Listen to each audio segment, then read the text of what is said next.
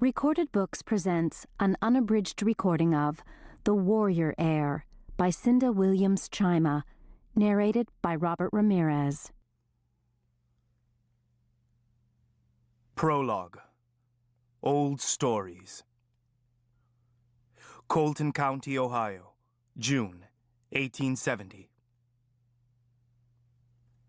The scent of wood smoke and roses always took him back there, to the boy he was and would never be again. The roses came for them during his 10th summer. In those days, Lee was slight of build, though his father always said his big hands and feet predicted height and broad shoulders when he was grown. He was the youngest, a little spoiled, the only one of 4 children to display the telltale signs of a wizard's stone. His parents complained that it took him 2 days to do a day's worth of work. Not lazy exactly, but largely inefficient. They had been back only a fortnight after a month on the run. It was a mistake to come back. Lee knew that afterward. But his father was a farmer, and a farmer can't afford to stay out of the fields too long during the growing season. Besides, the Rose's previous attacks had been hit-or-miss affairs. They would sweep through the village on the river, search the outlying farms, and then disappear. Sometimes for as long as a year. Bandits, their neighbors called them, and speculated that they'd been soldiers in the recent War of the Rebellion. Only 7 years before, Confederate General John Morgan had led his raiders through these southern Ohio hills. Lee's family knew better, knew what these raiders were looking for and why. The Roses had followed the lineages west from the port cities in the east. They hunted the descendants of the Silver Bear, harvesting the gifted for the trade. His brother Jamie had been taken when Lee was just a baby, while they still lived in Pennsylvania. Jamie had been an enchanter. Lee didn't really remember him, but they always burned a beeswax candle for him on the holidays. Lee was just happy to be home, back in those green, blunted hills, tailor-made for a dreamer. On that fateful day, he had left the house early in order to avoid any chores that might be assigned. He'd spent the morning on the riverbank, and the product of it was a stringer of catfish that he planned to offer up for supper. He ambled back along the road that led up to the house, just 2 wagon ruts, really, detouring whenever something caught his interest. As he drew closer to home, he caught a strong scent of wood smoke. It was odd, because it was summertime, and the stone fireplaces and wood stoves that heated the house had not been in use since April. Perhaps his father was clearing land or burning off brush. If so, Lee should have been home to help. From the angle of the sun, he knew he was already late for the midday meal. His mother would be in a fine state about it. It was then that he saw a dark column of smoke climbing into the sky through the tops of the trees up ahead. From the location, he knew it must be coming from the home yard. Perhaps the kitchen had caught fire. He broke into a run, the fish swinging awkwardly at his side. As it turned out, it was the kitchen, and the barn and the garden shed. They were all ablaze, wood and thatch buildings, ready-made for burning, and half devoured already. The main house, though, was stone, with a slate roof, and so more resistant. His father had teased the stones for it, out of the surrounding hills. A fine house for that part of the world, and perhaps that was why it had drawn attention. Lee stood in the fringes of the forest, unsure what to do. The fish slid unnoticed from his fingers. Why was no one fighting the fire, pumping water from the well, passing buckets, and soaking down the wood that had not yet caught? He scanned the yard. No one was there, not his father nor his brother, not anyone. Keeping within the shelter of the woods, he circled around to the back of the house, knowing the hedges and walls that quilted the gardens would give him cover. His father had come over from the old world, and he was proud of those gardens. They were civilized, hemmed in by stone, like those in their family's ancestral home. Instinct told him to stay hidden. He crouched, fading into the shadow of the stone wall where it ran near the forest, following it back to the house. The skin on his face tightened from the heat of the kitchen fire as he slipped past it, through the vegetable garden, to the back door of the house. The door was standing partly ajar. He pushed it wide open. It was a mess inside. Clearly, his family had been at the table when the attack came. Had he returned on time, he would have been among them. Food lay scattered, ground into the floor, bread and pieces of fruit and the small cinnamon tarts that Martin liked so well. The furniture had been chopped to pieces and set ablaze like kindling. Tables were overturned, crockery shattered against the wall. Someone was either very angry or wanted to make a point. Lee circled around the shards of glass on the floor, aware of his bare feet. He crept farther into the house, barely breathing, keeping flat to the wall, his ears straining for any clue that would tell him the intruders were still inside. As he moved toward the great hall, he became aware of a sound, a rhythmic banging. It grew louder as he drew closer to the front of the house. As he slid his hand along the wall, he encountered something wet. Bringing his hand close to his face, he caught the metallic scent of blood. Blood was splashed all over the floors and walls. Dark red puddles were congealing between the stones and the floor. His heart clamored in his chest. He had to fight to get his breath, but he forced himself to go on. A body lay in the doorway to the hall. A man dressed too fine to be local, in a waistcoat and a silk shirt and cravat, not homespun like Lee's. He looked middle-aged, but was probably much older. A man who carried no obvious weapons and needed none. A wizard, it must be. Lee's brother, Martin, lay face down just beyond the doorway, his body nearly torn in two. Most of the blood must have been his.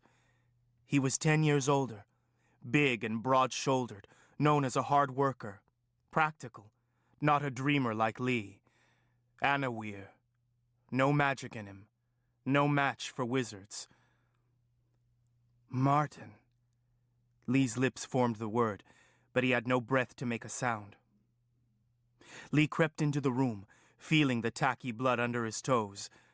There were the bodies of 2 more wizards, and then he saw his father, sprawled across the hearth, his legs in the fireplace, as if he'd been thrown there. His father, who told him stories of castles and manor houses across the ocean, who could steal fire out of the air with his fingers and spin shields out of sunlight, who called him Wizard Heir and had begun to teach him the charms that would shape magic to his use, who had been powerful enough and smart enough to protect them from anything. Until now. Lee fell to his knees retching and lost what little remained of his breakfast. Then he heard the noise again, the banging sound. His mother was huddled in her rocking chair next to the fireplace, her knitting on her lap. The sound he'd heard was the slam of the rocker against the wall.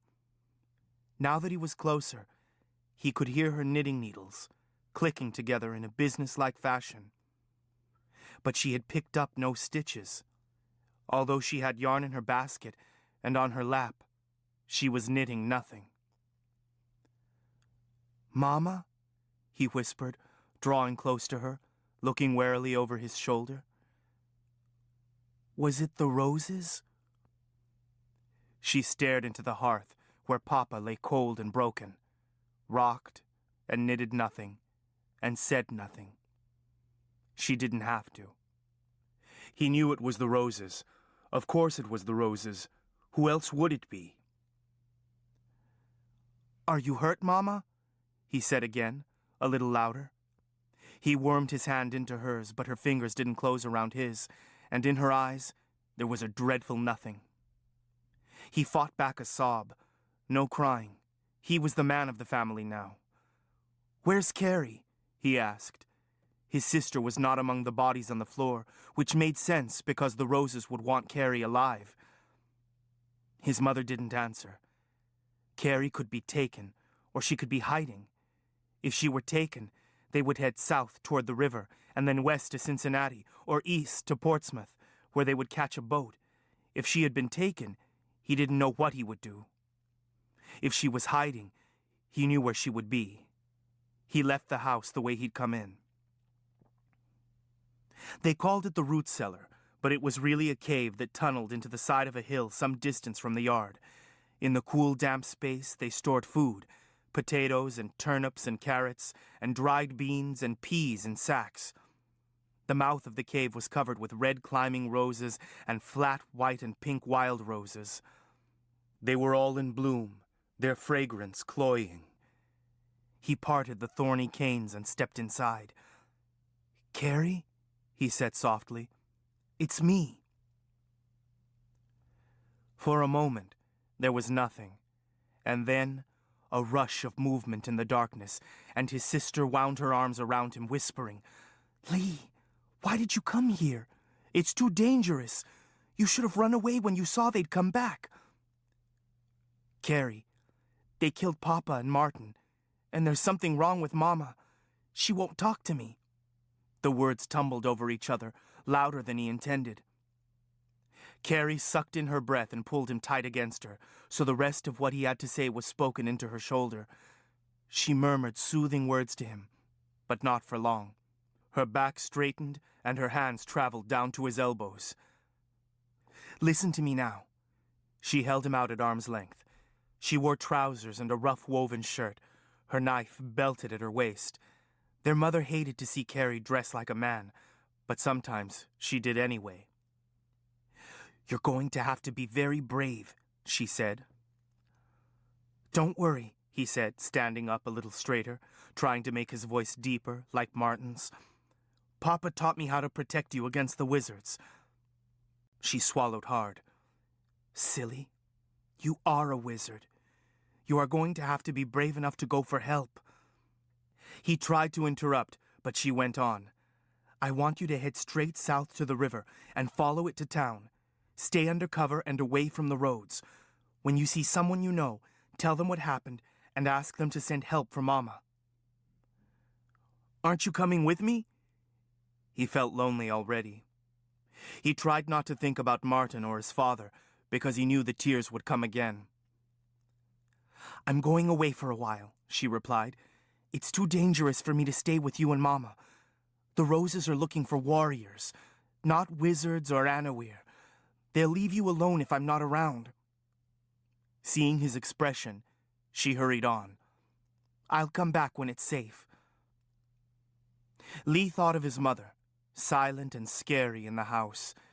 He knew it was wrong, but he didn't want to go back there alone. "Take me with you, Carrie, please." Carrie shook her head. She was practically an adult, yet tears were streaming down her cheeks. "You have to stay, Lee. Mama is Weir. She needs someone to look after her." "Oh, all right," he said petulantly, not wanting her to know how frightened he was. He might as well get started, since he would be taking the long way to town. He raked the roses aside again, sticking himself in the process, and stepped out into the broken sunlight and into the arms of the wizards who waited there. "Carrie!" he screamed. Hands grabbed him, holding him tight, lifting him away from the mouth of the cave.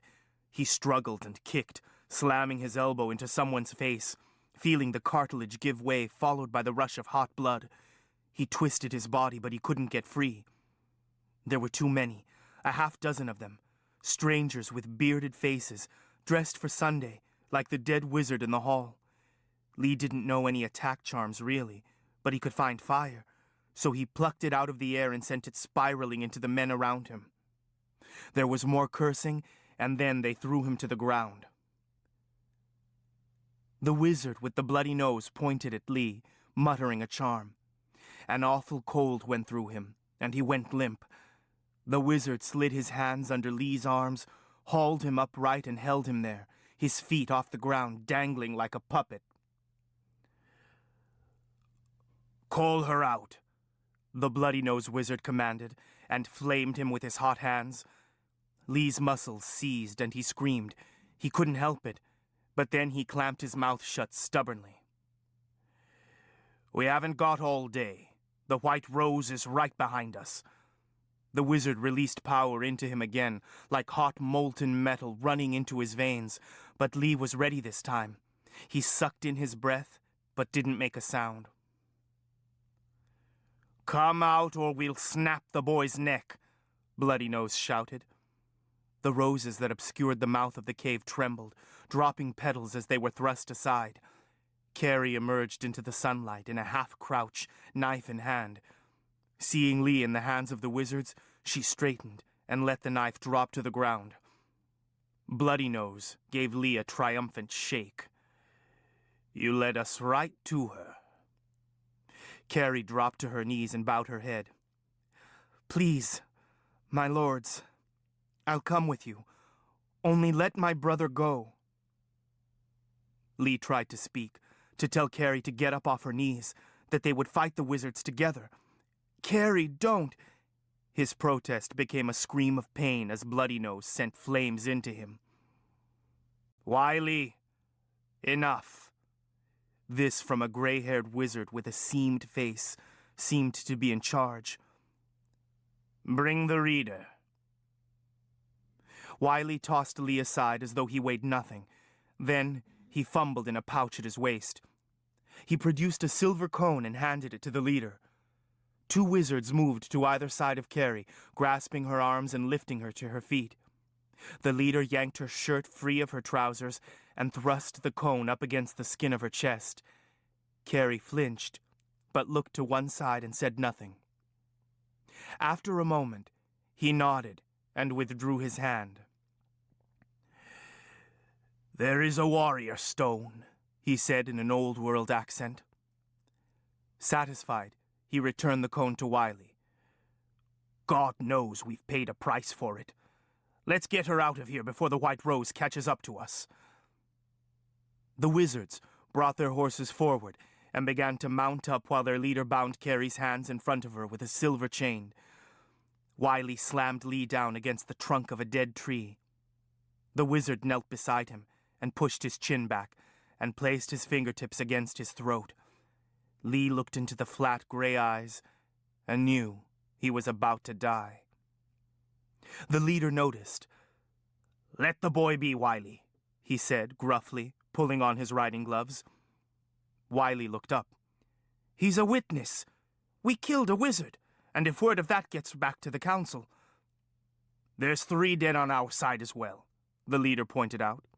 "If the boy's father had stayed with his own kind, he'd still be alive.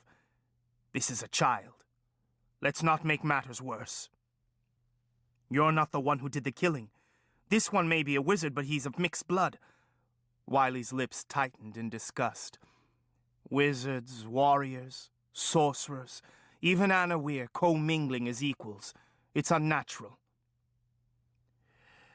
"Perhaps they're on to something," the leader gestured toward Carrie. "At least the girl's healthy, which is more than I can say for the warriors at home." Wiley's fingers still pressed against Lee's throat.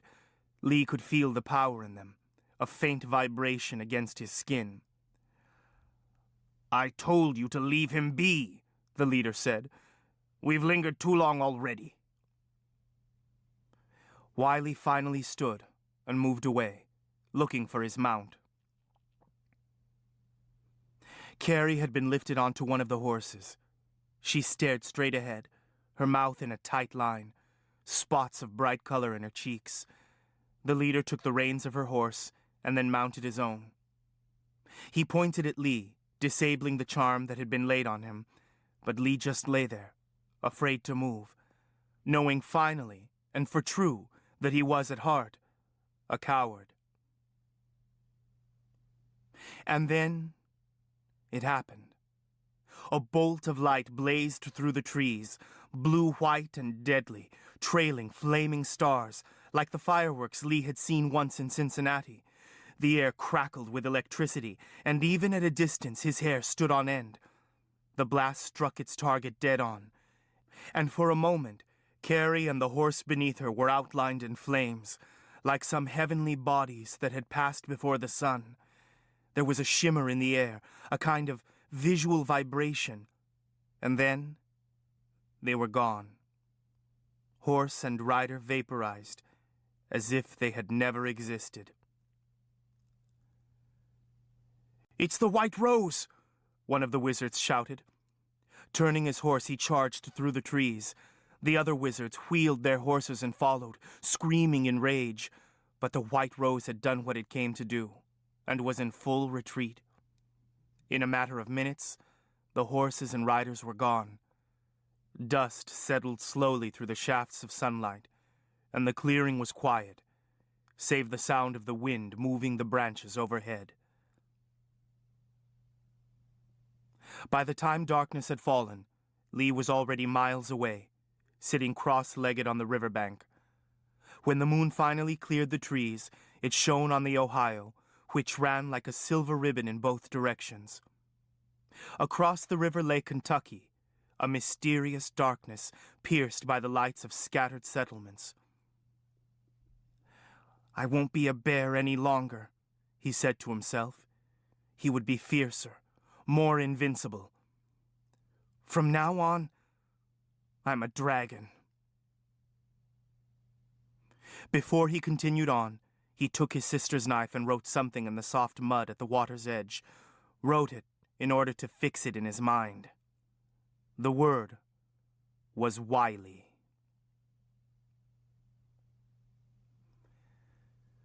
Trinity, Ohio, more than 100 years later.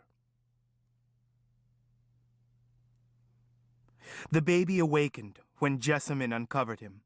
She thought he might cry, but he only gazed at her solemnly, with bright blue eyes, while she opened his shirt and examined the incision.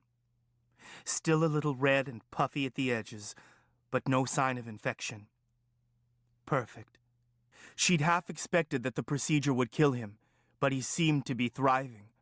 Only a month post-op, her patient had gained weight, his color was good, pulse and respiration normal. No reason he couldn't travel. None at all. She snapped the baby's shirt closed, feeling pleased with herself. Those fools at the hospital had been difficult about everything. Her methods, that she'd brought her own people to assist, that she wouldn't let them observe the procedure. Idiots. Perhaps she should have allowed a few of them into the operating theater. It might have been worth it to see their faces before she wiped their minds clean. Of course, it would be years before she would see how the experiment played out. Considerable time invested if it failed, but much to be gained if it succeeded. Perhaps an end to the shortage of warriors, an unlimited supply of fodder for the game. Final victory to the White Rose. She glanced around the nursery.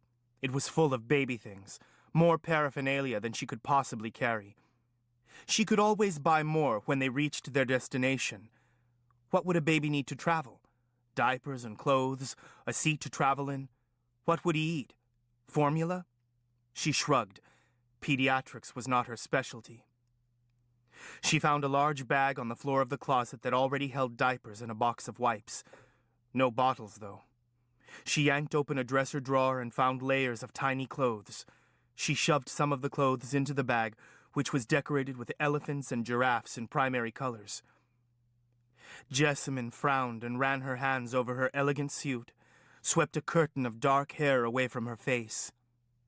She did not relish the idea of walking around with a diaper bag on her shoulder and a baby on her hip. She should have hired someone to take charge of the brat from the start. She pulled a plastic infant seat from the closet and set it on the floor next to the crib.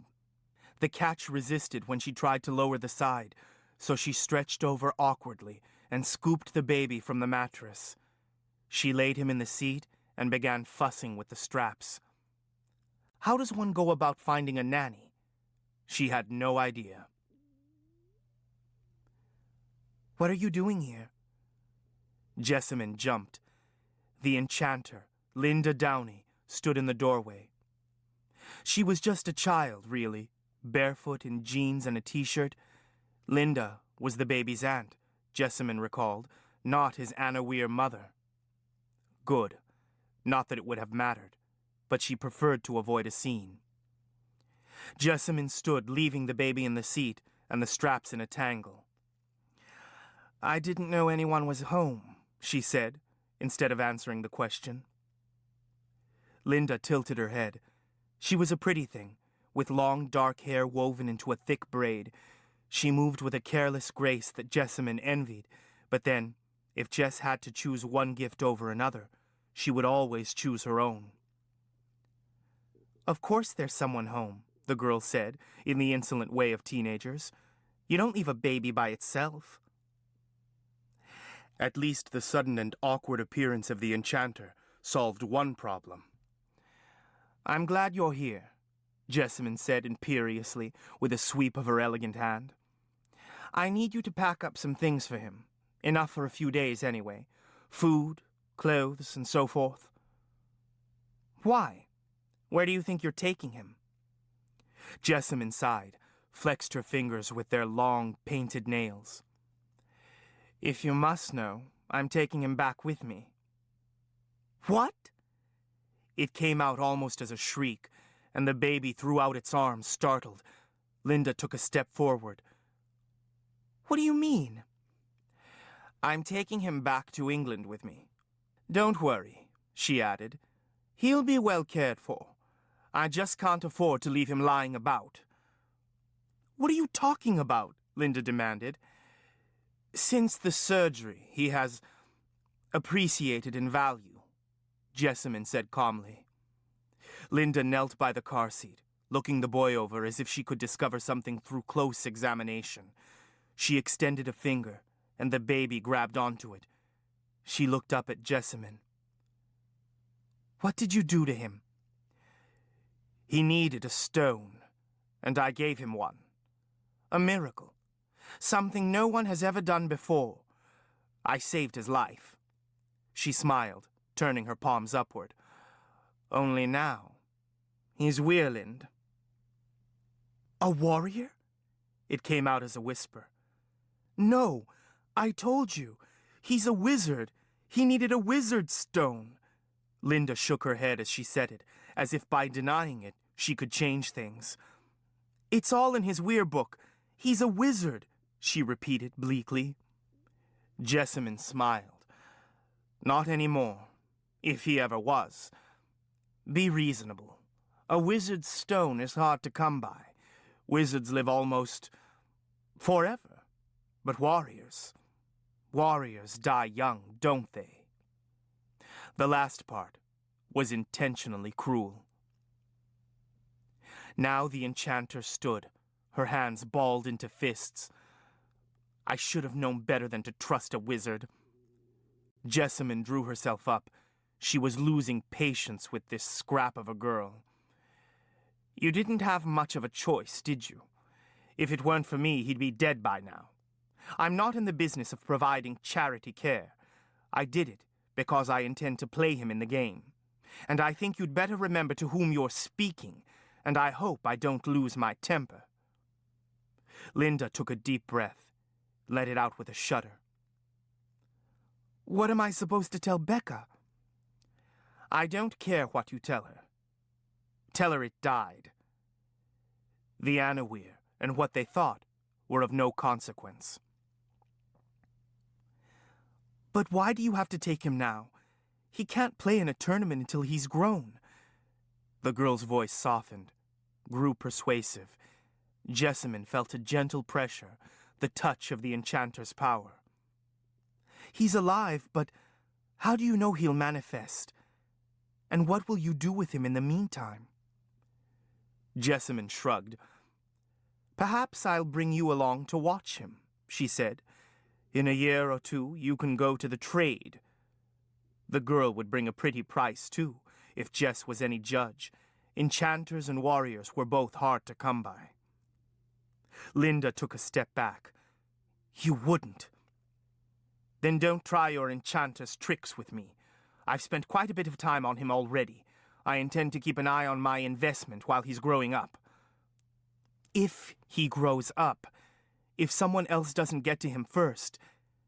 Linda extended her hands in appeal. "Everyone knows you are procurer of warriors for the White Rose. How long do you think he'll last if he's with you?" The girl had a point. The stone Jess had used on the boy had come from a 17-year-old warrior, her last prospect.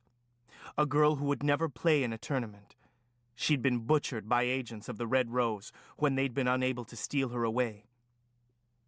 Illegal, but then rules relating to the Anna Wizard Weir were made to be broken. I assume you have a suggestion?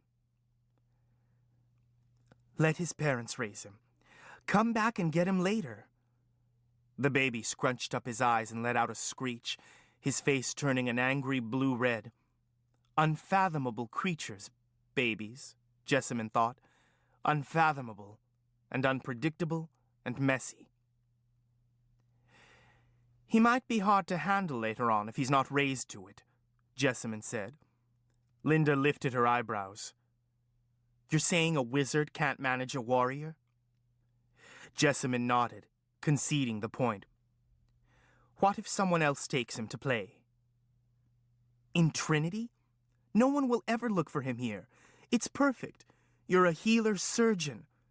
Suppress him so he won't stand out. Linda sat down next to the baby, smoothing down his fringe of red gold hair. You can easily keep watch on him. His parents are Anna Weir. They can be managed well enough. Tell them you need to see him on a regular basis. Becca will do whatever you ask. You saved her son's life. Jessamine had to admit, the enchanter's suggestion was appealing. It would be years before this boy could be put to use, and he would be nothing but trouble in the meantime. This way, she could keep the warrior brat out of harm's way and out of her hair until he was old enough for training. She looked into the enchanter's blue and gold eyes. What about you? Are you manageable? Are you going to be able to give him up when the time comes? Linda looked down at the baby. As you said, I don't have much of a choice, do I?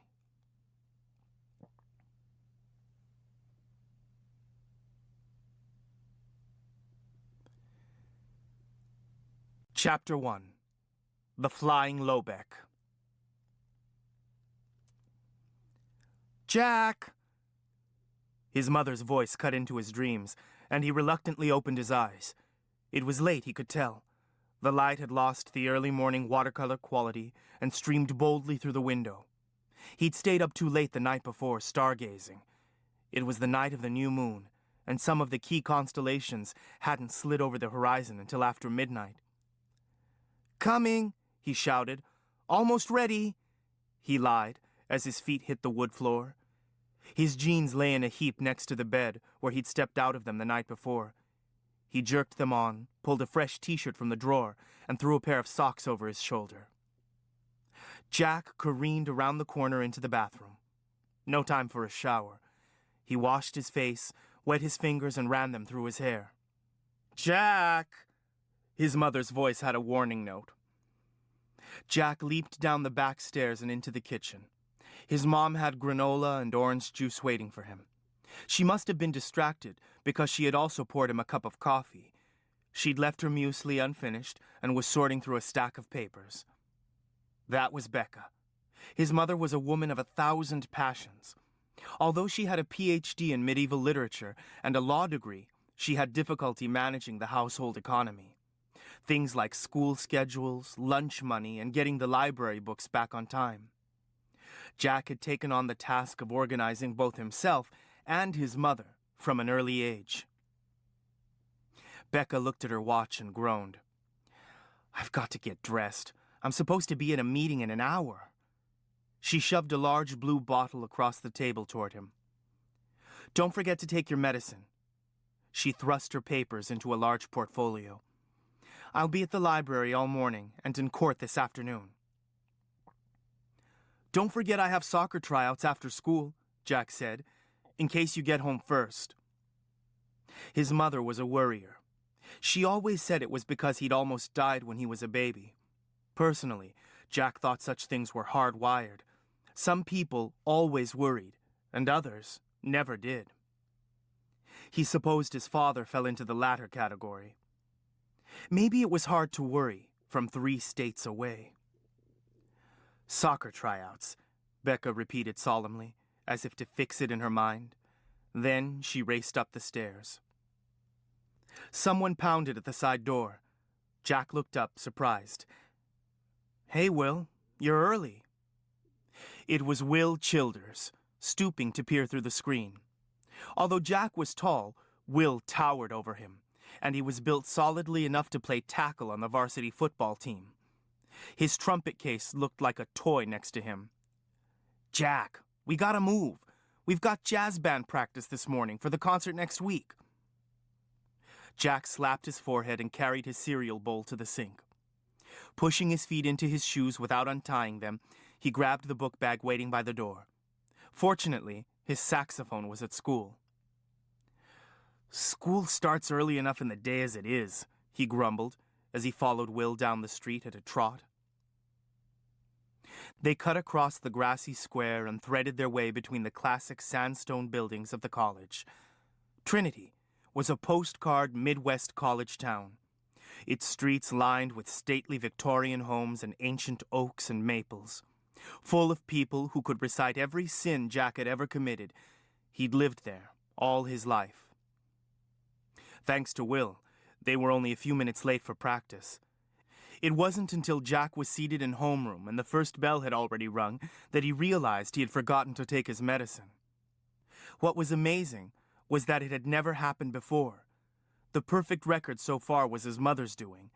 The medicine was priority one with her. She never forgot. Not once. Not this time either. He was the one who'd messed up. Jack knew the history well enough. Jessamine Longbranch, the famous London heart surgeon, had swept in from overseas to steal him from the jaws of death. She still visited the States once or twice a year and would give Jack a checkup. Her bedside manner left a lot to be desired.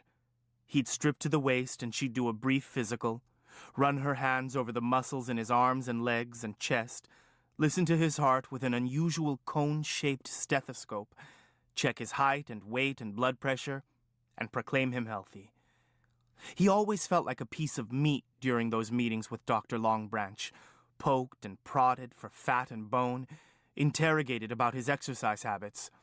Their tenant, Nick, said it was a failing common to surgeons. They preferred to deal with people under anesthesia. Each visit ended with a reminder to take his medicine. Dr. Longbranch always delivered a new supply on her visits, and his mother ordered more from her office in London. The medicine, in the blue bottle, had taken on a kind of talisman quality, the elixir that kept evil away. No one was home to bring it to him, he knew. Becca would be in the library at the university, and then in court, unreachable at both places.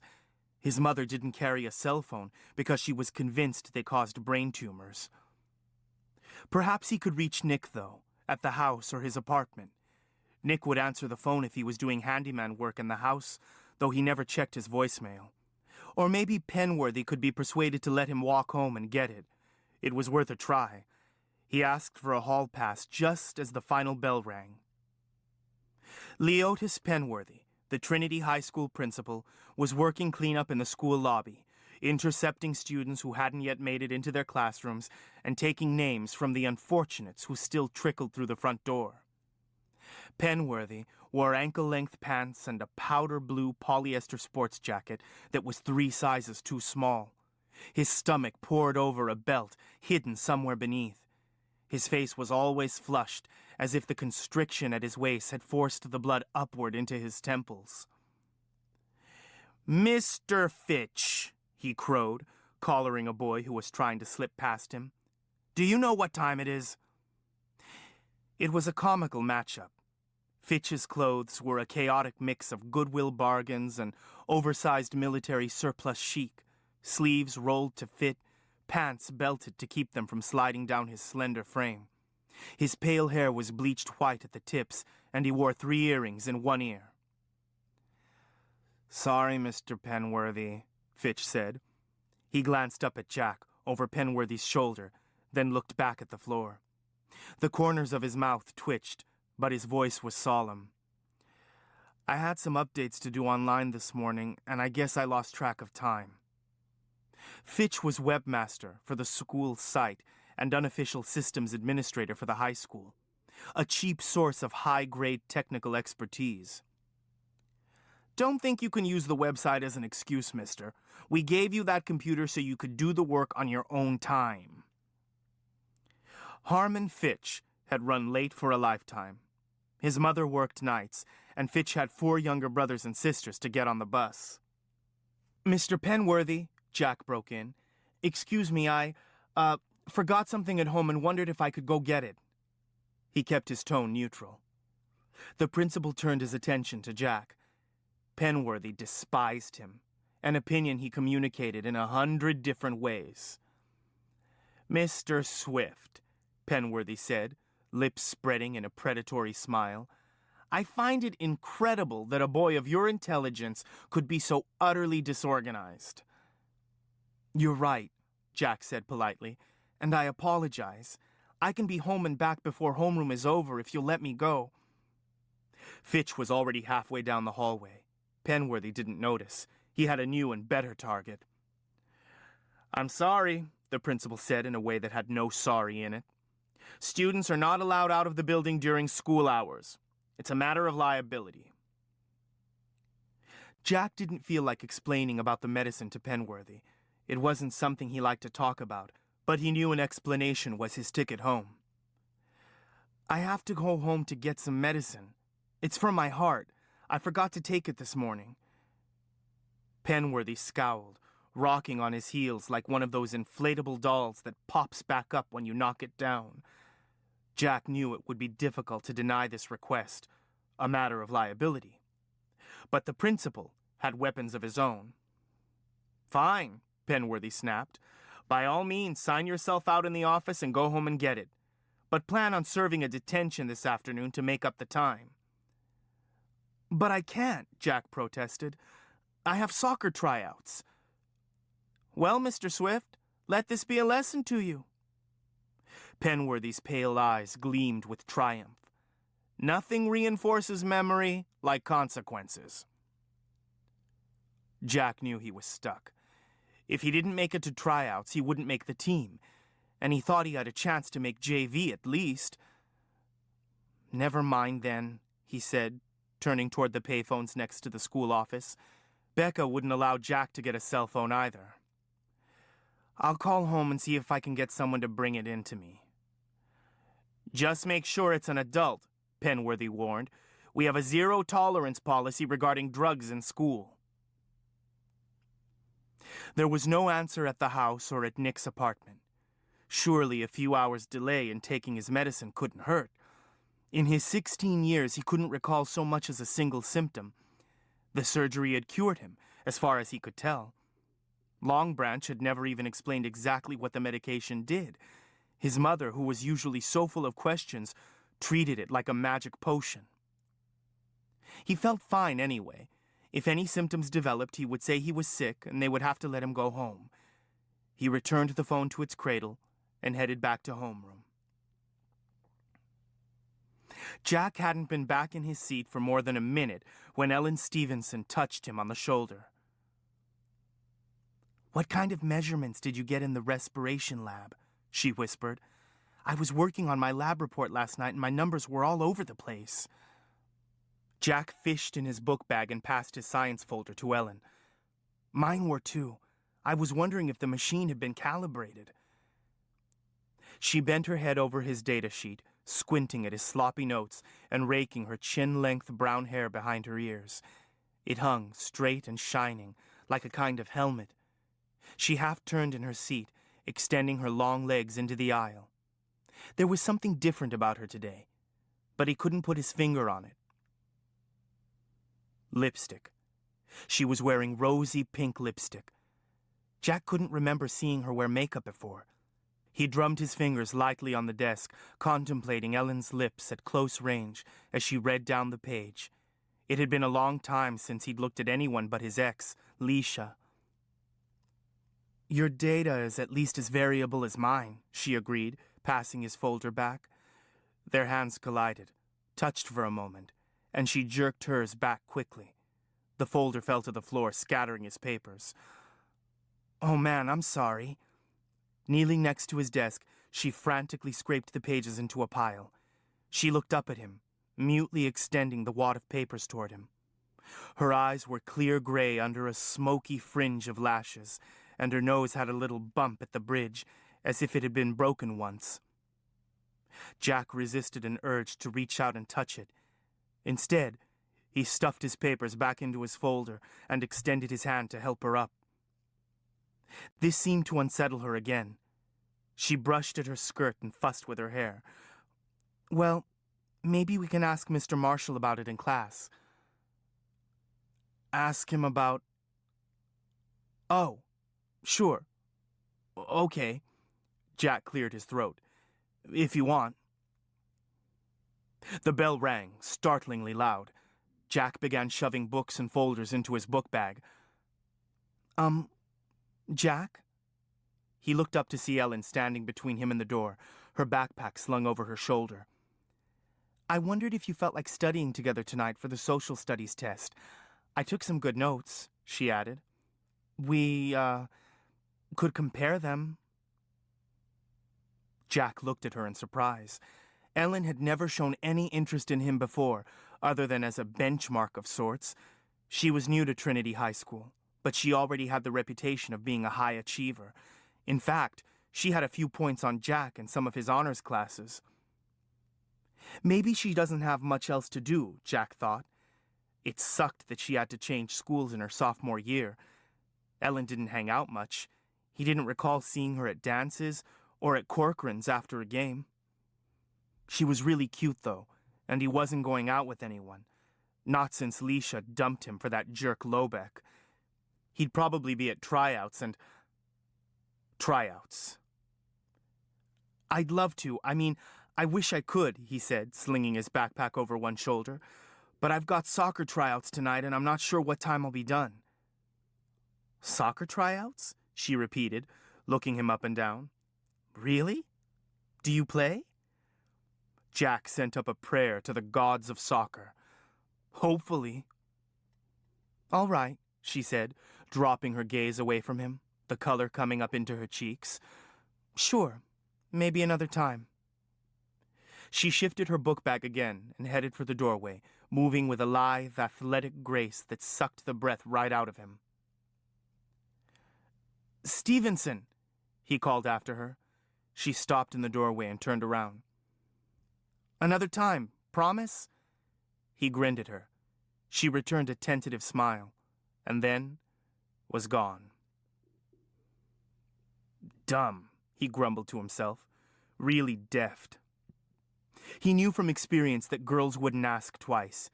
He had lots of friends who were girls, had known most of them since they'd shared apple cider and oatmeal cookies at the Trinity Co-op nursery school. It wasn't easy to figure out how to move on from there. Small towns were kind of incestuous. Leisha Middleton had been different. She'd moved to Trinity the previous year. You didn't make friends with Leisha. You surrendered. She could have gone out with anyone, but she chose Jack. And now, she'd chosen Lobeck. Ellen was new blood too. Well, he'd probably have to make the next move. Jack tried to call home again at lunchtime. Then he tried his mom's office, but Becca hadn't checked in with Bernice. He shuddered, imagining his mother's reaction if she got the message in the late afternoon. With any luck, he'd beat her home. Anyway, he felt fine. Great, in fact. By the time Jack and Will came out onto the field behind the high school, some of the early arrivals were helping Ted Slansky, the soccer coach, set up the goals. The sun emerged from the clouds at intervals, but it was a cold sun that seemed to draw away more heat than it provided. The stands were peppered with a few spectators, interested parents, community coaches, friends. Jack shaded his eyes, scanning the bleachers to see if there was anyone he knew. "Run up the colors," Fitch said behind him. "'Tis the Queen and her court." Turning, Jack saw a handful of varsity players collected in a reverent half-circle at one end of the stands, like wistful planets around a glittering sun. Leisha. "What's she doing here?" Jack said irritably. "She hates soccer." Knowing the answer even as he said it. 'Tis not for us to ask, but only to serve, admire, and desire. Maybe Fitch had no idea how annoying this was. Maybe. Shut up, Fitch. Fitch's smile disappeared. Dude, you're better off. Trust me. Jack deliberately turned his back to the stands. There was a large turnout. Jack tried to be optimistic. He was a good player, playing midfield and forward most of the time, but he had never been a star. Look who wandered into tryouts. It's Jackson Downey Swift. Or is it Swift Downey Jackson? I get so confused. The sneering voice came from behind him, but Jack knew who it was right away. Then, a soccer ball hit him right between the shoulder blades. Hard.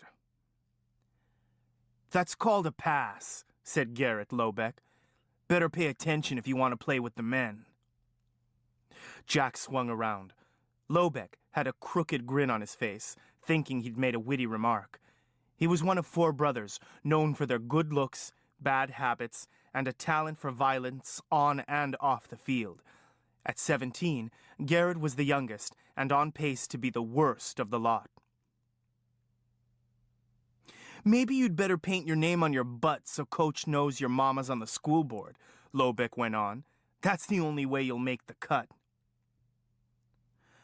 I'm surprised to see you too, Lobeck, Jack replied. I thought they made you ineligible after that game against Garfield last year. Lobeck had broken the goalie's leg on a nasty penalty play.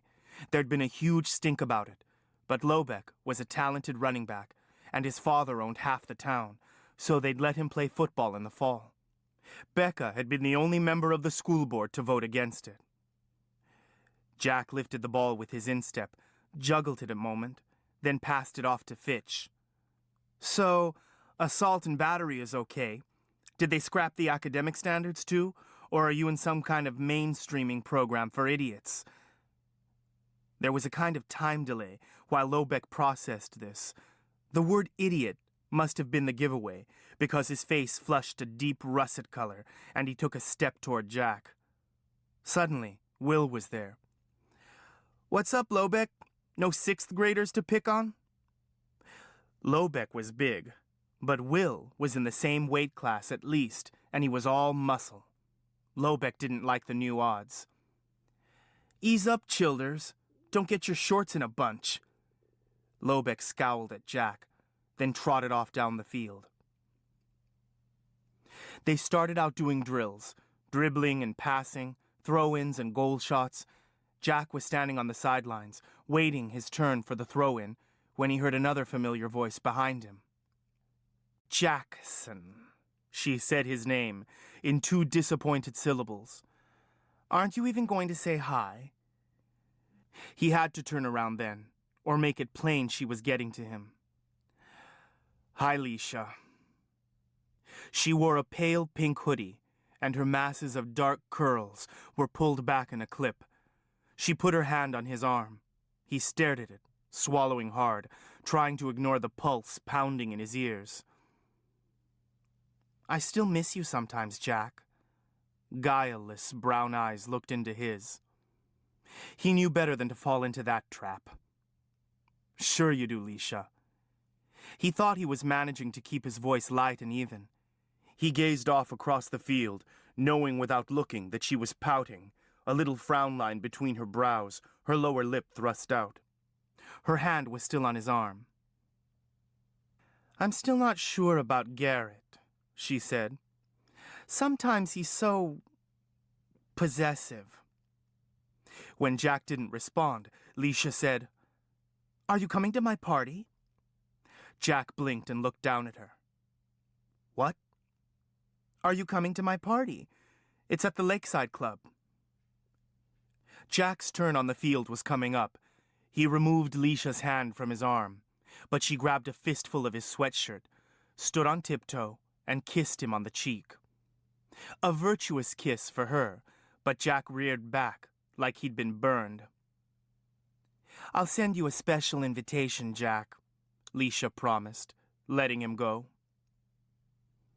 Something made him look up, over her head, into the stands beyond, where Ellen Stevenson stood, staring at him and Leisha. Then Ellen turned away, leaping nimbly from her seat to the ground. In a few long strides, she was at the gate, and then gone. Swearing under his breath, he turned back toward the field, to see Garrett Lobeck glaring at him like a thundercloud come to earth. Swift! It was Jack's turn. Finally, he blew the throw in. They began a series of scrimmages, switching off positions. Jack rotated through fullback, midfielder, and then forward. Mentally, he was a mess, but physically, he felt good, not tired at all, although he'd been constantly on the field. It was good to be outside again after the long winter. The late afternoon sun slanted across the grass, almost blinding him when he faced into it.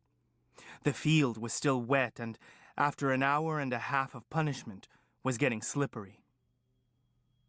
Jack had just accepted a long pass from Harmon Fitch and turned to move it upfield, when suddenly his legs were swept from beneath him.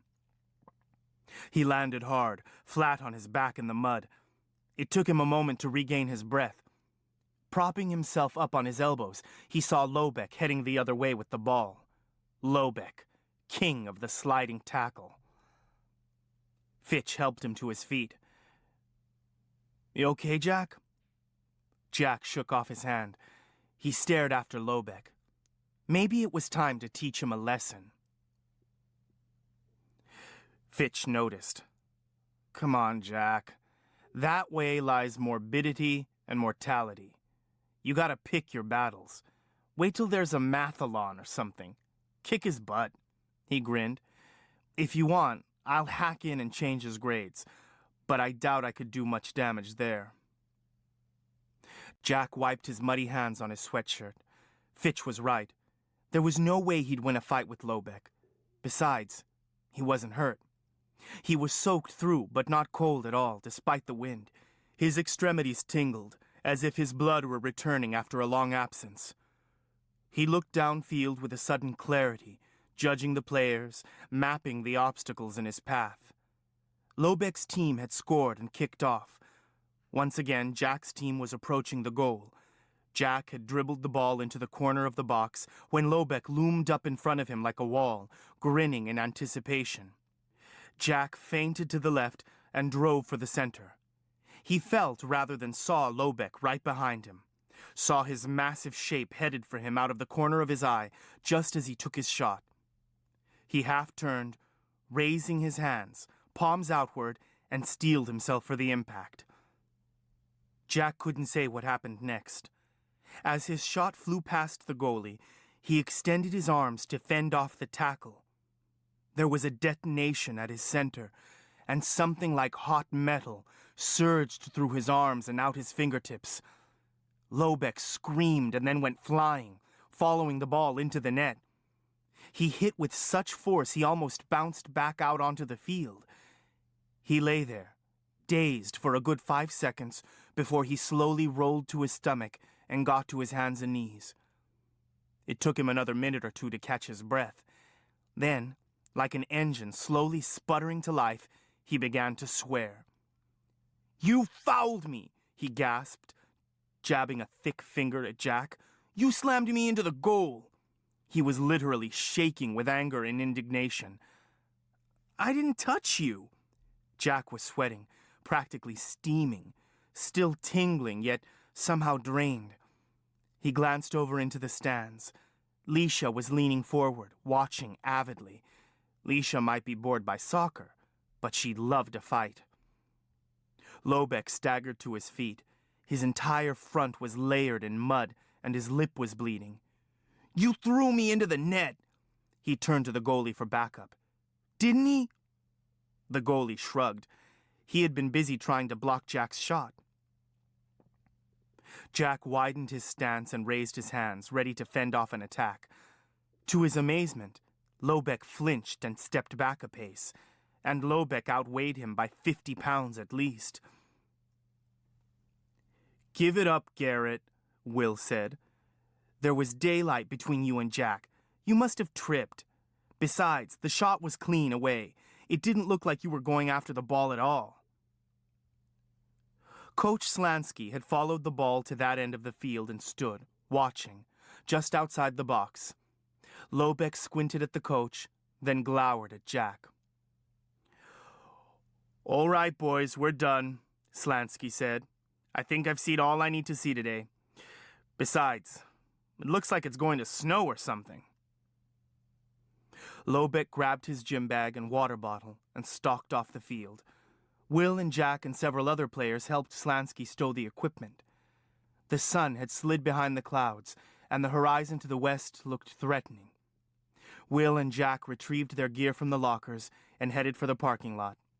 Leisha had disappeared. "Funny," said Will. "I thought it was supposed to be nice today." They cut between the buildings to the street. The swings pitched crazily in the wind as they passed the playground to the elementary school. The tops of the evergreens along the border of the parking lot tossed and shimmied. Bits of debris skittered along the ground. Jack shivered, feeling exposed under the boiling sky. "Great shot, Jack," Will was grinning. "I wish I'd had a camera." The expression on Lobeck's face was priceless. Jack shrugged, pulling his jacket closer around him. "I didn't really see what happened. I guess he did trip." He scanned the street ahead, an empty tunnel under the heaving trees. A gauntlet. The flesh on his arms prickled. Why was he so jumpy? Lobeck had left before they did, but it was unlikely he would try an ambush. Not with Will around. He glanced back over his shoulder in time to see someone emerge from between two houses and move quickly toward them, as if he were floating over the grass. Someone dressed in a long coat that flapped around his legs, too tall and spare to be Garrett Lobeck. "Will!" Jack grabbed his friend's arm. Will turned, following his gaze. Then he grinned. "Hey, Nick!" Will shouted. "Where'd you come from?" And the dimensions of the stranger changed, became suddenly recognizable. There was the neatly trimmed beard, the piercing black eyes, the fringe of white hair. Why had he seemed so unfamiliar? But when Nick Snowbeard spoke, the voice was as unfamiliar as the image. "Jack!" It stung like a lash, sent him staggering backward. "Go home now and take your medicine. Hurry. Your mother is waiting for you." "Nick?" Jack said uncertainly. "I said go. Will, you see that he gets there. We'll talk later." Nick turned away from them, his face fierce and intent, looking back down the street at the high school. Will grabbed Jack by the arm, literally dragging him home. They broke into a run, side by side, feet thudding on the pavement. Jack remembered the message he'd left on the answering machine. Becca must have sent Nick out looking for him. She was angry he'd gone to soccer practice instead of coming right home. He was toast. He began to wonder if he really should be running home to take his heart medication. But by then they were turning onto Jefferson Street. The neighbors were out in force despite the weather. Mercedes was in her front garden in a heavy cotton Japanese jacket. With her long, thin legs and pointed features, she looked like some exotic wading bird. "Jackson," she said, looking greatly relieved when she saw them, "you'd better get into the house. Your mother's looking for you." Iris Ballingame leaned over her front gate to tell him the same thing. She was a tall, imposing woman who wore her long blonde hair in a single fat braid decorated with glass trinkets like some Norse goddess. Even Blaze Highborn was walking up the street, swinging his leonine head from side to side, searching the cross streets. It was as if the entire street were ushering him home. But then, that's the way it was in a small town. Everybody knew your business. Sleet slanted across the street as he and Will parted on the sidewalk. Jack went in to take his medicine, literally and figuratively. His mother was seated at the kitchen table, her face blotchy from crying, surrounded by a garland of tissues like offerings at a shrine. "Jack!" she cried, leaping to her feet. I didn't get home until an hour ago. When I got your message, I was so worried. And when you were late..." Her voice broke. "I'm sorry, Mom. I wanted to come home and get my medicine, but Mr. Penworthy wouldn't let me. Well, he would have, but then I'd have had to serve a detention, and then I would have missed soccer tryouts." He hesitated, realizing he was making matters worse. "Remember? I told you about tryouts this afternoon." "Soccer tryouts? You should have come right home. I've already called the school, the hospital, and the police station. The neighbors are out looking for you." Now she was really pissed. He nodded, his face hot with embarrassment. "I know, I ran into Nick." "Nick?" She blinked, distracted. "I didn't even talk to him." Then she refocused. "How could you be so thoughtless? What if something happened to your heart?" "Really, Mom, I feel great." And it was true. Despite a 3-hour workout, being thrown to the ground and covered with mud, he felt positively light on his feet. It was hard to explain. The world seemed unusually sharp, more in focus. There was a keen, primitive edge to everything. The wind shrieked, and he could hear the harsh splatter of ice on the roof. The old windows rattled in their wooden frames. He felt like going back out into the wind, shaking his fist and howling back. "Well, you look awful. You have mud in your hair," she said, pulling him in for a hug. She reached for the bottle on the table. "Here, you'd better take your medicine right away. Dr. Longbranch said if you ever forgot a dose, to take it as soon as you remember." She poured out a tablespoon of the nut-brown liquid and handed it to Jack. It carried the scent of damp basements and old paper, last fall's leaves stirred from the bottom of a pile. He swallowed it down.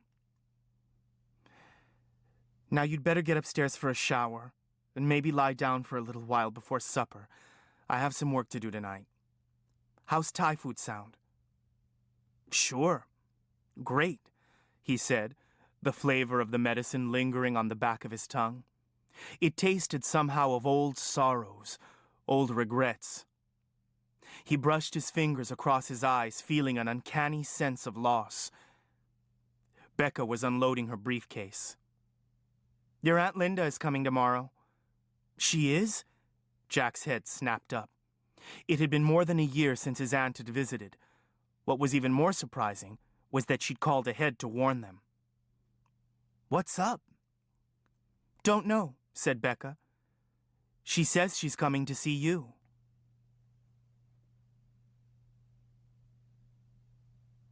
This ends Disc 1, The Warrior Heir. Disc 2. Ted Slansky was seated at the battered table in the equipment room, nursing a cherry soda and reviewing his notes from the afternoon scrimmage. He rubbed his chin, informally matching players and positions, faintly conscious of the stench of old sweat and leather that permeated the place. The papers stirred with a sudden movement of air as the door opened. He looked up, expecting to see one of the players, someone hoping for some early feedback. But 2 men stood in the doorway, long coats hanging loosely from their shoulders, open in front as if they did not feel the cold.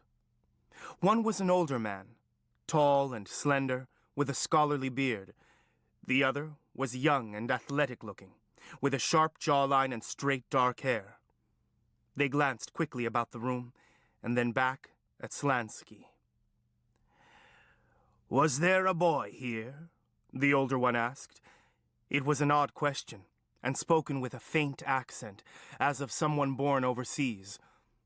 Slansky might have laughed, but didn't. Somehow it didn't seem like a good idea. "There were about 30 boys here, as a matter of fact, but I think they're all gone now," he replied. "Did you look out front? Some of them may still be waiting for rides."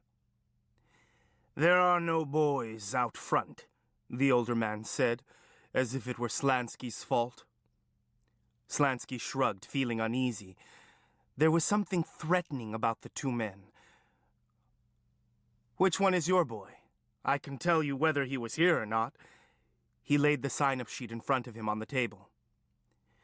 "We don't know which one it is," the younger man hissed. "That's why we are here." At this, the older man lifted a hand to still the other. He picked up the sheet from the table, scanned it quickly, then folded it and put it in his pocket. "Hey," Slansky protested, "I need that." He would have said more, but the bearded man put out a hand and rested it on his shoulder. Slansky was very conscious of the shape and weight of the man's hand, the heat of it burning through his sweatshirt.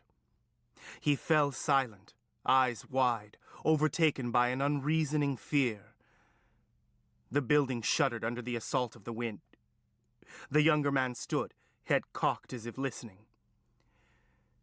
"This shouldn't be so difficult if the boy's untrained," he growled. "There's some disruption about. Someone interfering." His voice trailed off. "Why were there 30 boys here?" the older man asked softly, speaking to Slansky. He tightened his grip, and Slansky felt his heart respond, as if the man could stop it with a touch. Sweat trickled down between his shoulder blades. "Soccer tryouts," he replied, swallowing hard. "Soccer tryouts," the man repeated, as if in disbelief. "There was a release of power here," the man continued. "Was there, perhaps, a fight?" Slansky shook his head. "It gets pretty competitive sometimes, but..." He shook his head again. "No fights." "Did you notice anything unusual? Did any of the players stand out? Perhaps a new player who did something remarkable?" Slansky desperately reviewed the afternoon scrimmage. "There were some good plays, but perhaps if you tell me what you're looking for, I could help you." The bearded man made an impatient gesture. He pulled the list of players out of his pocket and thrust it at Slansky. "Circle your 5 best players," he ordered. "We'll start there." When the coach had done that, the stranger slid the list back into his pocket. The younger man shifted from one foot to the other, as if impatient to be off. The questioner moved his hand from Slansky's shoulder to his head. His scalp prickled, as if all of his hairs were standing at attention. He quivered with dread. "Ana memorare," the man whispered. That was what it sounded like some kind of Latin phrase Slansky might have remembered from Catholic school. Slansky awoke some time later and lifted his face from the table. He realized he must have been asleep for a while because it was getting dark and the room was cold. Somehow, he'd knocked over his can of cherry pop. He wondered why the door was open and where the sign-up sheet had gotten to. After supper, Jack slipped out the back door and crossed the gravel driveway to the garage, carrying his social studies book and notebook under his arm. He climbed the stairs to Nick's apartment and was lifting his hand to knock when he heard Nick's voice from within. "Come on in, Jack." As usual, the old caretaker's apartment was tidy, though several books lay open on his desk. Only 3 rooms, and the place was packed with stuff. Books, model airplanes, a miniature steam engine that Nick and Jack had built the year before, jars of chemicals and plant extractions, bunches of drying plants hung from the ceiling, like some exotic upside-down garden. There was a large wooden cabinet that had been a store display, with rows of tiny drawers full of antique hardware and scavenged items. One whole room was devoted to books, layered 2 deep on shelves from floor to ceiling on every wall. The apartment always smelled of paint and varnish, and spices and dust. Exotic, like one of the Indian markets down by the university. Nick at home somehow reminded Jack of an old bear, denned up for the winter. Nick Snowbeard looked up from his solitary dinner. "Sit down, Jack. You're just in time for dessert." Warily, Jack dropped into the offered chair. Nick shuffled around the apartment, clad in his usual attire of flannel shirt and work pants. Dessert was chocolate marshmallow ice cream. Jack got partway through his dish before Nick started in on him. "So, you forgot to take your medicine," Nick said abruptly. "Your mother must have been beside herself." He still seemed unusually hard-edged and intense. "I guess." Jack looked away from Nick, toward the window. A shallow tray was laid out on the table.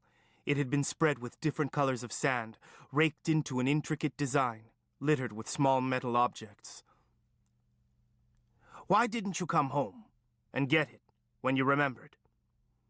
Nick's voice broke into Jack's reverie.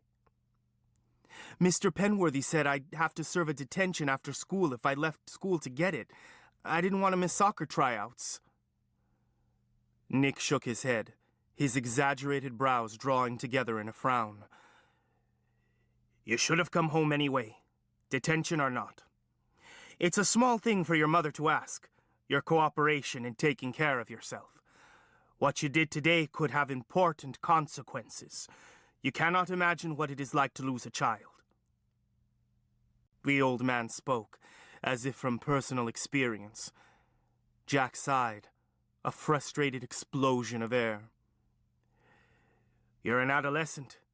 You think you're immortal." Nick collected their dishes and set them in the sink, put the tea kettle on to heat. "How did tryouts go?" Jack told Nick all about the business with Lobeck.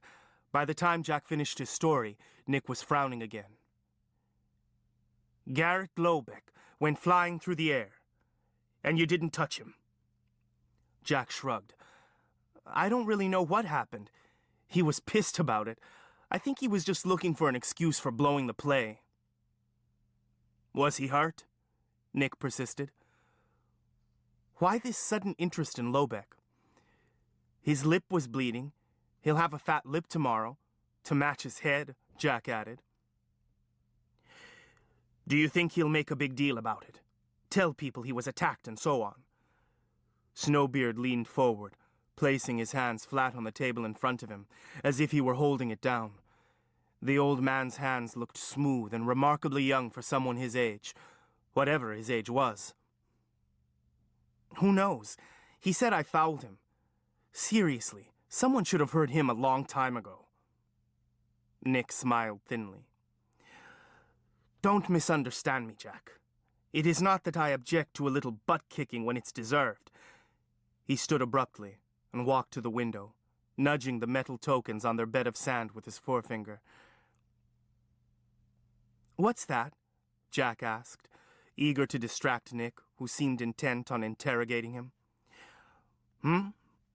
This? It's nothing. A charm against evil. Old magic. The eccentricities of an old man."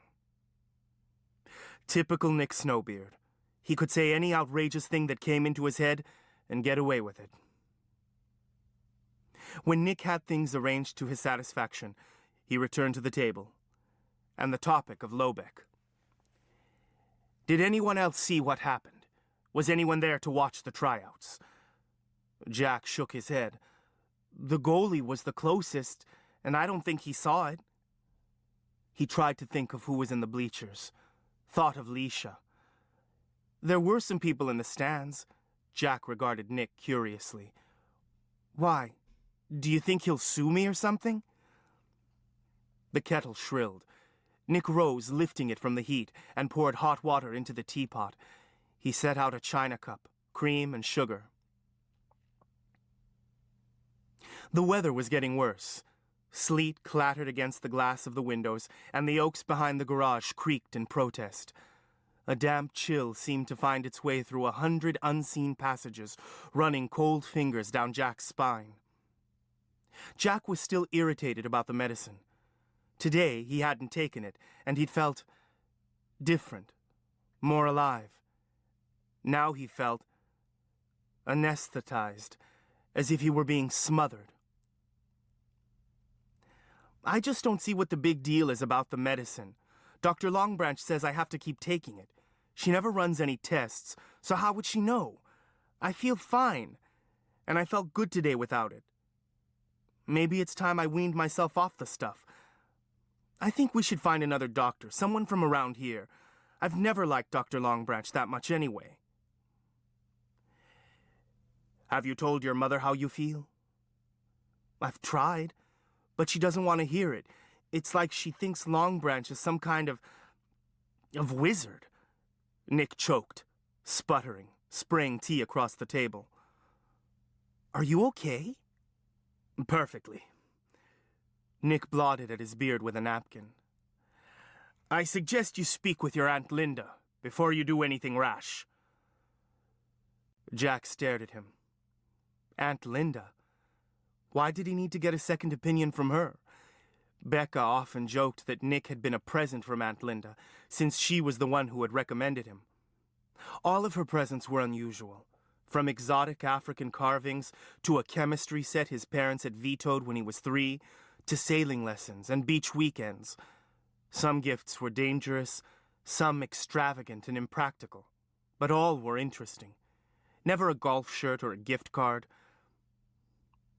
Nick never said much about his personal history.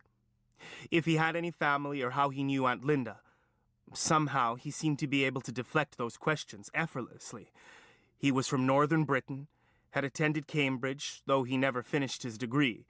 Aunt Linda had attended private school in Britain when she was Jack's age. Perhaps they'd met there. It didn't matter. Jack was tired of being the miracle child, the survivor, tired of swallowing down the medicine that was emblematic of his special status. Sure, Nick. Whatever. I'll ask her. She's coming tomorrow, you know, he said. Nick's black eyes glittered under bushy brows. Is she? That's a good thing, I suppose, he said. Impatiently, Jack grabbed his social studies book and leafed through until he found the appropriate page. Well, back to important stuff. I have a social studies test tomorrow. Can you quiz me on the explorers? He pushed the book toward Nick, a little rudely. History was Snowbeard's specialty. Sometimes he spoke of events long in the past, as if he had participated personally. The old man sat for a moment, tapping a forefinger against his pursed lips. He sighed and rotated the book so he could read it.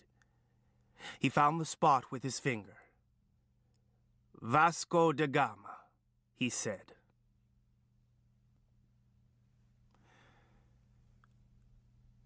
Chapter 2. The Road Trip. Jack awoke, momentarily confused by the sound of voices from downstairs. He threw back the quilt, then lay back regretfully for a moment. It had been another late night.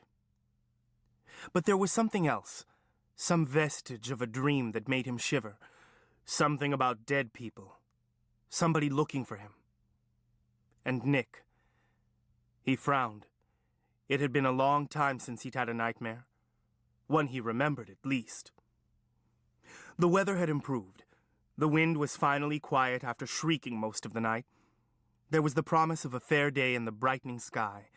The backyard was gilded, every leaf and blade silvered with ice and gleaming. When he rounded the corner from the back stairs into the kitchen, she was there, seated at the kitchen table with his mother, his Aunt Linda. Her hair was gold and platinum this time, and short and spiky all over. Her skin seemed bronzed a bit, no doubt the result of recent travel in the tropics. She wore blue jeans and a fitted t-shirt with sturdy leather hiking boots. They must have been talking about him, because conversation stopped when he came into the room. There was an awkward little moment until Aunt Linda rose to embrace him. Jack towered over her, but she tilted his chin down so she could look him in the face. Her eyes were blue, speckled with gold, like some exotic stone. "You've grown so tall, Jack," she said, releasing his chin and still studying his face. "I do believe you've passed up your father. It seems boys become men before you know it." She looked a little sad for some reason. but he felt inordinately pleased, as if he had personally brought the change about. I was just telling Linda some news. I guess I forgot all about it after that scare we had last night. Becca looked as excited as a child at Christmas. I've been awarded a fellowship to do some research in Middle English literature at Oxford this summer. Oxford? You mean England? But what about your practice? Mike Mixon's agreed to pick up any court work for me this summer. Things are pretty quiet right now anyway. It's been a long time since we've had a real vacation. I won't be working all the time, and there's so much I'd like to show you, Becca said. You'll love England, Jack, Aunt Linda added. Our family comes from there. So many old voices, and so much history under the ground, she said, as if that comment required no further explanation. Well, Jack was torn between excitement and apprehension. Dad said maybe we could finally build that sailboat this summer. I'm sure we can work something out, Becca said lightly, pretending it might actually occur. Maybe we could visit you for a change, Jack suggested to Linda. Linda didn't meet his eyes. I'd love for you to visit, but unfortunately I've sublet my flat in London since I've been doing so much traveling. Aunt Linda's livelihood had always been rather mysterious. She was in real estate, she said, representing manor houses and castles throughout the UK. Jack assumed she must be good at it. She always seemed to have plenty of money and the leisure to spend it. Mom said you came to see me, he said bluntly. She nodded, steepling her hands. I was hoping you would come with me on a road trip. Road trip? I'm going to dig up some dead relatives, she went on, and ask them where the family money is. Dead relatives? All he seemed to be able to do was parrot what she said. Aunt Linda laughed. I came back to the States to do some genealogical research, she said. I'm going to drive down to Colton County and look through some old records. Oh, Jack tried not to make a face. Funny, he'd never heard Aunt Linda mention anything about genealogy before. That should be fun, Becca said enthusiastically. She loved wading through dusty old records, legal and otherwise. I wish I could go. Jack and I went down there once, but we didn't find much. Maybe you two will be more successful. Right, Jack said skeptically. Linda grinned. Look, she said, what I really need is some muscle to dig up the bodies. Why don't you invite a couple of friends? What about Will? Isn't that his name? Or maybe Harmon Fitch? How could she remember their names? She didn't visit all that often, and her last visit had been over a year ago. I'm sure traveling to southern Ohio to do genealogy on my family will sound even more appealing to them. Now he did make a face. Come on, Linda pleaded. We'll have fun. We'll stay at a hotel with a pool. You guys can eat junk food and stay up late. My treat. They both knew the entire dialogue was just a formality, a ritual they had to go through. He had never been able to say no to her. Call your friends now, Linda said, pushing back her plate. I'd like to be on our way by 10. You want to leave now? Becca shook her head. Then Jack can't go with you. He has to go to school. He does? Aunt Linda looked nonplussed, as if the idea of school being in session had never occurred to her. How inconvenient. I wanted to go to the courthouse today. I don't think they're open on the weekend. She spooned 3 or 4 teaspoons of sugar into her tea and stirred. Never mind, she declared suddenly. We'll go after school. It's all settled. Jack, ask the boys about it this morning. To Jack's surprise, Will seemed up for a road trip. For one thing, Will's parents were having 6 yards of leaf humus mulch delivered that afternoon. It seemed like a good weekend to get out of town. But Linda Downey's involvement was the deciding factor. Will was ordinarily shy around girls, but he was absolutely tongue-tied around Linda. You know your aunt is gorgeous, Jack, he'd once said solemnly, almost apologetically, and Jack had to admit, she was. Jack and Will lingered in the foyer by the school office, hoping Fitch would make an appearance before the last bell rang. Penworthy was at his usual post by the front door. He was deep in conversation with a man Jack had never seen before. The man was dressed all in black and towered over Penworthy. "Hey, you! Swift!" Jack pivoted to see Garrett Lobeck emerging from the principal's office, flanked by his friends, Jay Harkness and Bruce Leonard. Probably serving detention before school. Any one of them were bigger than two of Jack. Lobeck kept coming until he was heavily into Jack's personal space. "We need to talk about that scumbag play you made yesterday," Lobeck said, only it sounded more like thumbag and yesterday, because Lobeck's lips were swollen to twice their usual size. "Look," said Jack, "I took a goal shot, that's all. It's not my fault if you got in the way. Get over it." "I am going to hurt you, Jack, and that's a promise. You'll just have to wonder when." Lobeck attempted a sneer, but gave it up, apparently too painful. Leonard and Harkness were grinning, though. Lobeck was playing to his audience. He had to do something, after all. The soccer story would be all over school by day's end, what with Garrett walking around with the evidence displayed all over his face. Jack couldn't say what made him do it. Some sort of death wish, probably. He leaned in so he was inches from Lobeck's face. He was as tall as Lobeck, if not so big around. "Fine.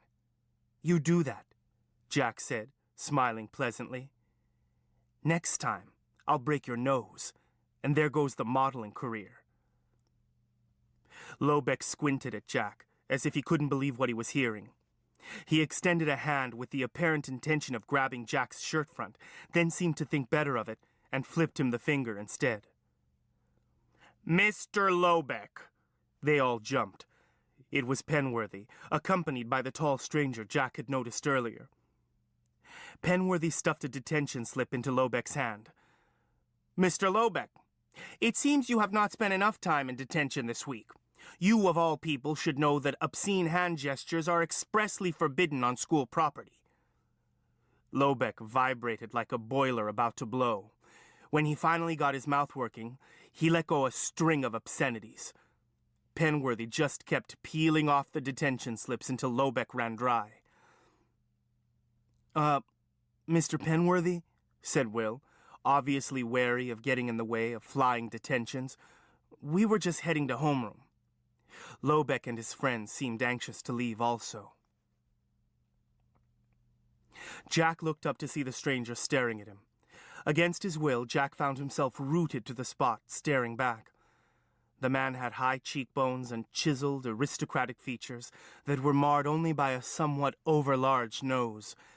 His complexion had the pale cast of a scholar, or someone whose skin doesn't react to the sun. Startling green eyes were sheltered under brows unusually heavy and black for someone of such fair complexion. Jack had a quick impression of a searing intelligence, a physical power. And then, Penworthy broke in. "Before you go, gentlemen, I'd like you to meet Mr. Leander Hastings, our new assistant principal," he said briskly. "He's replacing Mr. Brumfield." He put a hand on each boy's shoulder in turn. "Mr. Lobeck, Mr. Harkness, Mr. Leonard, Mr. Childers, Mr. Swift." Hastings' gaze swept briefly over each of them. "Mr. Hastings will head our student discipline team and will be in charge of enforcing the attendance policy." "I won't be spending all my time issuing detentions." Hastings' lips quirked, as if at a private joke. "In fact, I'll be developing programming for some of your—" He paused, trying to choose the right words. "For some of your more gifted students." Hastings had a presence about him that seemed inconsistent with school administration. Rather, wolf-like. "Yes, well, gifted education."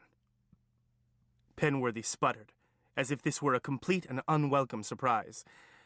An excellent idea, assuming you have the time. But of course, I'll make the time, Hastings replied. Nothing is more important than seizing talent where you find it, and putting it to its highest use. His gaze settled on Jack. Jack hadn't heard that Brumfield was leaving. He wanted to ask a question about it, but couldn't.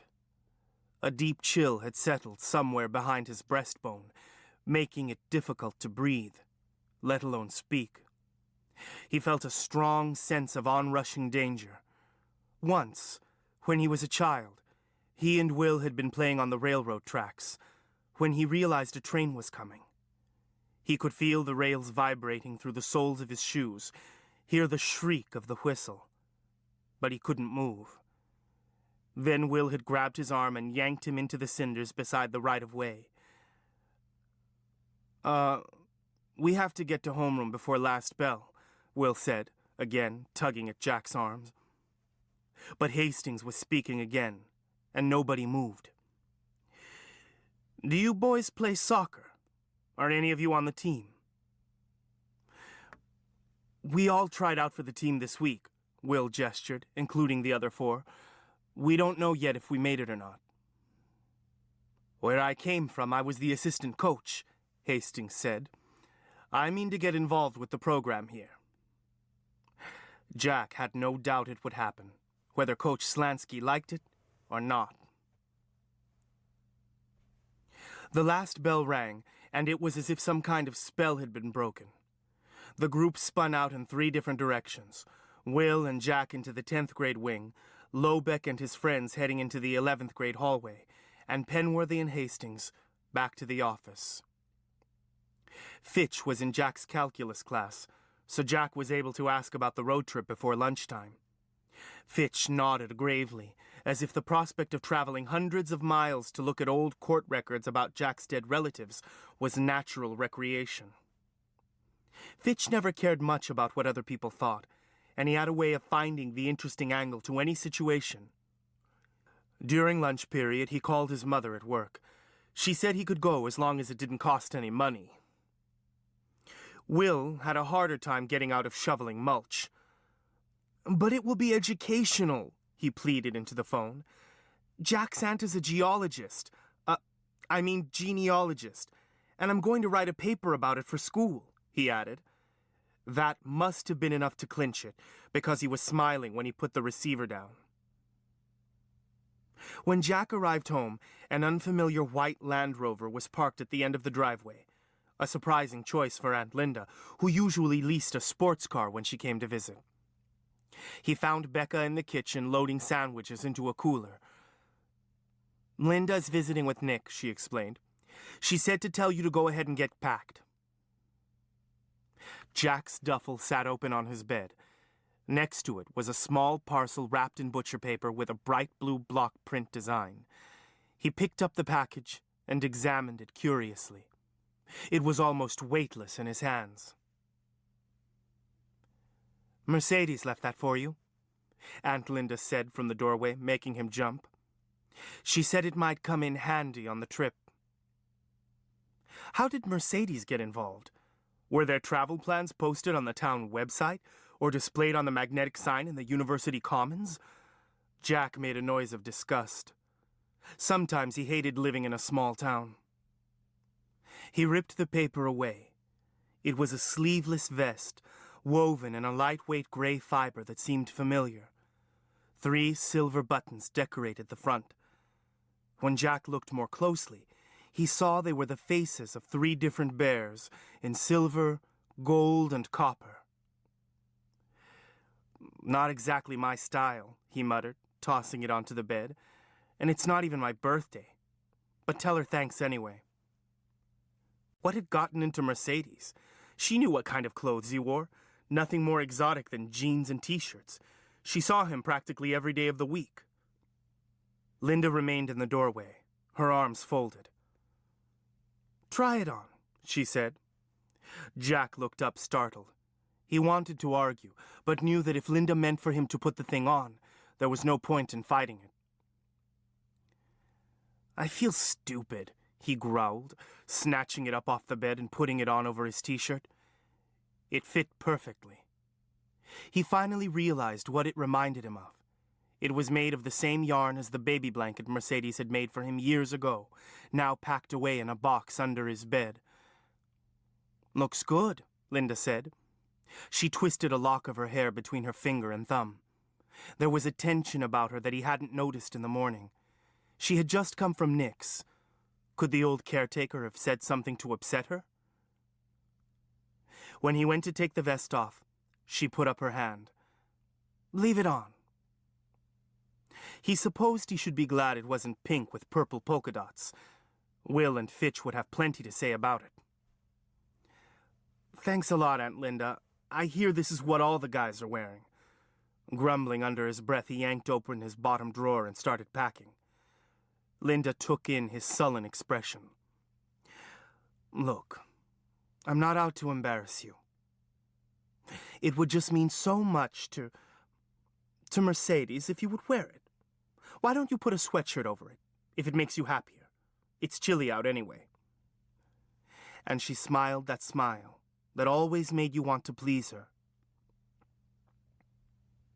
Jack wondered how flattered Mercedes would be to know he was wearing her precious vest like underwear. He found his Ohio State sweatshirt on the floor, pulled it over his head, and zipped up the duffel. Then he remembered what he'd meant to tell her. "Oh, yeah, Will and Fitch are both coming," he said. He thought she'd be pleased, but she frowned and said, "Oh," like she'd completely forgotten she'd invited them. "Maybe we should just go by ourselves," she suggested after a pause. Jack stared at her in disbelief. "You can't be serious. You were the one who told me to invite them in the first place." She wrapped her arms around herself, shifting from one foot to the other. It's just that Mom's packing enough food for an army. She even made brownies for once instead of those disgusting bran applesauce carrot bars." "All right, never mind. I just hope they get here soon. I'd like to get out of here as soon as possible." She's moodier than I remember, Jack thought. Back in the kitchen, Becca was just closing up the cooler. "This should tide you boys over if Linda won't stop to eat. She really does seem to be on a mission. I'll put your medicine in your duffel," she added pointedly, sliding the big blue bottle in with Jack's clothes. "Don't get so involved in family history that you forget to take it." And then, Will and Fitch arrived, seeming to fill up the kitchen. Will was wearing his varsity jacket, t-shirt, and blue jeans. Fitch wore an Army-issue camouflage jacket, a bright yellow sweatshirt with the logo of a country music station emblazoned on the front, and gray-green climbing pants with a red necktie threaded through for a belt. Jack realized that no matter what he wore, he could never match Fitch's display. Fitch played by his own rules, and it never bothered him that the preps called him weird. Weird is good. Strange is bad, Fitch always said. Jack felt a little better.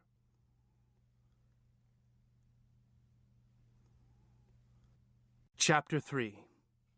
Digging Up Dead Relatives. Linda had a heavy foot. She seemed determined to make up at least part of the time they had wasted at school. Whenever Jack, who was riding shotgun, stole a look at the speedometer, it hovered around 85.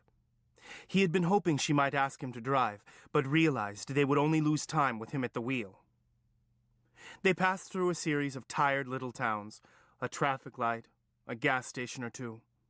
As darkness fell, they began to see the debris of strip mining, heaps of slag and mine tailings. Iron oil rigs crouched like giant mosquitoes in the dusk, sucking the black blood out of the land. "Have either of you ever been here before?" Will asked. "My mom brought me down here a few years ago," Jack admitted. Dragged was more accurate. Becca had made him walk over those hills, looking for the family homestead. They never did find it. "My great-great-grandmother Susanna lived here. She was quite a character, I guess. She played banjo and fiddle and made killer black cherry wine." Linda took up the tale without taking her eyes from the road. Susanna is the one we're looking for. She had the second sight, they say. She communed with spirits, read the cards, and had prophetic dreams. She sounds like some kind of witch, Fitch remarked. Mom's always been into that kind of thing, Jack said, grinning. It's been rumored that magic runs in our family, you know. I'd prefer that to allergies, Fitch said, sneezing. Susanna had quite a following around here. Mostly women. Linda swerved to miss a groundhog. In those days, it always seemed to be men who made the future, and women who needed to protect themselves against it. Jack stared out the window. This home of his ancestors was on the way to nowhere, a place of graveyards where they dug up the coal and buried the people. It was fully dark when they reached Coal Grove, the county seat, a town without a traffic light. An ornate old courthouse anchored one end of the square. The stores were all closed, although several cars littered the parking lot next to the movie theater. Light and music spilled from a place called the Bluebird Cafe, diagonally across from the courthouse. Friday night in Coal Grove, Jack thought, even slower than Trinity. Linda turned the Land Rover down one side of the side streets off the square and parked along the curb under a huge maple tree. There were no streetlights, and it was pitch black in the shadow of the great tree. "Where are we?" asked Will, puzzled. "Aren't we going to the motel?" "I need to go to the courthouse first," Linda replied, climbing down out of the front seat. She slung a backpack over her shoulder and slammed the car door. It seemed unnaturally loud on the quiet street. Jack unfolded himself out of the car, feeling a little unsteady on his legs after the long ride. The night air was cool and fragrant, and there was a soft sound of spring peepers from somewhere in the distance. A small dog began barking madly behind a screen door in a nearby house.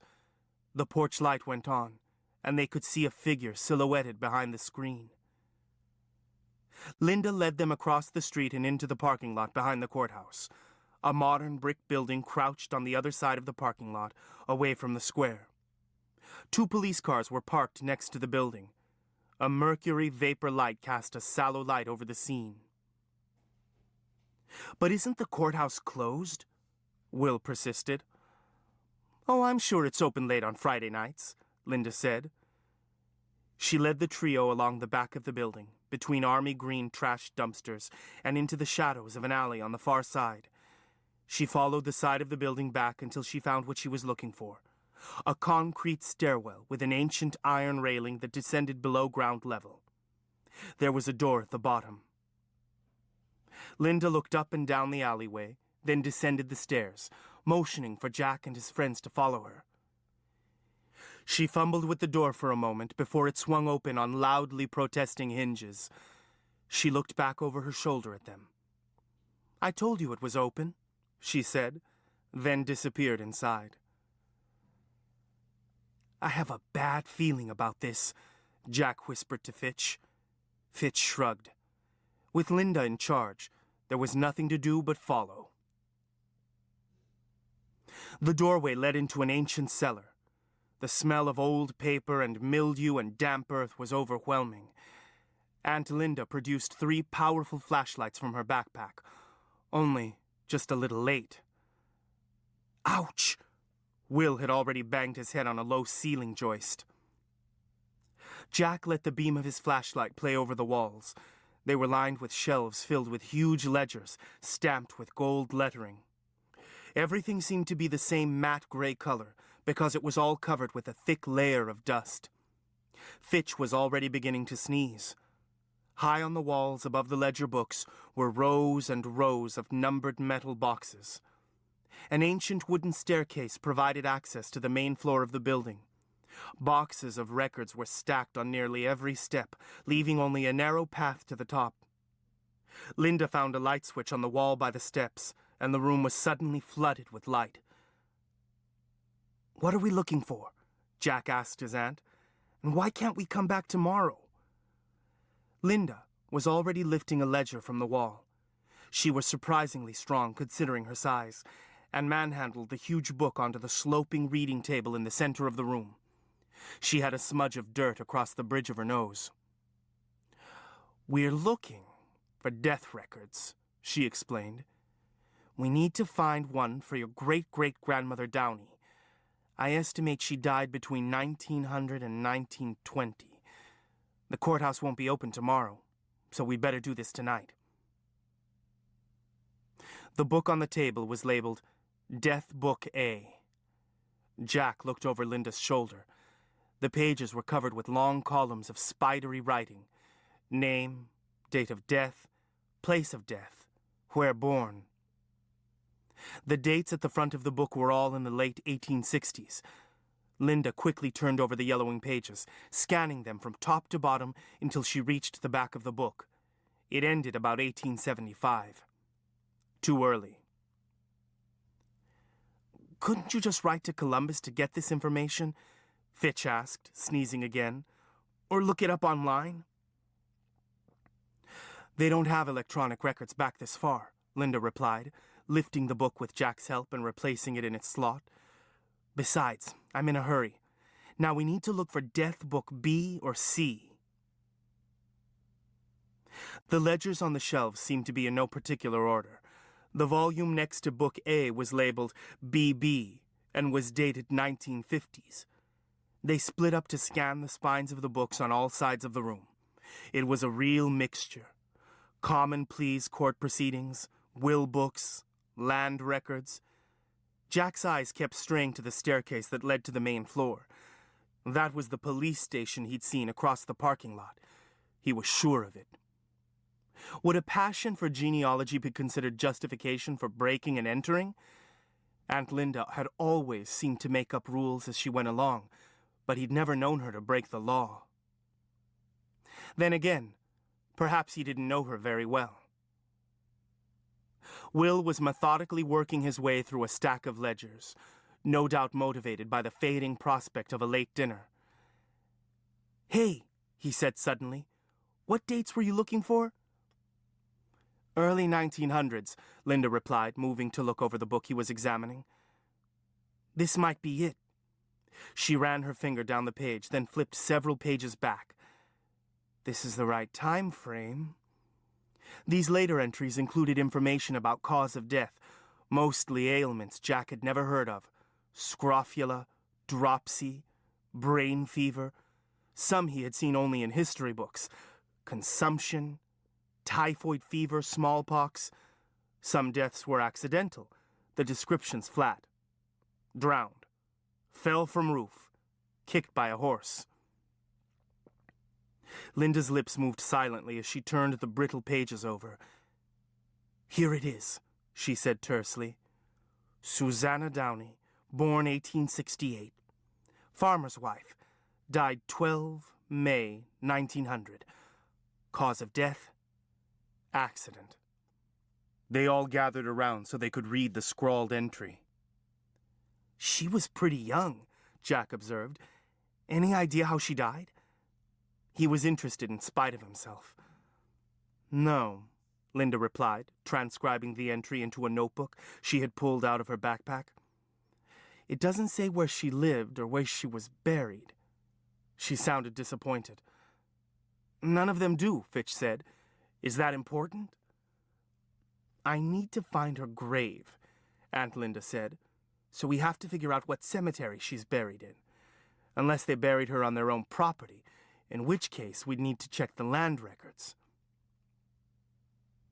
They were all concentrating so hard on their find that it took Jack a few seconds to process what he was hearing. He held up his hand for silence, then jerked his head toward the ceiling. There was the unmistakable sound of footsteps on the floor above. They all froze. There was a bitter metallic taste in the back of Jack's mouth, and his heart felt like a desperate fish flopping about in his chest. Linda tilted her head back, as if she could look through the rough planking into the room above. She let out her breath, a small animal sound of fear. Then, she quickly shut the ledger book and lifted it back into its niche. Almost simultaneously, A door opened at the top of the stairs, and a pale rectangle of light appeared in the dark stairwell. The staircase was between them and the door to the outside. "Go!" Aunt Linda hissed as she made a leap for the light switch. The room was plunged into darkness. Jack stumbled against the center table as he desperately felt his way to the outline of the outside door. Aunt Linda was crashing around behind him, making an unholy racket. What the hell was she doing? He could hear Will and Fitch somewhere ahead of him. He stole a quick look over his shoulder and saw a tall black silhouette at the top of the stairs, framed in the dirty yellow of the mercury vapor lights. He could make out no face or feature. As he watched, it turned to him. Jack felt the touch of its attention like a physical blow. He staggered, grabbing a filing cabinet for support. Suddenly, Linda was beside him, fiercely pushing him forward. "You, get moving. I'll meet you at the Bluebird Cafe in half an hour." Behind them, Jack heard a muffled exclamation, the sound of something heavy falling, then a string of curses. Will and Fitch must have reached the outside door, because gray light poured in from the stairwell. He scrambled after his friends. Just as he reached the doorway, he heard an explosion. There was a blinding flash of light. Then, something hit him square in the back, knocking him sprawling onto the concrete pad just outside the door. He came down on his hands and knees and bit his tongue, hard. Blood tasted salty in his mouth. Then Will and Fitch each grabbed an arm and dragged him up the stairs and down the alleyway. When he finally found his feet, Jack twisted around to see if Linda was behind them. But the alley was empty. The alley led back to the main square at the front of the courthouse. The street was still deserted. They sprinted across the green and squeezed between the bushes planted around the gazebo. There were 3 or 4 feet of space between the evergreens and the cinder block foundation of the building. They crouched there, breathing hard, looking back toward the courthouse, then wide-eyed at each other. Finally, Will spoke. "What the hell was that?" "What was what?" Jack snapped. He had too many questions of his own to be answering theirs. "That spooky dude on the stairs for a start," Fitch replied. "The one with the cool lightsaber." "Lightsaber? Be serious." Jack peered out at the courthouse again. "Lightsaber, flamethrower, phaser, electromagnetic deatomizer. What he shot you with, dude." Fitch swiped at the blood on his face with the back of his hand and attempted a smile.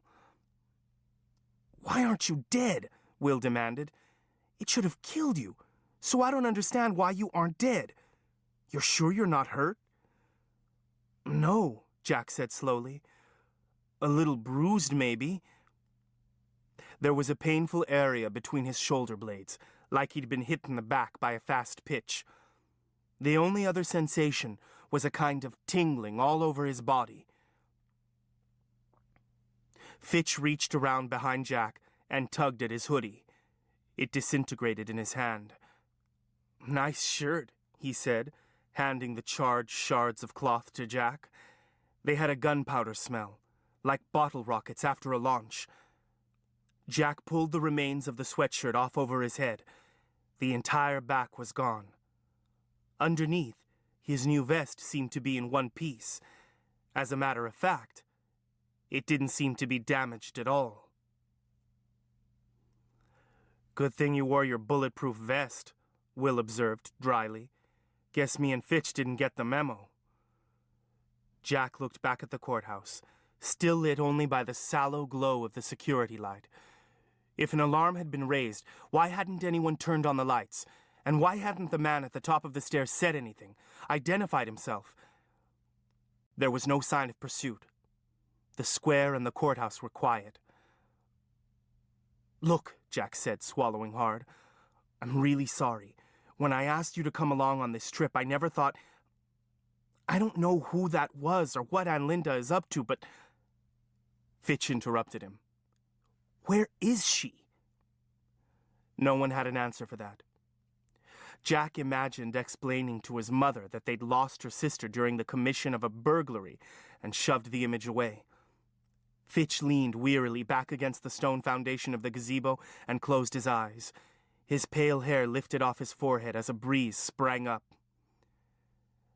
It's funny that he didn't set off an alarm. Jack shrugged. He'd heard of pitched battles over archaeological sites, but genealogy? What had they gotten into?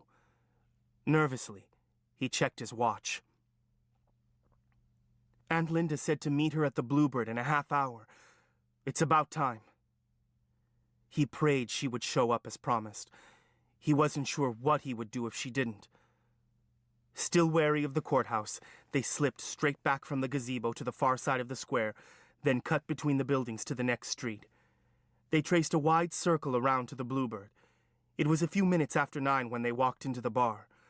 Loud music overwhelmed them as they stepped inside, followed by the scent of stale tobacco and beer. It took a few minutes for their eyes to adjust to the light. The only illumination came from neon beer signs. The place was crowded, and there was a mix of patrons, young people, older people, those who were dressed up a bit, and those who had obviously come straight from working a shift. It was, after all, a Friday night.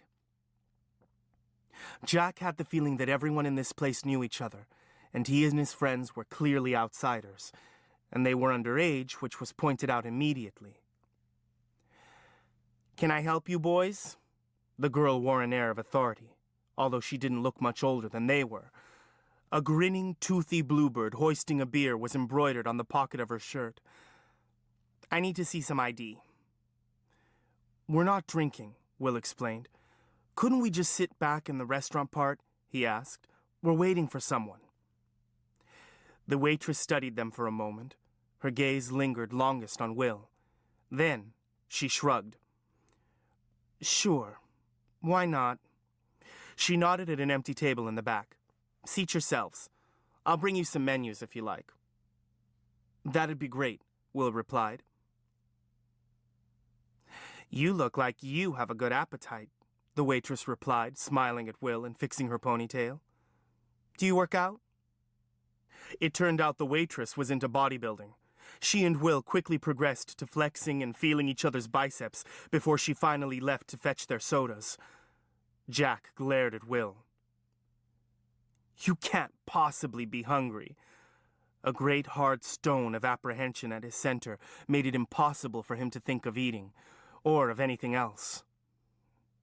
"Well, why not?" Will said, unperturbed, scanning the menu.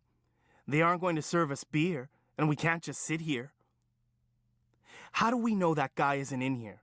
Fitch was hunched over, as if to make his lanky frame smaller. Jack looked around. He saw no tall men in long coats, felt no cold, threatening presence, but it wouldn't be hard to hide in this crowd. "Do you mind if I join you?" Jack looked up, startled, into blue and gold eyes. Aunt Linda's spiky gold and silver hair was disheveled, and there was the shadow of a bruise over one cheekbone. Her blue jean jacket looked like it had been used to wipe up the floor. All three of them started talking at once. Linda shook her head, her lips pressed tightly together.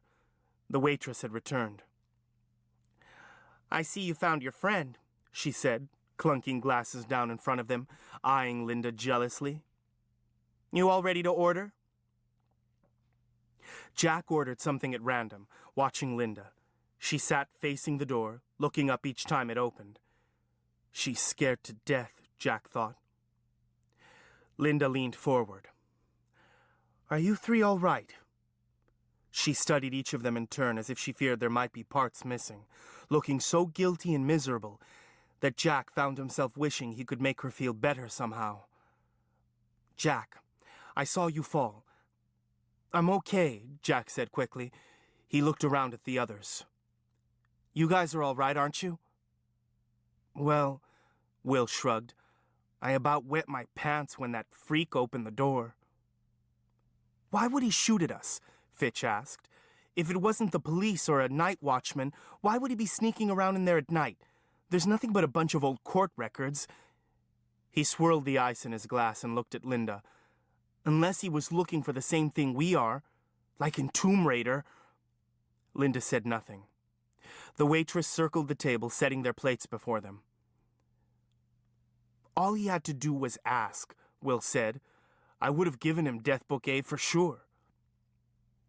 Jack studied his steak sandwich as if it were something unfamiliar and inedible.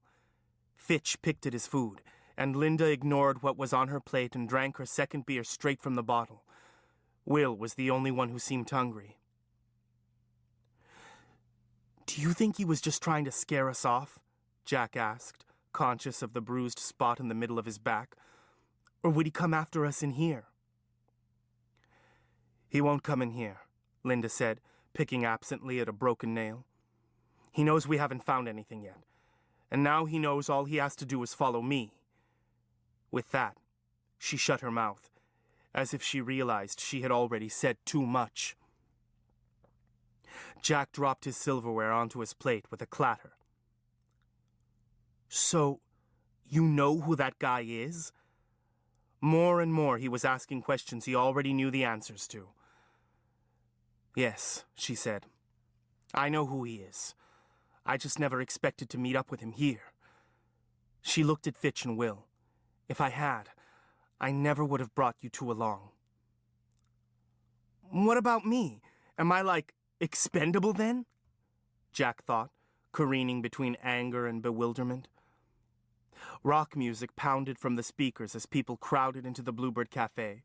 Someone propped the front door open as the room heated up. Linda's gaze flickered to the open door. Is he out there? Jack asked. Linda nodded. Not far away, anyway. The thing is, she said, as if continuing their earlier conversation, I'm looking for a family heirloom. I was hoping to find it this weekend. He must be looking for it too. Either he traced it to Cole Grove through Susanna's genealogy, or he followed me down here. And if he followed me here... Her voice trailed off. She was looking at Jack. He shifted uncomfortably in his seat. Will scarfed down the last of his sandwich. So what was the weapon he used? I don't know, Linda said. I didn't really see anything. She's lying, Jack thought. Why don't we just go back home? Fitch suggested. He can't hang around here forever. We can always come back another time. Linda shook her head. The fact that he's here may mean it's already too late. We can't take the chance that he might find it before we do. She looked at each of them in turn. I'm going to have to find it this weekend, or risk losing everything. Then what's our next step? Fitch asked. There's no next step for you two boys, Linda said. I'm going to take you to the hotel and leave you there until this is over. I don't always think things through, I'm afraid. She looked down at her hands. It was a mistake to get you involved. I'm not putting you at risk again. What about me? Jack asked, realizing that once again he'd been intentionally excluded. She wouldn't look at him. If I can find it, I'll need your help to retrieve it, Jack. I have some inside information that will help us. Only, I don't know how we'll manage to lose him. And if he sees us together... Fitch rested his chin on his hands. Maybe we can help. Linda leaned into the center of the table. You don't know them, she whispered. This is not a game. Jack had never seen his irreverent aunt look so serious. Just listen, Fitch persisted. You said this guy would be following you. You're not going to find anything without his knowing it. Aunt Linda nodded warily. But he probably didn't get a good look at us at the courthouse, he went on. And there's only one of him. I'll bet if he has to make a choice, he'll follow you. I would, he admitted, blushing a little. What are you thinking? What if you lead him away from here while the three of us look for the thing, Will said. If he's following you, we won't be in danger. Well, maybe we should split up now anyway, Linda said, wavering. If I take you to the motel, we might be followed. The next place we need to go is the library. That should be safe enough. Jack didn't like it. Linda knew the man in the courthouse, and she was frightened of him. I don't want that guy following you around. I think we should stick together. She shrugged. He'll be following me anyway. There's nothing I can do about that. And if you're with me, you'll be in danger. It was plain that she didn't consider them much protection against whatever waited outside. How important is it that you win? Jack asked. Winning is everything. She looked up at him and said again, everything. Something in the way she said it made Jack wonder if this desperate quest had something to do with him. The plan was hatched over the battered table in the back of the Bluebird Cafe. Aunt Linda handed Jack a wad of bills and a credit card, along with the confirmation number for the hotel reservation. The hotel was back by the highway, and they would have to get there on their own. Linda didn't think it wise for the boys to return to the Land Rover if they wanted to avoid the attention of the stranger outside. Will put Aunt Linda's cell phone and her notebook in the inside pocket of his jacket. She had scrawled some instructions inside. Fitch carried 2 of the flashlights. When all was set, she called the bartender over. Her voice took on a distinctly local accent. You know what? She said to the bartender, in a voice dripping with charm. My ex-husband's out there waiting in the parking lot, and I'm afraid there might be trouble. He's been following us around all night. I'm scared we might have words, and I don't want my boys getting mixed up in this. The bartender nodded sympathetically. He was a huge man with a florid complexion, massive shoulders and beefy hands. If he thought she had a peculiar-looking family, he didn't say so. I wonder if they could just slip out the back, Linda went on. Do you have a kitchen door? The man nodded again. No problem. I understand how it is sometimes with exes. I have one myself. He jerked his head at the door at the back labeled restrooms. Just go through there and keep heading straight back. There's a door that lets out to the alley. I really appreciate it, Linda said. If it's okay with you, I think I'll sit here a bit until I know they're safe away. No problem, the bartender said solicitously. Jack and his friends pushed back their chairs. Be careful, Linda called after them. Jack looked back. His aunt seemed small and vulnerable, sitting alone at the table. They pushed through the swinging door at the back of the restaurant and found themselves in a shabby hallway with a linoleum floor and restrooms to either side. There was another door at the far end, under an exit sign. The door led out into an alley between 2 huge dumpsters. The music from the bar seemed distressingly loud when they opened the door. They jerked it shut quickly behind them and lingered between the dumpsters for a moment. No one appeared. Then, like ghosts, the boys slipped down the alley and into the street beyond. Excuse me. The night clerk was perched on a stool behind the counter, immersed in a handheld video game. He looked to be in his mid-20s, scrawny with a generous supply of post-adolescent acne. After briefly surveying Jack and his companions, without interest or curiosity, he returned to his game, which played a little tune as he advanced to the next level. Jack cleared his throat. Excuse me, he repeated. This time he didn't lift his eyes from the screen. His name badge said, Stan. We have reservations. Name of O'Haran, Jack persisted. Finally, Stan ran out of lives and the game came to a sudden and tragic end. Reluctantly, he shut it off and turned his attention to Jack. We don't rent to teenagers, he said abruptly. He took a long drink from a can of Mountain Dew. You boys better go back home.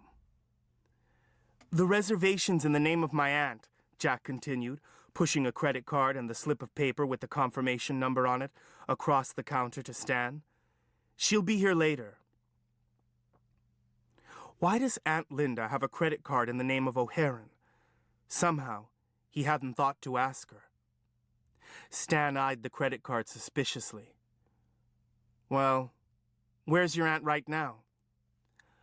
She met someone at a bar in town.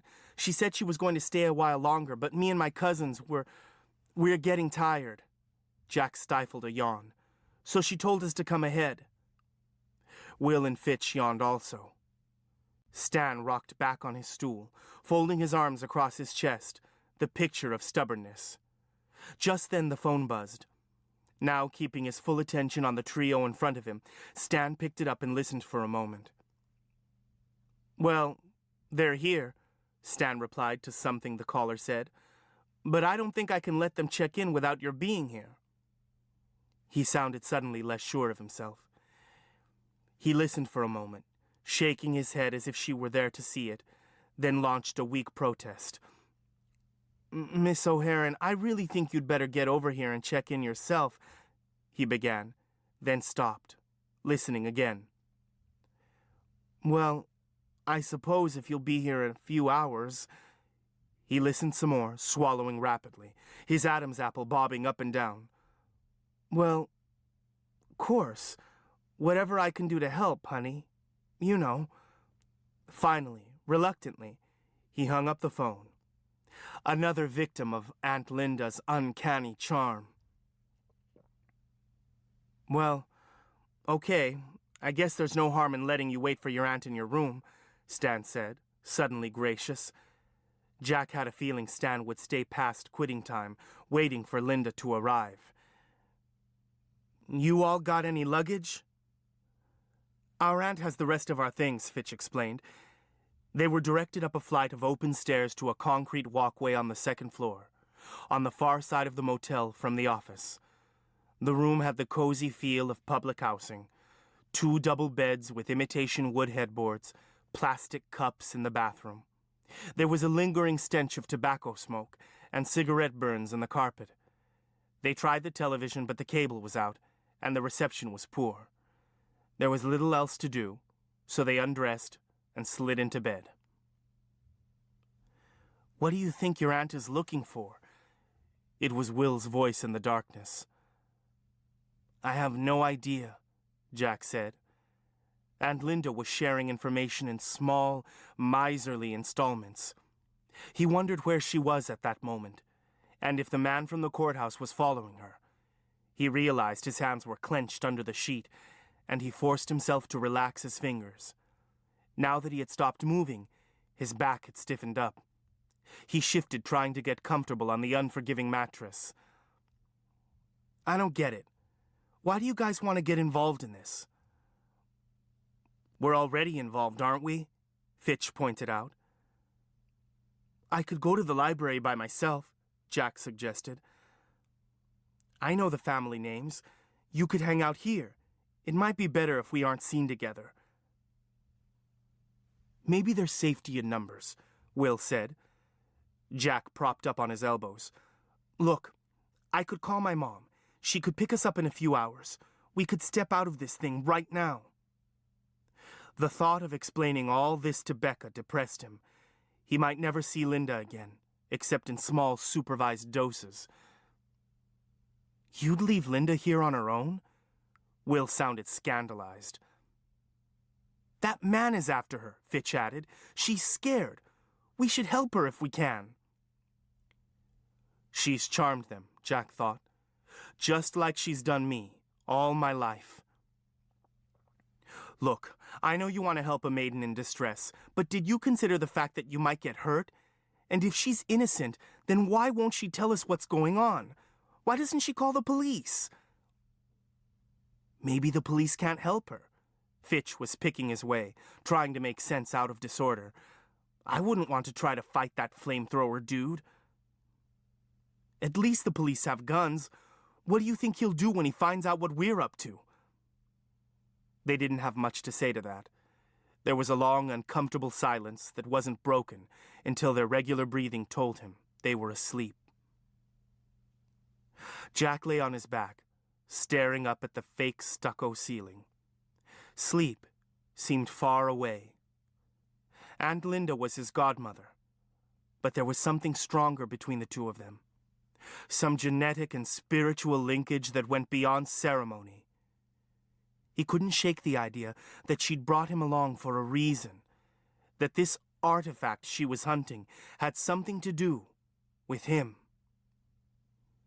But it wasn't just that. He felt danger closing in, drawing closer with every breath he took. He pulled the thin sheet up to his chin.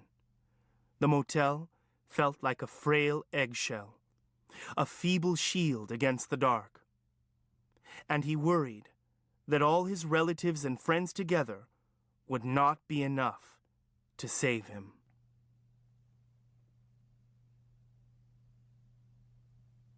This ends Disc 2, The Warrior Heir, Disc 3. Chapter 4, Shadow Slayer. The house had good bones. It was built of rough-hewn stone, rock quarried on the property, still standing stone on stone after years of neglect. But the skeleton was all that remained. The roof and porch and wooden parts had rotted away to reveal a stark and decaying beauty. A stone set into the wall next to the entry was engraved, A. Hastings, 1850. The footprints of other buildings were nearly obscured by the undergrowth. A barn, perhaps, a shed, the remains of a stone wall. Linda shivered, wrapping her arms around herself.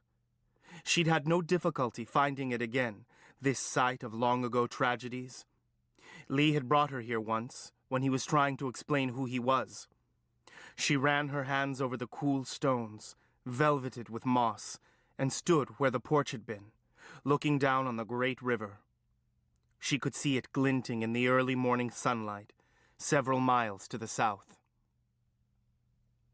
She'd led the wizard on quite a chase, along narrow, twisting mountain roads, back onto the interstates, making a great circle around Colton County, so she never put too much distance between herself and Jack.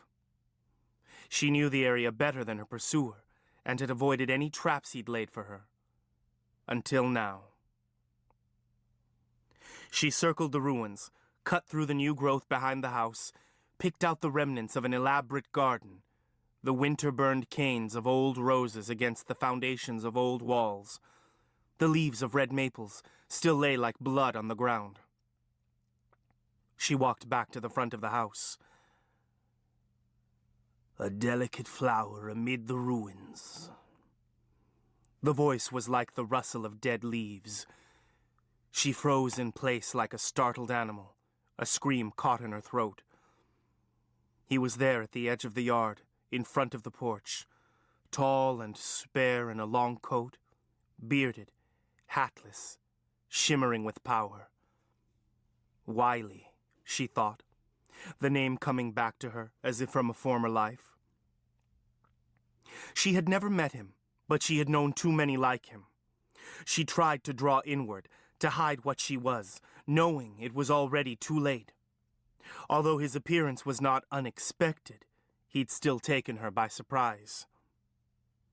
He smiled, a slow and suggestive rearrangement of his face. She said nothing, fearful that her voice would give her away. Tell me, who sends an enchanter to do a wizard's work?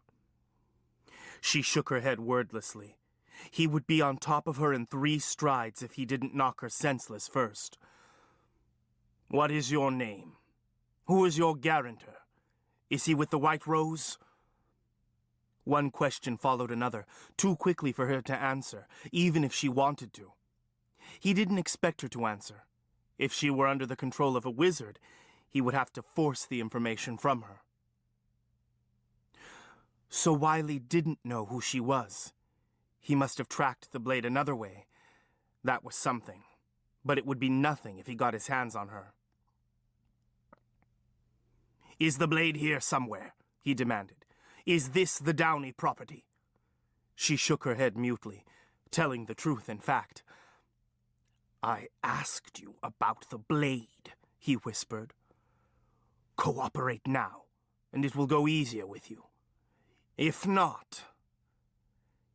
He flexed his fingers, and flames bristled about his hands and arms. I will pull your feathers, little bird. I will remove your petals one by one and leave you screaming. Wizard endearments. She said nothing. First, we'll talk, and then we'll play. It's been a long time since I've had the pleasure. He moved smoothly toward her, an experienced predator. But as soon as his boot came down in the yard, he stiffened and spasmed backward, clawing at his face. He landed on his back in the brush, writhing in pain, shrieking as if he were being flayed alive. She watched as he rolled helplessly in the dirt and finally made out what he was saying. Help me, Enchanter. It's warded. Get me out. Burn in hell, wizard, she replied. She didn't dare stay to see the outcome of the trap she'd laid. She had no idea how long the old magic would hold. She turned and ran down the slope toward the dirt track where the Land Rover waited, just beyond the shell of the trailer. Another car, a plain gray coupe, stood next to it. She threw herself into the front seat of the Rover and poked the key into the lock with shaking hands. It took several tries. Once she succeeded, she threw it into forward, spun the wheel, and then was bumping wildly down the rutted road that led to the highway. When she looked in her rearview mirror, she could see no one following. The Coal Grove Regional Library was housed in an imposing red brick building that had been a schoolhouse at one time. It stood on the square across from the courthouse, a half-hour walk from Dave's Slumber Inn. Since it was a Saturday morning, the library was already busy when they arrived. A motherly-looking woman at the front desk directed them to the genealogy section in the rear. A man clad in a blue work shirt, jeans, and cowboy boots was seated at the large table closest to the genealogy collection. He had a huge stack of books spread out across the table and was busily typing notes into a laptop. A bright orange extension cord snaked its way across the floor and behind a bookcase. "Mind the cord, boys," he said, shoving his books to one side of the table to free up space for them to sit down. Jack pulled Aunt Linda's notebook from his duffel and dropped it onto the table. Then, the three of them looked at each other at a loss. The stranger looked up from his keyboard. "What's the matter? Don't know where to start?" "No," the three said together. "Well, I think it's great to see young people taking an interest in genealogy," the man said, beaming. "Me, I didn't get started until 4 or 5 years ago. What names are you looking for?" Taylor," Jack said quickly. Taylor. His fingers flew over the keyboard. "I got a Ransom Taylor here, born in 1830. That your Taylor?" "We don't know," Fitch replied, shrugging. "We're pretty new at this. Maybe you could tell us about the books in here." "Sure." The man rose heavily to his feet, seemingly eager to share what he knew. "Where are you all from?" "Erie, Pennsylvania," Fitch spoke up again. The man nodded. "Well, over here you got your county histories, most of the counties in southern Ohio and a few in West Virginia.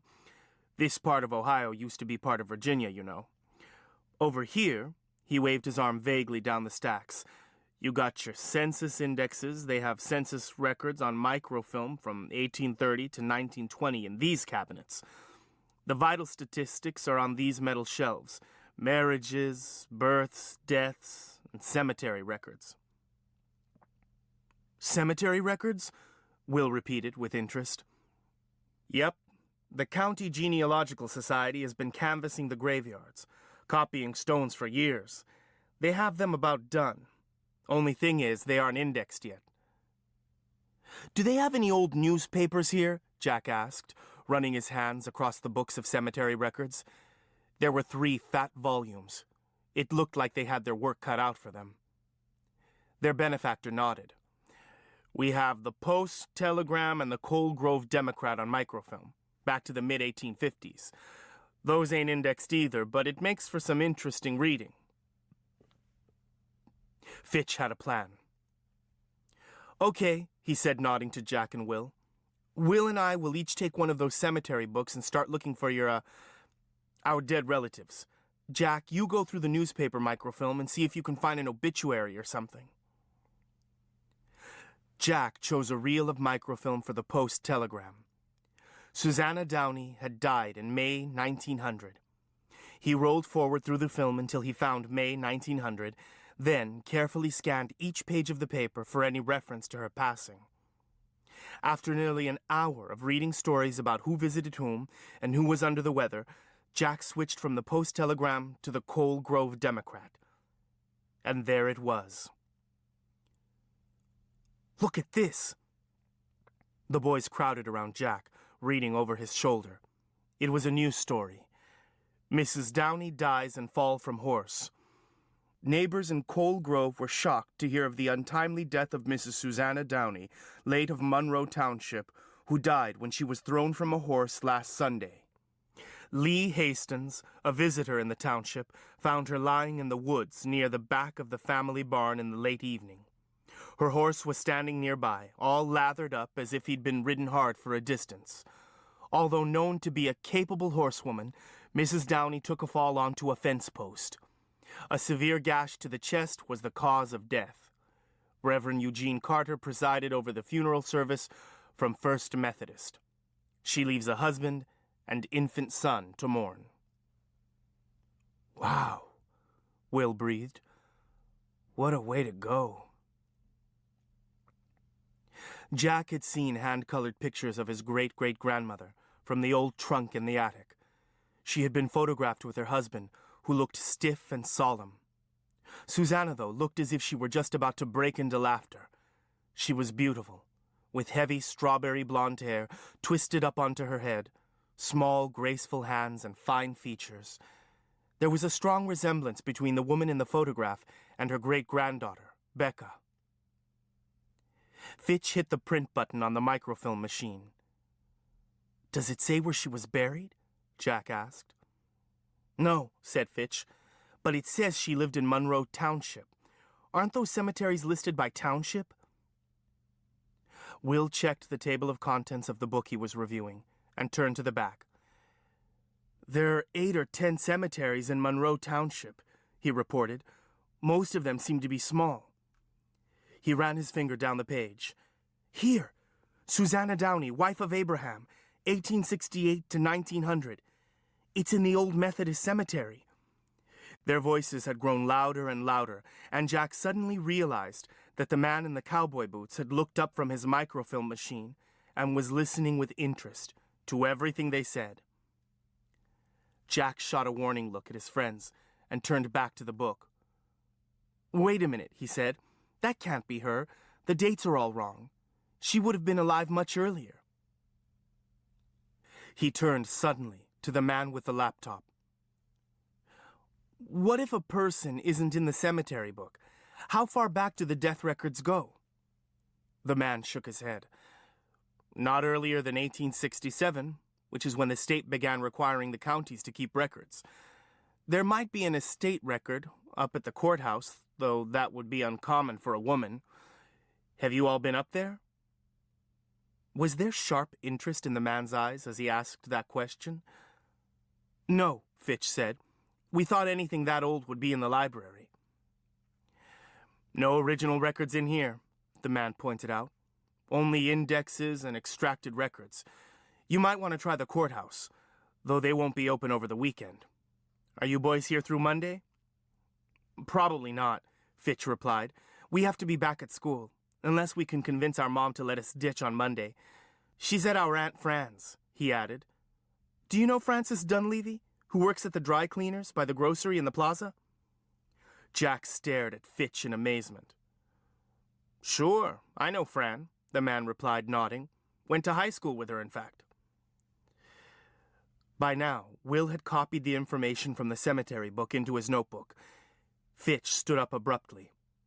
"We'd better go. We told Mom we'd be back by 3, he said. "Let's bring her back here tomorrow. We're not getting anywhere." He rewound the newspaper microfilm, lifted it off the machine, and placed it in its box. Will and Jack hesitated, but Fitch continued packing up at a rapid pace, now fully aware of the surveillance of the man in the cowboy boots. Jack reshelved the cemetery books, and Will returned the notebook to his duffel. "My name's Sam Hadley," the cowboy said, handing them a card. "I'm a certified genealogist, and I do research for hire. Tell your mom she can reach me through the library, if she decides she'd like some help." "We'll do that," Jack replied. "Thanks for your help, and good luck with your research." They paid for their copy at the front desk. Fitch jerked his head toward the men's room, which was just inside the front door. The 3 of them filed into the restroom. Both stalls were empty. "What do you think you're doing?" Will demanded, as soon as the door closed.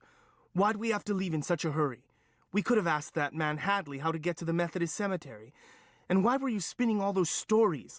I was afraid there was going to be a quiz." Fitch calmly removed his glasses and wiped them with a paper towel. "Look," he said, "something wasn't right. The dude claims he knows our Aunt Fran. There is no Frances Dunleavy. Why would he say he knows her when he doesn't?" Will shrugged. "Maybe he's just one of those people who likes to make you think he knows about everything and everybody." "What if he was the guy from the courthouse?" Fitch suggested. Jack compared the tall, spare, deadly figure on the staircase with Sam Hadley's portly build. "No, not unless he's some kind of shapeshifter." They all laughed uneasily. "He sure seemed interested in what we were doing," Fitch mused, "though I think those genealogy people love to talk about this stuff. I wonder how much he overheard." Jack shrugged. "Nothing we can do about it now. Let's see if we can find out where the cemetery is from someone else." "It gave a location for each graveyard in the book," Will reminded them. He pulled the notebook from his duffel and paged quickly through it.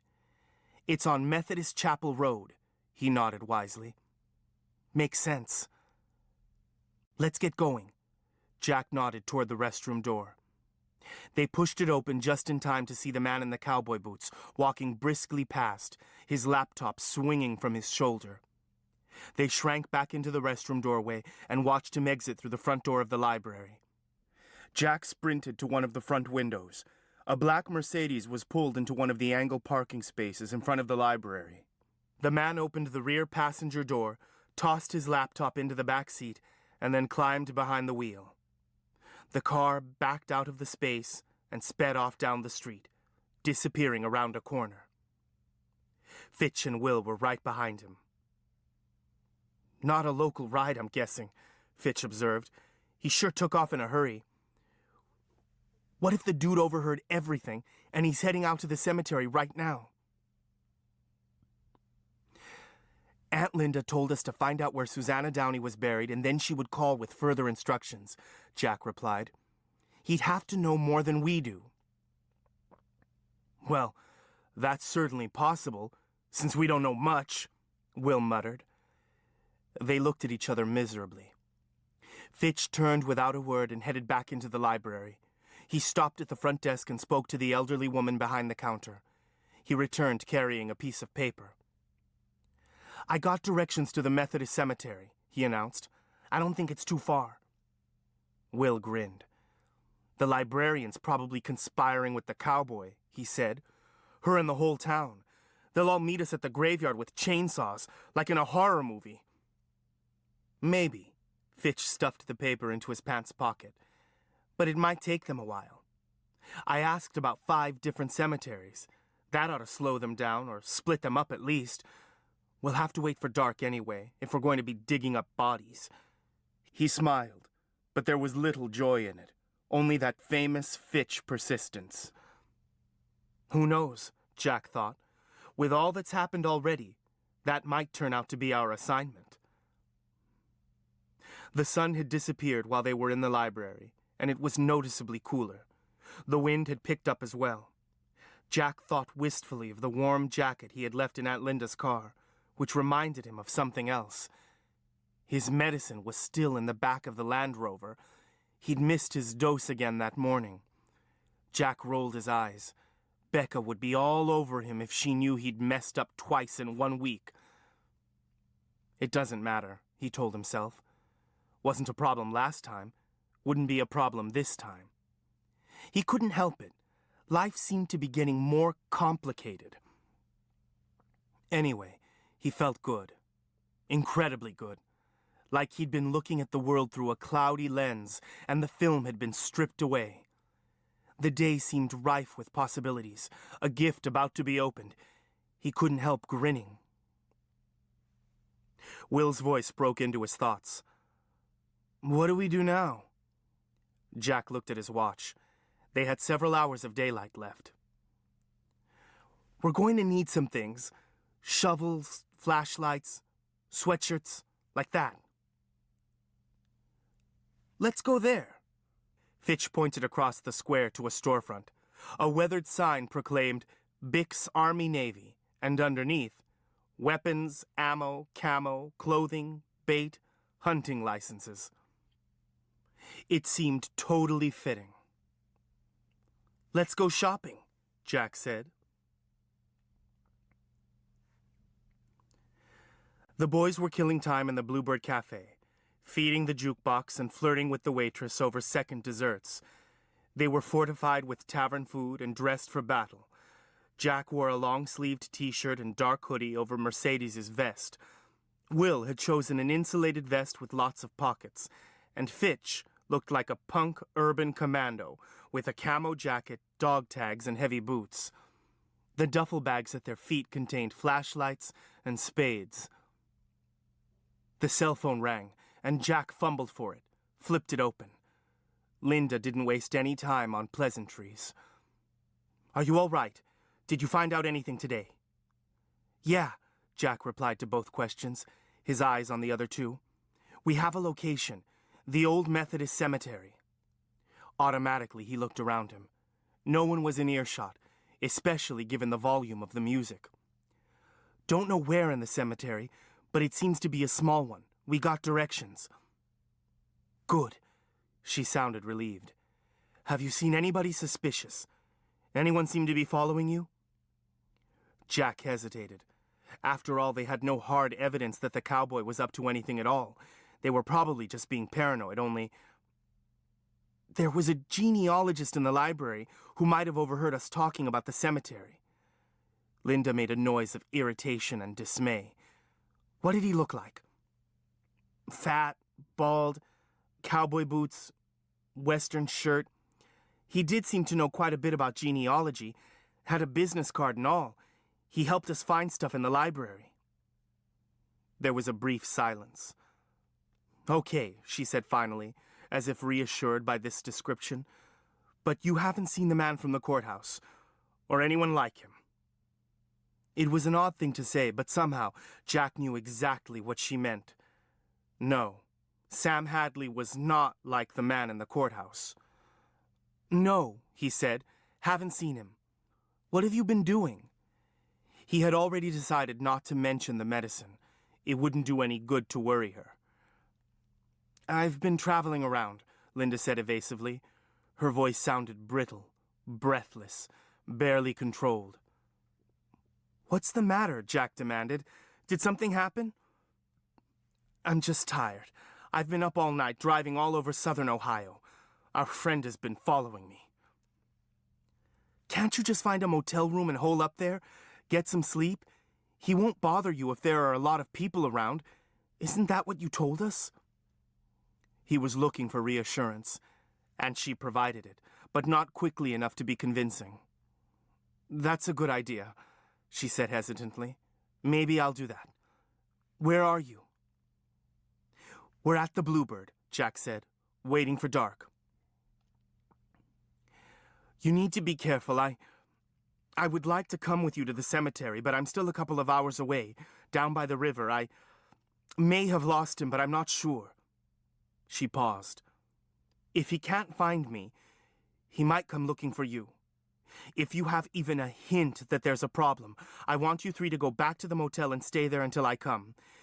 If I don't come by noon tomorrow, call Becca."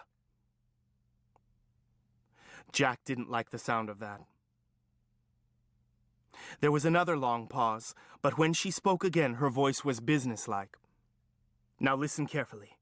I'm only going to tell you what you need to know, because the man we saw could easily force things out of you. Don't share any more with Will and Fitch than you have to." "Okay," Jack said cautiously. "The piece you are looking for is a weapon. A sword. It once belonged to Susanna. Now, it belongs to you."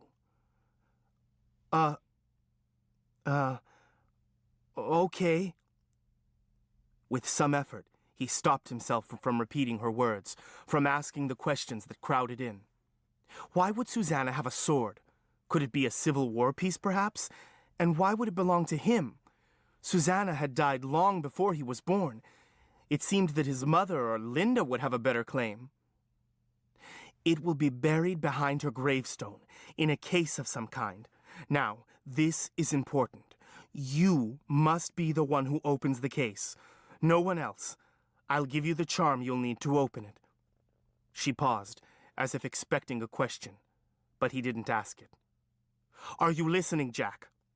He nodded without thinking, and then said, "Yes." The words sounded like Latin, a soft and familiar music, the truth that lay under all the languages that he knew.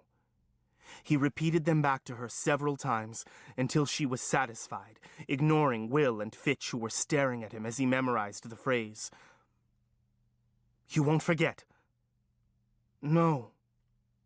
"Make sure the sword is in the case, then close it up and carry it back to the motel. I'll pick you up there." Aunt Linda?" He looked across the table at his friends. "Maybe I should just go by myself." It was half statement, half question. There was another long silence. "Maybe you should." "They won't like it." "Let me talk to them." Wordlessly, Jack extended the cell phone toward Fitch, who put up both hands and shook his head. "Forget it, Jack. I'm not going to let her talk me out of it. I'm coming with you whether you like it or not." Will had his arms crossed over his chest, looking scared and yet stubborn as stone. "They won't talk to you, Aunt Linda." She sighed. "I'm so sorry, Jack. I should not have brought them into this." She paused. "All right. They can help dig. Just get in and get out quickly. Go back to the motel and wait. I'll be there as soon as I can. I'll call you a little later." It was definitely colder when they left the Bluebird, but Jack hardly noticed. His lingering worries were overshadowed by a kind of euphoria. He felt taut and cat-like, full of power, barely contained within his skin. His fears of the day before were forgotten. Something ancient had kindled deep within him, a bright and powerful thirst for adventure. He felt invulnerable, as if the strangers and their agenda were irrelevant.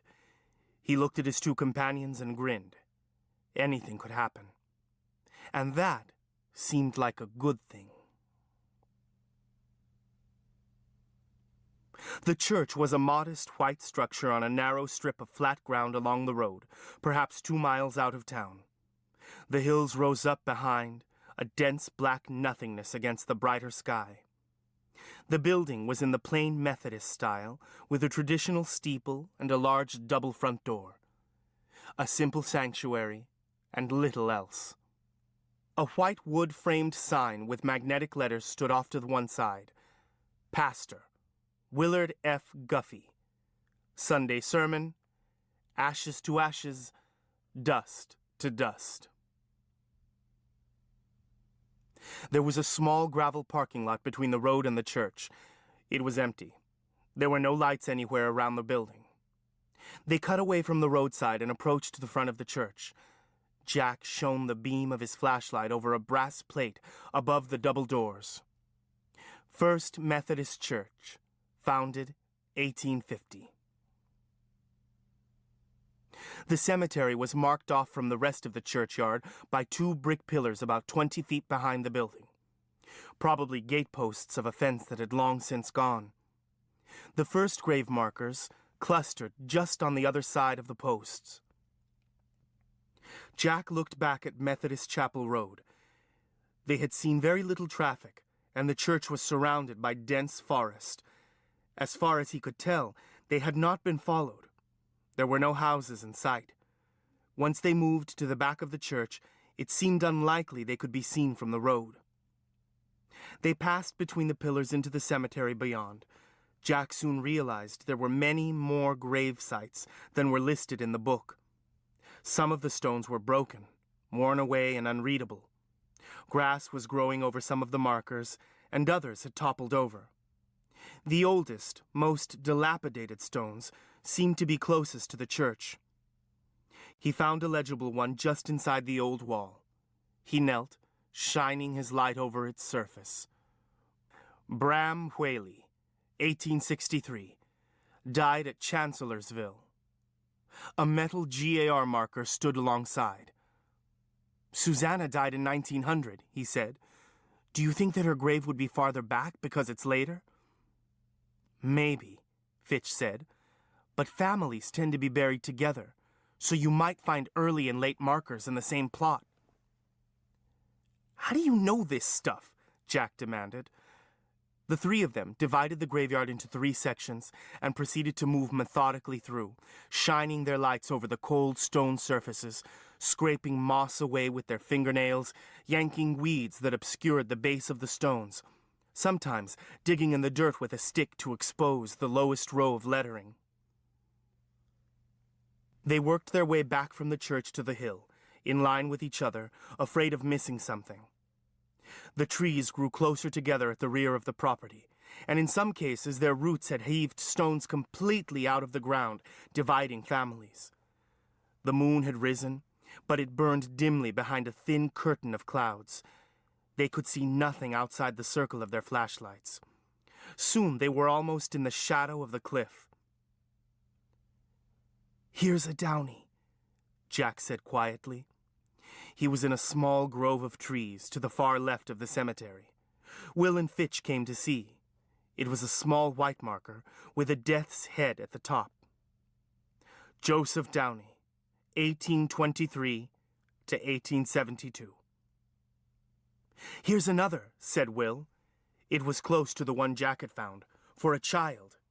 Jeremiah Downey, age 18 months. Son of Joseph and Martha. Died 1860. They crept farther under the trees, scanning stone by stone. It was Will who found it. A large stone set a little apart from the others, almost up against a wire fence that marked the edge of the property. Susanna Hale Downey, 1868 to 1900. Beloved wife of Abraham, gone, but not forgotten. "Look at this!" Fitch scuffed his boot across the neatly clipped grass that surrounded the gravestone. "This whole place has grown up in weeds, but your grandmother's grave looks like somebody's garden."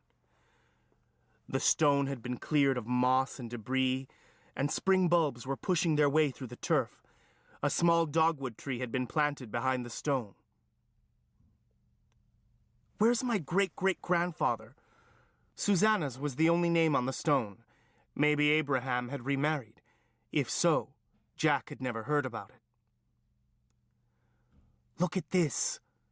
Will gathered up the remains of several long-stemmed roses that had been scattered over the plot. The blackened petals spiraled gently back to the ground as he lifted them. "Is there still family around here?" Will asked, looking over his shoulder, as if one of them might appear at any moment to challenge him. "I don't know," Jack shook his head. "Even if there were, Susanna had died a long time ago. There couldn't possibly be anyone still alive who would remember her." He thought of the laughing young woman in the photographs. Gone, but not forgotten. She looked like someone who would be hard to forget. Now what? Fitch shivered and stuffed his hands in his jacket pockets. I feel like a grave robber. Jack knelt and unzipped the duffel bag. He pulled out the 2 short spades. Now, we dig. Aunt Linda said we should look for something buried behind the stone. Will took one of the spades from Jack and chose a spot about a foot in back of the marker, far enough away to keep the stone from toppling. Couldn't your grandmother have kept her heirlooms in the attic like everyone else? Fitch asked, leaning against Susanna's stone. And how does your Aunt Linda know there's something here? I don't know, Jack replied, sinking his spade into the dirt a few feet away from Will. But I guess this was something that my grandmother didn't want falling into the wrong hands. Like ours, maybe, Fitch said dryly. It felt like the earth behind the stone had not been disturbed for a century, or ever. It was clay and shale and full of tree roots. Fitch kept watch while the other 2 handled the shovels. Once in a while they could see the lights of a car along the chapel road. The trees and the woods on either side complained as the wind moved through them. Otherwise, the only sound was the clink of shovels against stone and the labored breathing of the diggers. Eventually, they dug a fairly large hole, 3 feet long and perhaps 3 feet deep. Despite the cold air, Jack was sweating from the exertion, and then his shovel hit something with a dull clunking sound that was different than before. And then, again. He continued to dig, lifting away smaller amounts of dirt until they could see a rough rectangular outline. Will dug with renewed energy, enlarging the hole, trying to find the other end of the box, if that was what it was. Jack cleared the earth away from the sides so they could see how deep it was. Now they had all 4 of the top corners exposed. It was about 3 feet long and narrow. Jack leaned wearily on his shovel. Something strange was going on. His head was spinning, and there was a murmuring in his ears, the sound of 1,000 urgent voices. He sat down heavily on the edge of the hole, his legs dangling, and put his hands over his ears. Hey, are you all right? Fitch shone his flashlight in Jack's face. Why don't you just sit there a minute? You've been doing most of the work.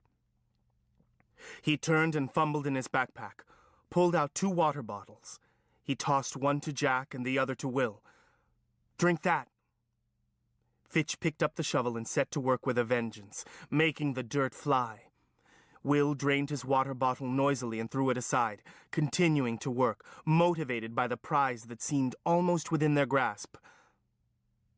Now, Jack could make out some of what the voices were saying.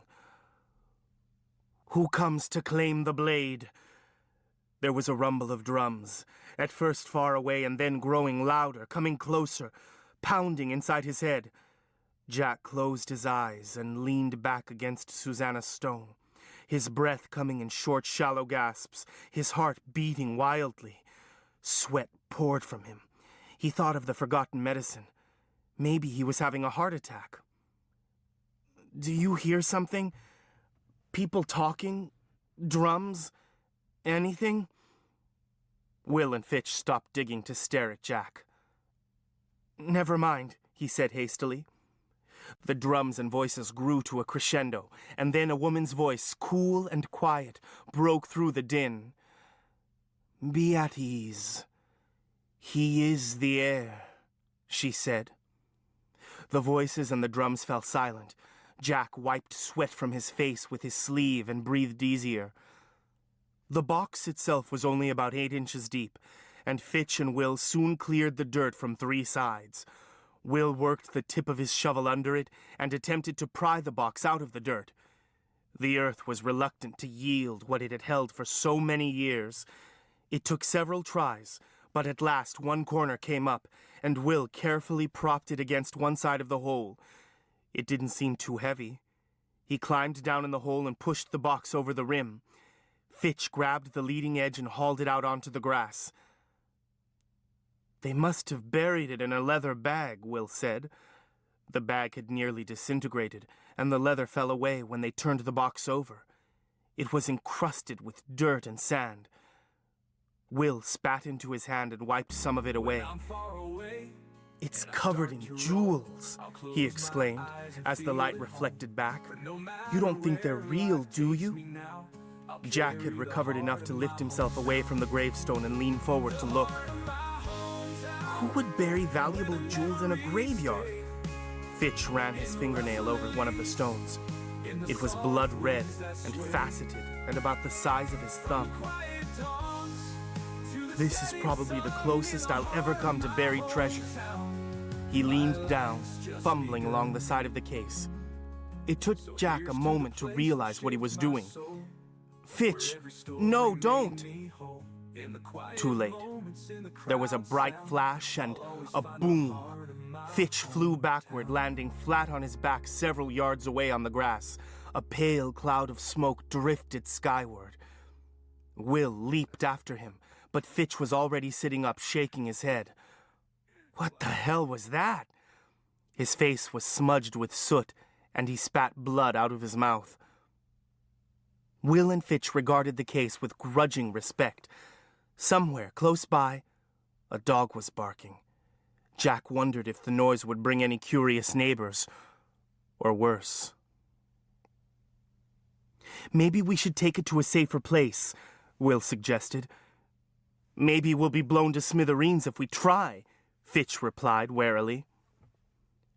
"Let me do it," Jack said. The other two stared at him. Scrambling to his feet, he stumbled over to where the box lay and cradled it carefully in his arms. He carried it a safe distance away and set it on the ground. "Why don't you two fill in the hole and clean up this area as much as you can, and I'll try to figure out this locking mechanism." "Be careful, Jack," Fitch warned him. He and Will grabbed the spades and began pushing dirt back into the hole. It was hard to tell in the darkness how much of a mess they'd made. Jack suspected it would be pretty obvious in the morning that someone had been digging. Jack ran his hands over the ornate lid until he found the tiny latch, right where he knew it would be, as if he'd opened the case 100 times before. The words of the old speech came back to him, and he whispered them as he pressed his fingers against the lock. The case snapped smoothly open. Inside the velvet-lined case was a sword in a scabbard. The scabbard was ornate, worked in gold and silver, and the hilt that protruded from it was cast in an elaborate swirling gold design. A brilliant ruby was set in the end of the pommel.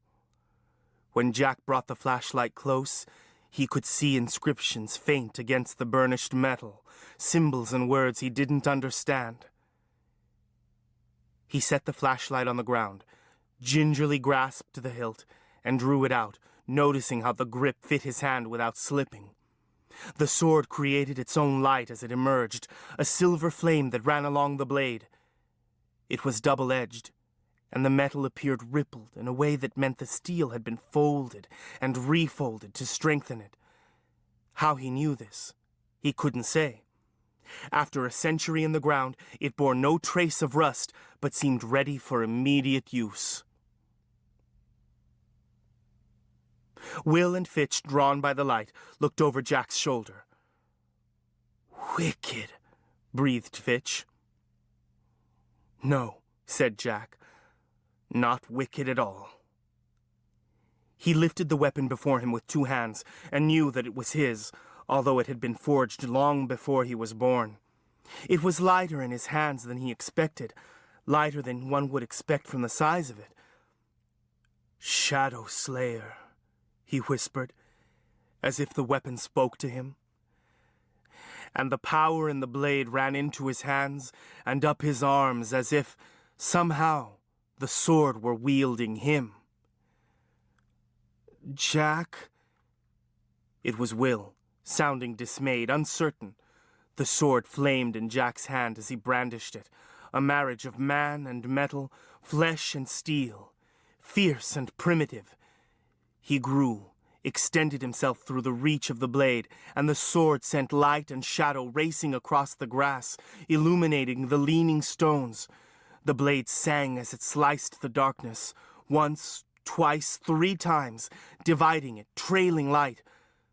Shadow Slayer. He pivoted, seized the hilt with both hands, and swung the blade, severing a 2-inch sapling with a whisper of effort. He saw blood before his eyes, and it was not the blood of trees.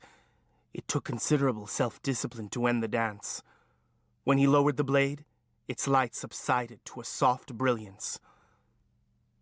"It's so sweet," he said, swallowing, trying to control his voice. I had no idea. Be careful with that. I mean, don't go weird on us." Something in Fitch's voice said he sensed something more dangerous here than the edge of an ancient blade. Will eyed the scabbard in the case, as if half afraid to approach it. "Is that some kind of belt?" Jack thrust the blade into the ground momentarily and lifted the scabbard with 2 hands. It was mounted on a light belt of cleverly wrought-linked metal. It was designed to fit 2 ways, about the waist or over his shoulder, as a baldric. Baldric. Where had the word come from? Somewhere inside him. A door to knowledge had opened. He put it about his waist and clasped it tight, positioning the scabbard on his left hip so he could draw across his body with his right hand. It lay comfortably across his hip bones. Aunt Linda had said to put the sword back in its case, but... "What's that?" Fitch spoke quietly, but in a way that got Jack's attention. He was staring back toward the church, hands on hips. Jack followed his gaze. A strange glow bled through the black windows of the building, spinning out crazy shadows. Someone was walking along the far side of the church with a light, and it was reflecting through the back windows. "Hey," Fitch whispered. "Someone's here." With a quick movement, Jack picked up the case and tossed it to Will. "Here, hang on to this, we'll need it." He pulled the sword from the dirt with his right hand and held it, point downward, close to his side. They faded back into the shadows behind Susanna's stone, careful to avoid stepping into the half-filled hole. Someone rounded the corner of the church, carrying a powerful flashlight. At first, they could make out only a bulky outline because of the glare. The figure advanced rapidly toward their hiding place, running the light over the gravestones in his path. He stopped about 10 feet away, shining the light over Susanna Downey's stone. They heard a grunt of satisfaction. Then a voice. "What are you boys doing out here in the dark?" It was the cowboy, Sam Hadley. It was no use staying hidden. Fitch stepped out from behind the stone, shielding his eyes against the flashlight. "We decided to come see if any of our relatives are buried here, but I guess we got too late a start. It's no use trying to find anything in the dark. I suppose we'll have to come back tomorrow." He shrugged his shoulders in an exaggerated fashion. When Hadley spoke again, there was an edge to his voice. "Wasn't Susanna Downey the person you were looking for?" "No, it was Taylor," Fitch replied, sticking his hands into his pockets disarmingly. "But we think she married a Downey. Like we said, this seems to be the wrong person. Our Susanna was earlier, and it looks like this one was a Hale. We just thought we'd come look in the graveyard to see if some of the surrounding stones might give us a clue." Jack could tell Fitch was nervous from the way the words poured out of him like marbles from a bag. "So, we're just about to head back," Will added, moving up to stand by Fitch. He'd picked up his duffel bag, and he held the case horizontally under his arm, as casually as he could, hoping Hadley couldn't get a good look at it in the darkness. Jack remained back in the shadows, behind Susanna's stone. He was acutely aware of another presence, following after the cowboy. Something menacing, something greedy coming closer. He tightened his grip on the hilt of the sword, and his arm tingled all the way to the shoulder. You boys want to ride back to town? The cowboy asked. No thanks, said Will. At this, Jack moved out of the shadows to join his friends, standing just behind them. What have you got there? Hadley's voice had a nasty undercurrent. He was speaking to Jack, who was trying to keep his body between the cowboy and the sword, but the glow of the blade stood out like a beacon in the dark. He has the blade. The new voice was dreadfully cold and uncomfortably close. A deep shadow detached itself from the side of the church and approached them, with an odd, floating gait. It was a man, tall and angular, his garments kiting about him as he advanced. He lifted a skeletal arm and pointed at the sword in Jack's hand. The blade flared red, as if it ran with blood. It was the stranger from the courthouse. Wizard! The thought arose, fully formed in Jack's mind, a warning, an ancient terror kindled inside him. Hadley's eyes flicked nervously to the wizard, then back to Jack. Looks like y'all been doing some digging, he said, gesturing at Susanna's stone. Looks like you stole something that don't belong to you. He took a step closer to the boys. You'd best give it to the man and go on home. No, Jack replied, broadening his stance. If you want the sword, come and take it. It was as if a stranger spoke through him. Hadley didn't scare him. It was the wizard that compelled his attention. If not for the vest, the wizard would have killed him at the courthouse. Linda had insisted he wear it. How had she known he would need it? The wizard came closer, moving like a man in pain. Jack watched him warily. A beard covered the lower half of his face, but the upper half was red and blistered, as though he'd been burned. His voice was dry and devoid of emotion, like scales sliding over rock. No doubt, this has been an exciting adventure for the three of you. But it's over. Now, give me the weapon.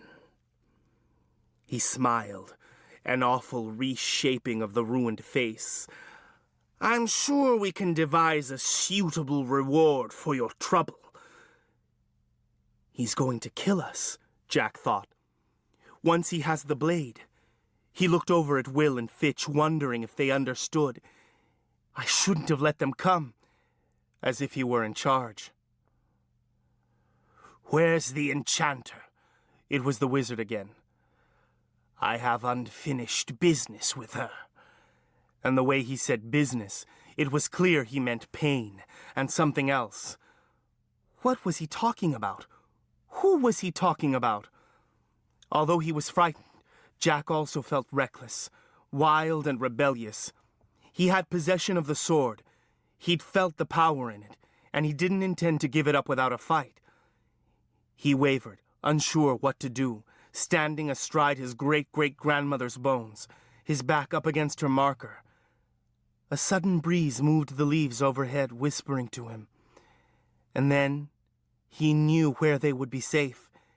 He stepped between his friends and the wizard and shouted, "Run for the church!"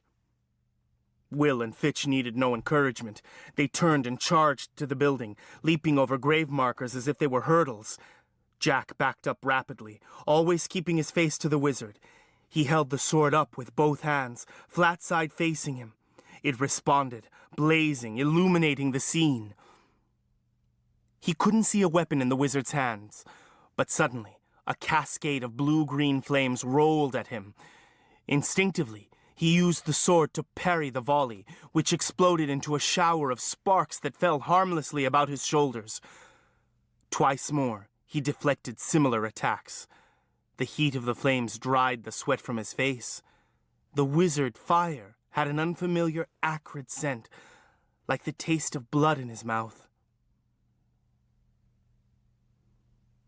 The wizard with the horrible charred face extended his hands toward him and began to speak, the same time-worn Latin that Linda had used, the language of charms. Jack knew he had to stop him. that the words had power in them. Desperately, he swung Shadow Slayer with both hands in a broad, flat arc. Flames roared from the honed edge of the blade, and the spell died unfinished as the wizard threw himself to the ground. The flames screamed past him and sliced into the trees behind. The trees stood momentarily, then toppled, sliced off neatly at chest height. And somehow, Jack had arrived at the door of the church. A sagging wooden stairway led up a few steps to the back door of the building. Fitch and Will were already at the top of the stairs, unsure what to do next. Jack pointed his sword at the back door and thrust it forward. There was a loud concussion, and it flew open, hanging crookedly on its broken hinges. Will and Fitch ducked inside. Jack leaped through the doorway and turned to face his attackers. They were in some disarray, as if resistance were totally unexpected. The wizard was back on his feet, staring up at Jack. The cowboy looked back at the shorn trees, up at the ragged opening in the canopy overhead, then back at Jack. His mouth was hanging open, and his round face was slick with sweat. "The boy's a demon," he wailed. "I was hired to do research. I never signed on to deal with demons." "There is no magic about this boy," the wizard said contemptuously. "The power is in the blade. This is just a foolish Weir adventurer who is in more trouble than he can imagine." Jack thought he had said unaware. It seemed an odd choice of words. "Now, go fetch me the sword." "I ain't going in there," Hadley protested. "He'll fry me alive." "Magic is ineffective in the sanctuary. The sword has no special power in there." And indeed, now that Jack was inside the church, the blade had dimmed, grown heavier, so it took both hands to lift it. Its power no longer burned through him. It was nothing more than metal in his hands. Something the wizard had said lingered.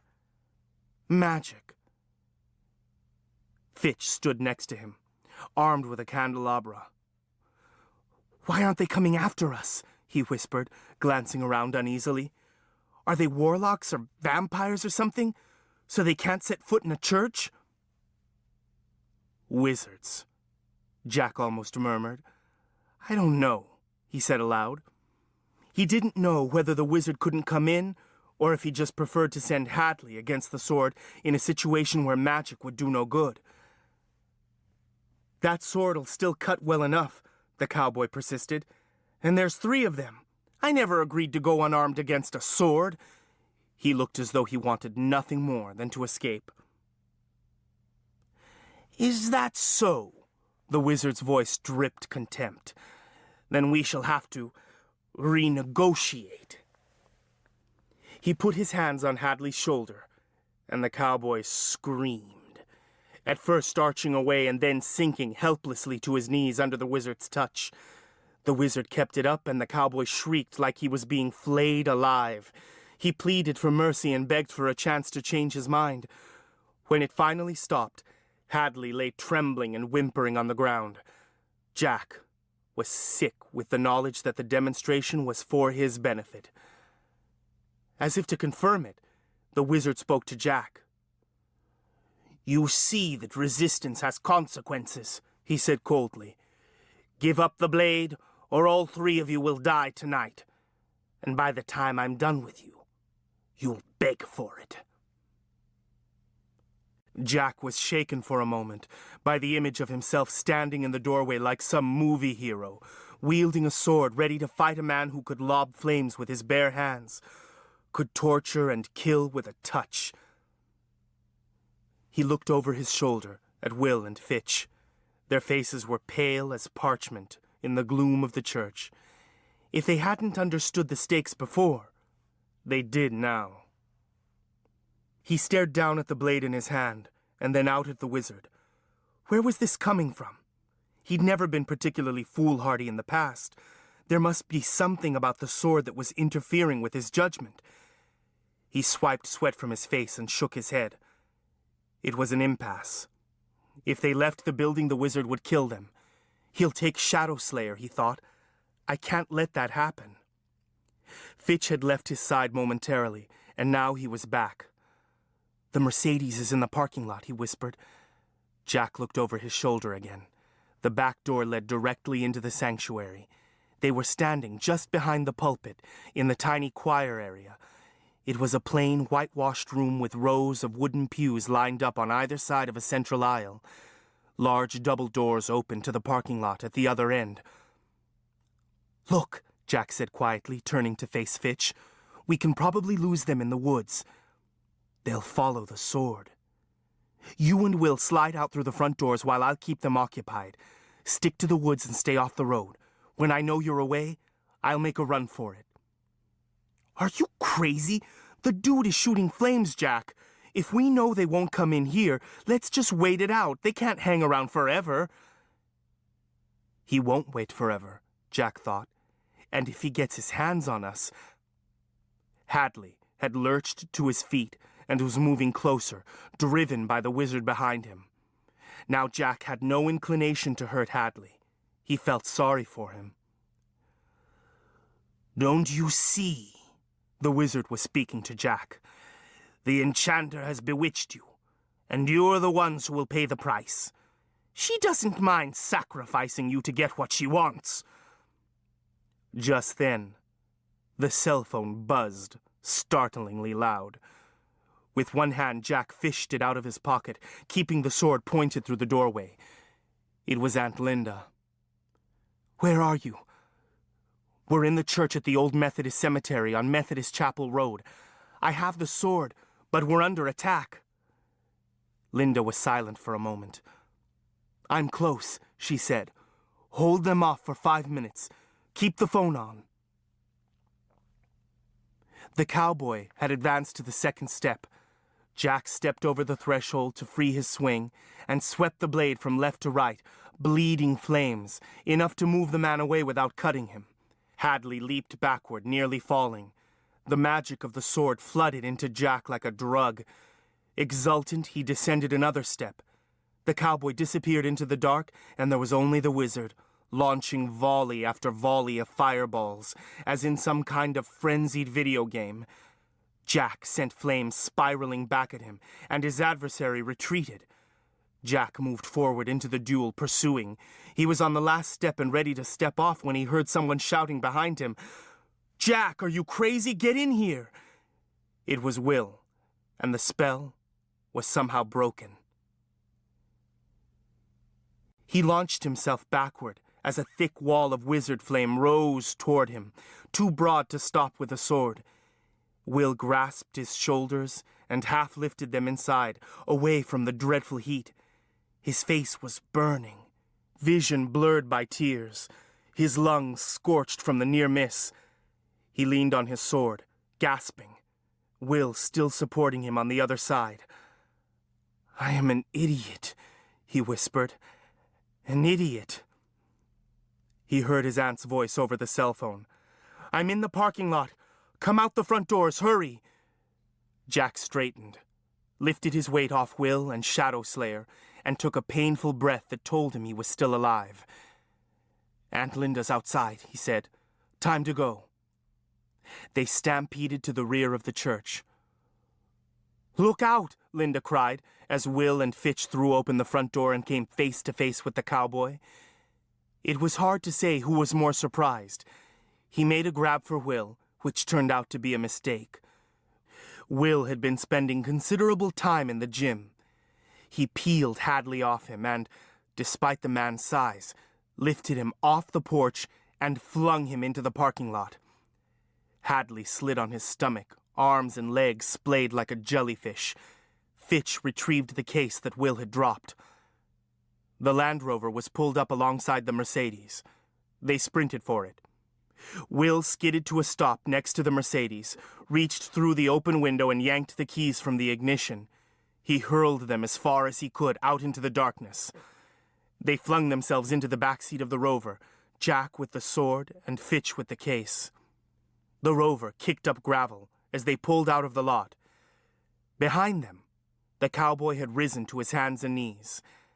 And then, the church was out of sight, and they were speeding down Methodist Chapel Road.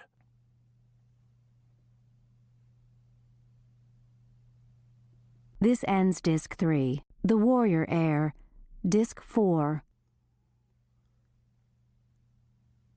Chapter 5, The Warrior Heir. Linda was calm, businesslike even, handing the phone to Fitch to make reservations at a hotel in Columbus under a new name, asking Will to find the map in the glove compartment and navigate, even though she knew the county well. Her voice washed over them, soothed and relaxed them, blunted their terror and curiosity, as if flaming swords and wizards were everyday events. She spoke no charms aloud, but now Jack could hear the sorcery in her voice. Why had he never noticed it before? She gave no tasks to Jack. Once she had wrung every detail about the cemetery from him, she let him be. He sat, slumped in the seat, head thrown back, eyes half closed. His entire body ached, and the whole front of him burned, save under the vest. Shadow Slayer was back in its case, resting comfortably under his feet. Sometimes he caught Linda watching him in the rearview mirror. She is the enchanter. She is the one the wizard was talking about. Maybe what he said was true. Maybe she was just using me to get the sword. She said it was mine, didn't she? What would he do if she tried to take it away? That was a question he couldn't answer. It seemed to fill a need in him that he didn't know was there before. He squirmed uncomfortably, then turned and leaned over the back seat to see if there was something he could use for a pillow. He saw his duffel bag and remembered. His medicine. He tugged open the zipper and slid his hand inside, feeling for the familiar shape, the cool glass amid the clothing. I don't want to take it, he thought, ever again. He pulled it out anyway, turning the blue bottle between his hands. He looked up, saw Aunt Linda watching him again. Never mind, Jack, she said softly. You don't have to anymore. We'll talk about that later. They stayed at a chain hotel north of Columbus, complete with the promised swimming pool and hot tub. She ordered several platters of room service sandwiches and appetizers, and talked the fitness club manager into allowing them to use the facilities into midnight. The man returned at intervals during the evening to see if they needed anything, and to let Linda know he got off at 11 if she would like to have a drink.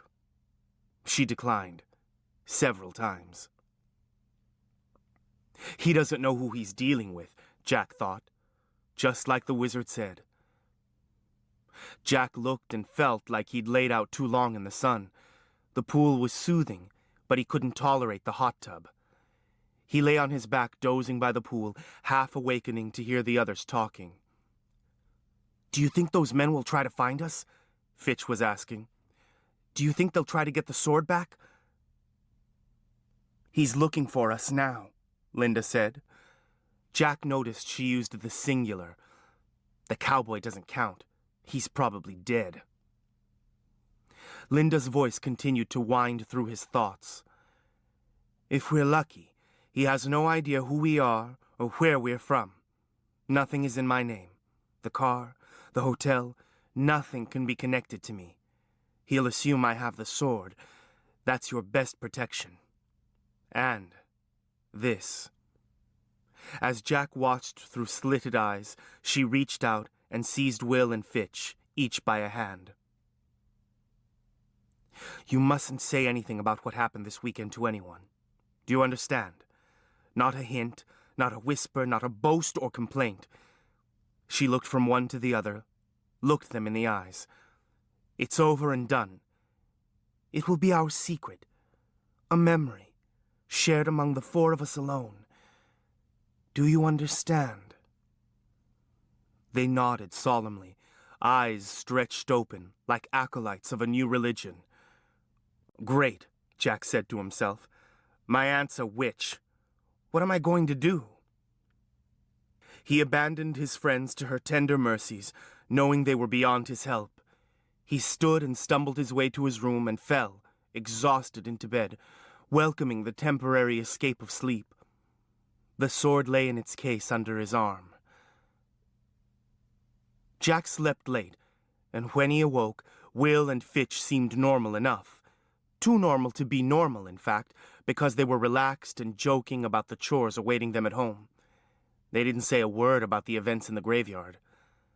Linda didn't check out until after lunch, and when they carried their duffels outside, Jack was surprised to find her loading her things into a different car, a rather nondescript sedan.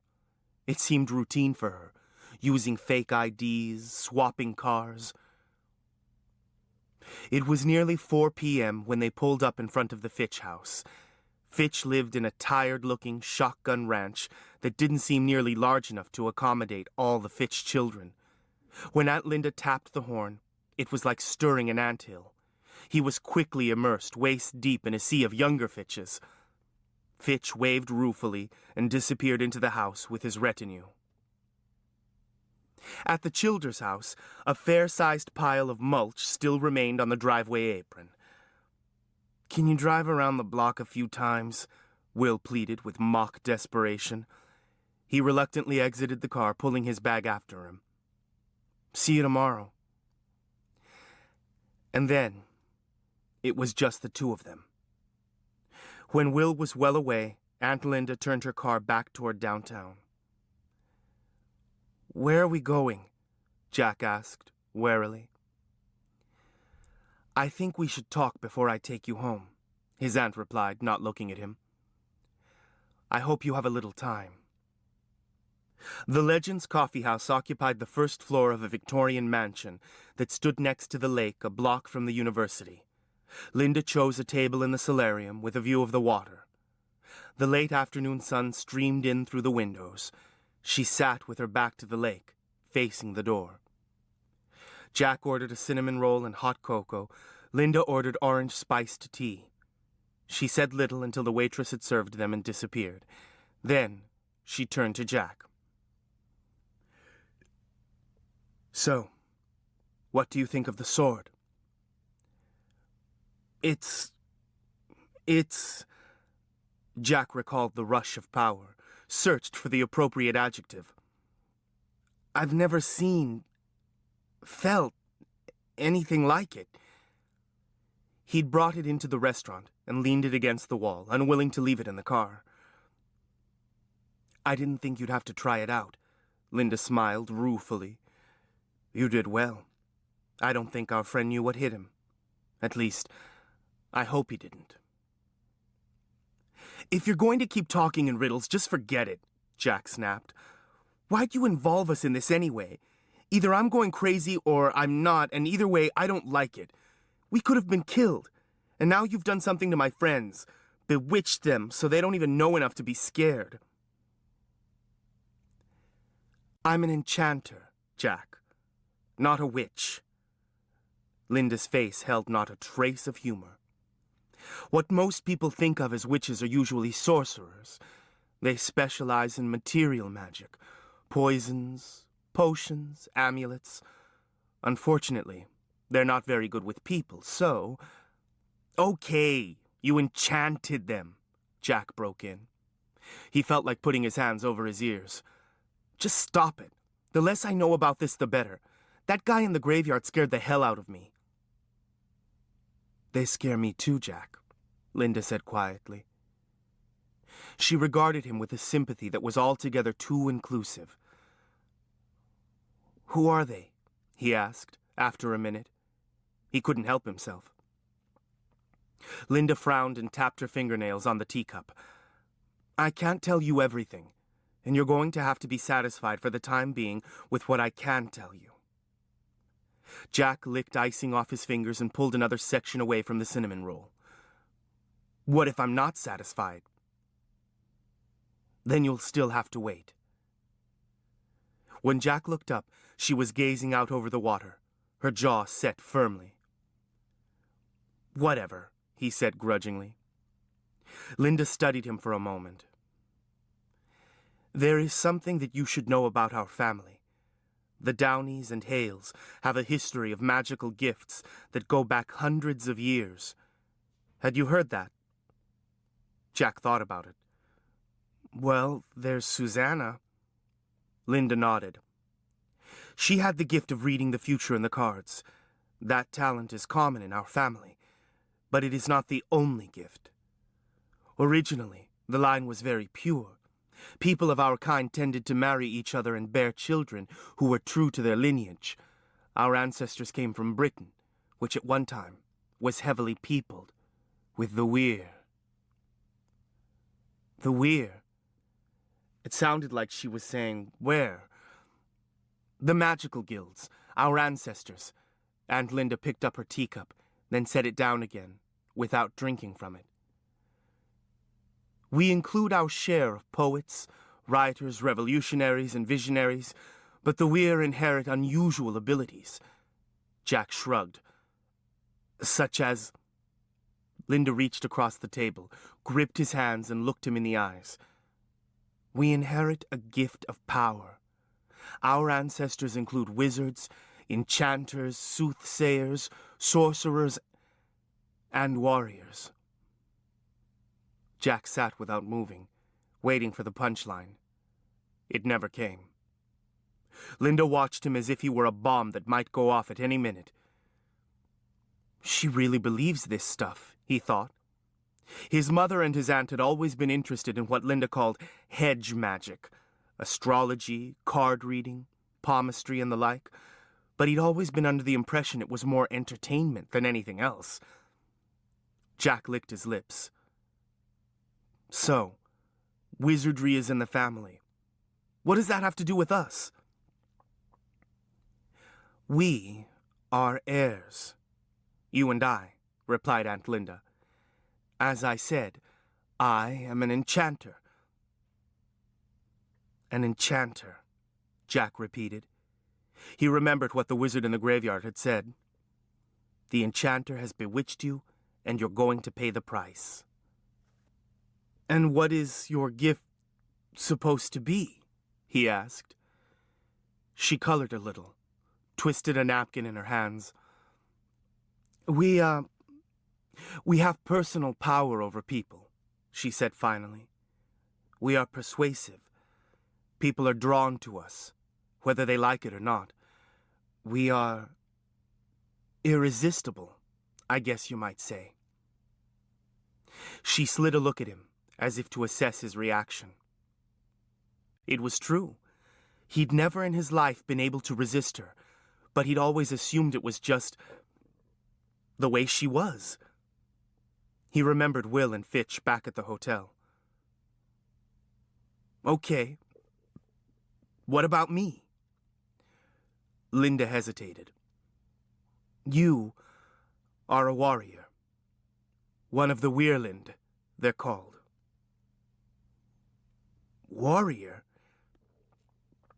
If Linda's gift seemed appropriate, his wasn't a good fit at all, he decided. That doesn't sound magical to me. Aunt Linda sighed. Relations have never been peaceful among the different branches of the Weir. Wars have broken out periodically as one faction tries to win supremacy over the others. Wars require warriors who have appropriate gifts. She paused.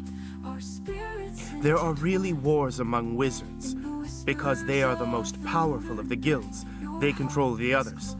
Many of the wars through British history originated with our family disputes. In recent years, the battles have continued, virtually unnoticed by those outside the family. They're still fighting in Britain, Jack said. What about over here? One of our ancestors, a Hale, came to this country in the 1600s to avoid the European wars. He brought several hundred gifted emigrants with him who sought peace in the New World. We were forgotten. For a while. She looked away. Jack was spinning between past and present. He thought of his mother, so different from Linda. If you're an enchanter, does that mean Mom... Becca is not an heir. She and your father know nothing about this. The Weir in the New World have intermarried with Weir, those without the gifts. Not everyone inherits. Weir. The wizard in the graveyard had called him that. But unaware was certainly appropriate too. Why haven't you told my mother about this talent of yours? He stared out at the sunset. Jack, believe it or not, when I was your age, I thought I knew everything. But I didn't understand about my gift. So I was unprepared when I encountered my first wizard. He couldn't help it. He turned to look at her, but she looked away. I was 16. My parents couldn't help me. Becca couldn't help me. The Weir have no chance against the gifted. But they would have thrown their lives away trying. So it's better if they don't know. She half smiled. You'll see. Telling this secret to Weir is like pulling on a loose thread. Everything comes unraveled. What does Susanna have to do with this? Jack asked. She was a warrior. Like you. A woman warrior? Aunt Linda shrugged. Men and women can be warriors, wizards or enchanters. They say she had the gift. I don't know if she used it. If I have some kind of special power, why haven't I noticed anything? Jack did a quick personal survey just to be sure. He ached as though he'd been beaten, and he was conscious of the weight of his clothing on his burned skin. Beyond that, he felt different than before. Edgy, impatient, euphoric. Alive. A mercurial stranger now lived under his skin. What was going on? Your powers have been suppressed. That medication you've been taking since your surgery keeps your powers from becoming manifest. It took him a moment to realize what it meant. Dr. Longbranch knows about this? He was beginning to wonder if he were the only one in the dark. Linda leaned forward. The gift is passed from generation to generation in a kind of stone or crystal that sits behind the heart. Wizards carry wizard stones, enchanters enchanter stones.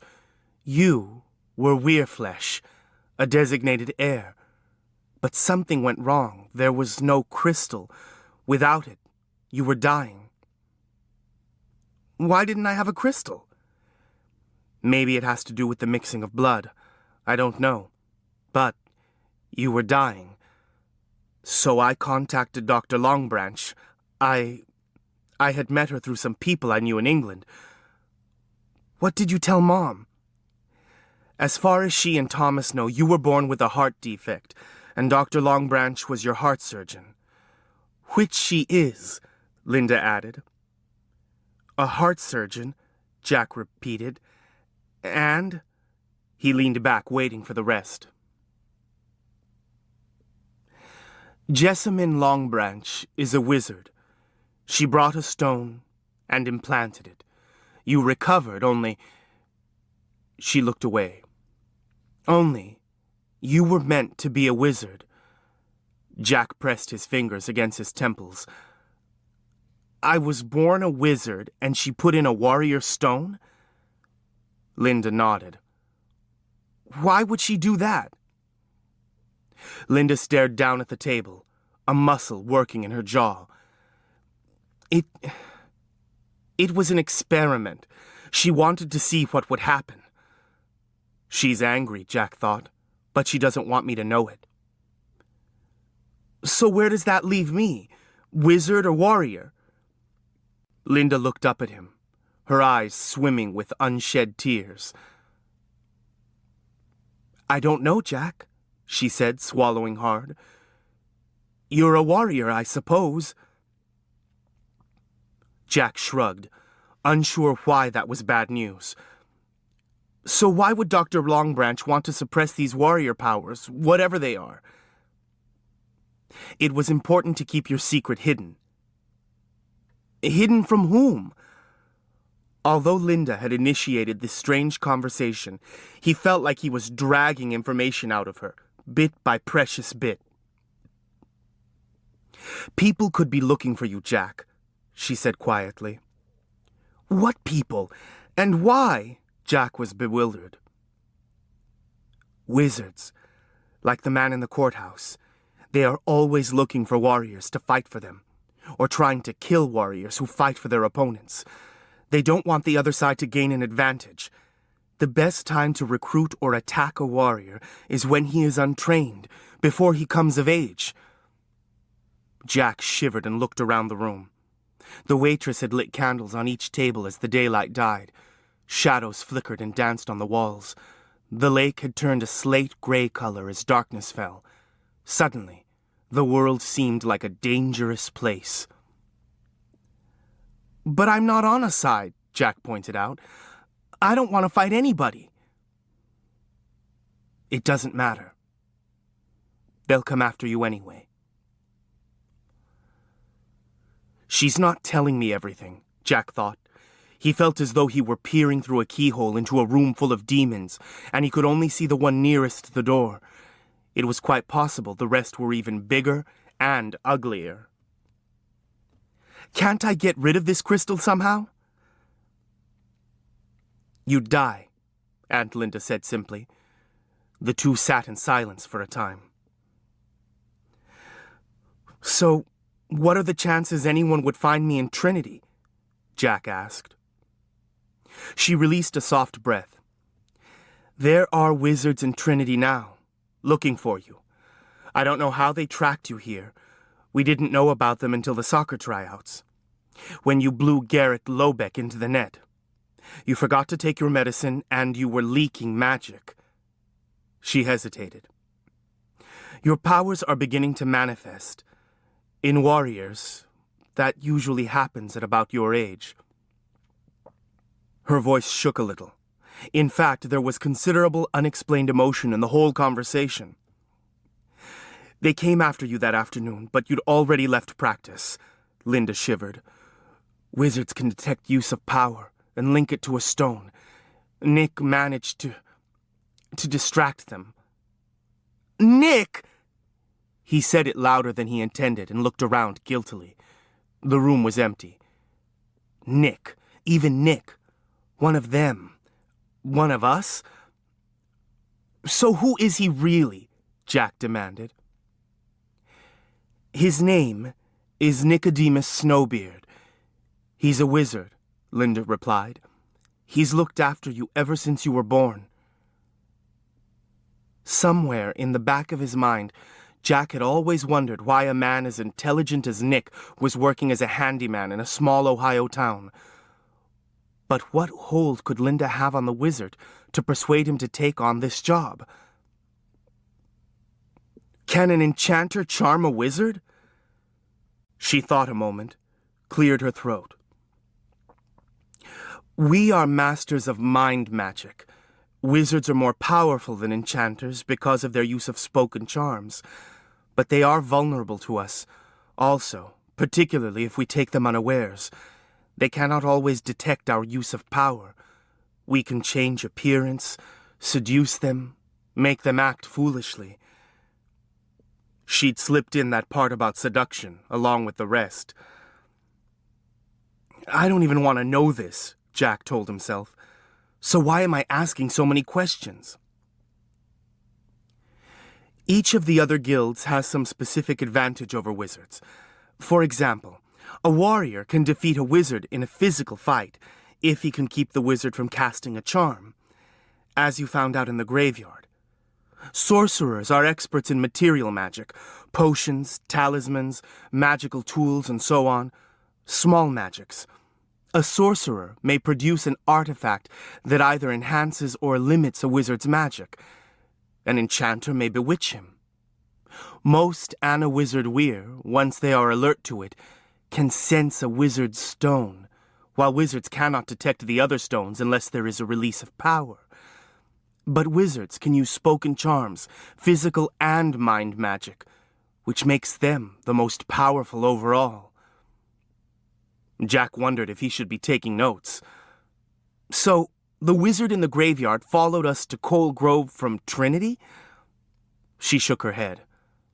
No, thank God. I know him by reputation.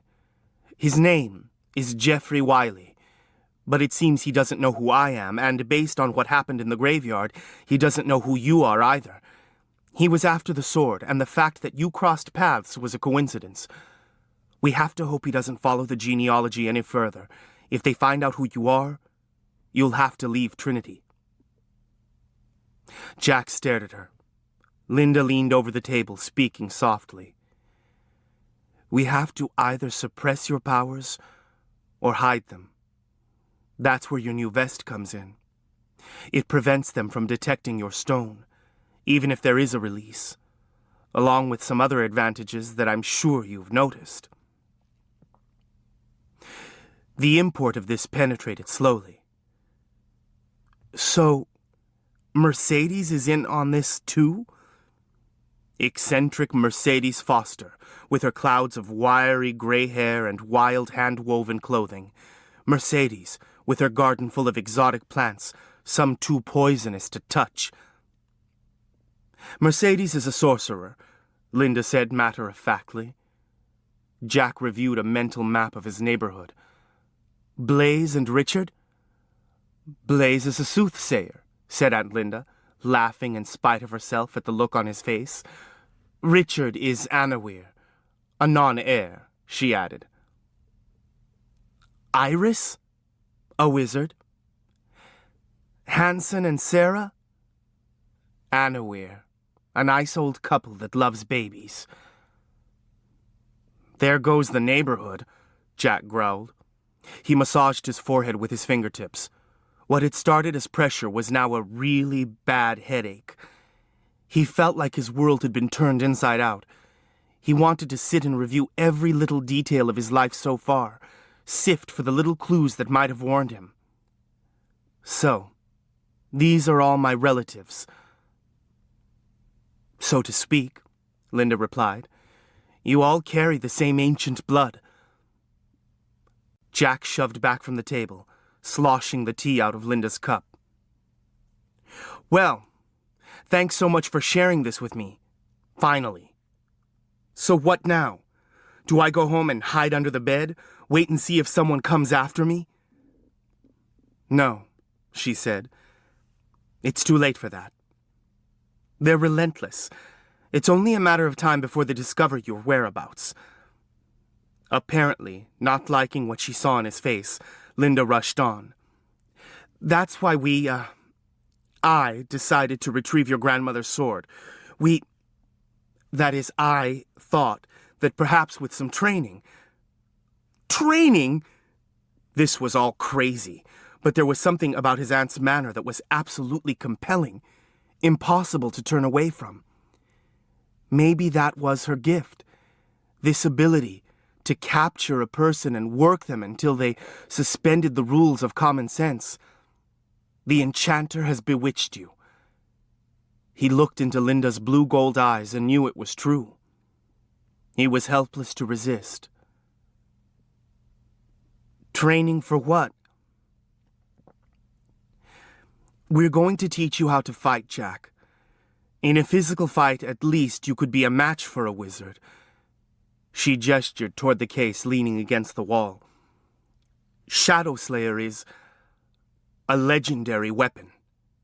We want to make sure that when they come for you, they will encounter a more dangerous adversary than the boy in the graveyard. Jack thought he'd done all right under the circumstances. Who is we? Are you going to teach me how to fight with a sword? He found that hard to imagine, although at this point nothing would surprise him. Linda shook her head. I found a trainer for you, a wizard. Unfortunately, I'm not going to be here. What? You're leaving? Jack. She put her hand over his. Power flooded into him like a highly potent drug. He jerked his hand back, as if he'd been scalded. Don't try that with me. He might as well have slapped her. All right. No magic. Right now you're well hidden in an Weir family with no sorcery about it. I plan to lead Wiley away from you. What do you mean? She shook the hair back from her face. He'll follow me. He won't have any choice. He'll enjoy the chase, but he'll never catch me. Jack thought of the cowboy, screaming under Wiley's hands, remembered the wizard and what he'd said about unfinished business, and shivered. And Linda, please don't mess with him.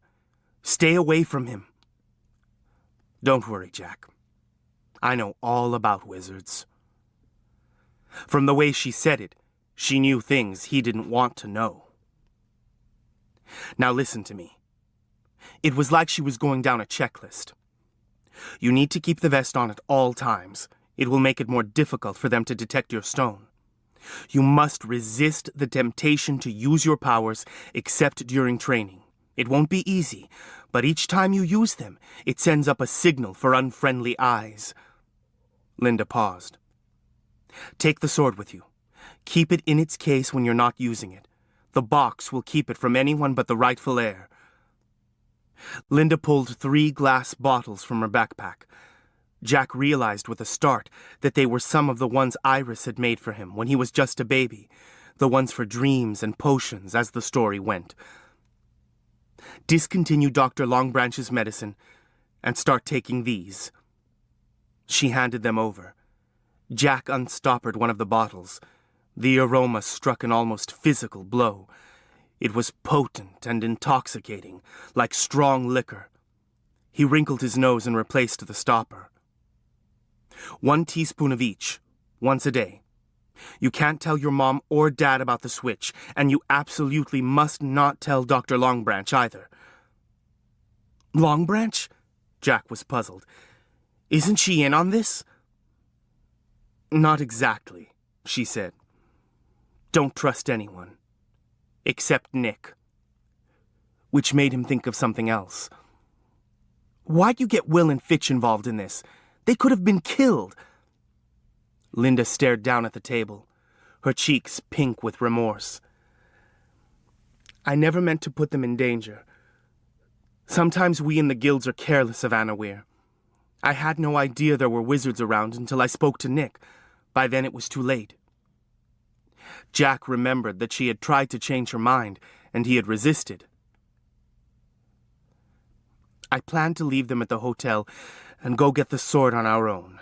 I knew they would never say anything if I asked them not to. If you bewitched them, you mean?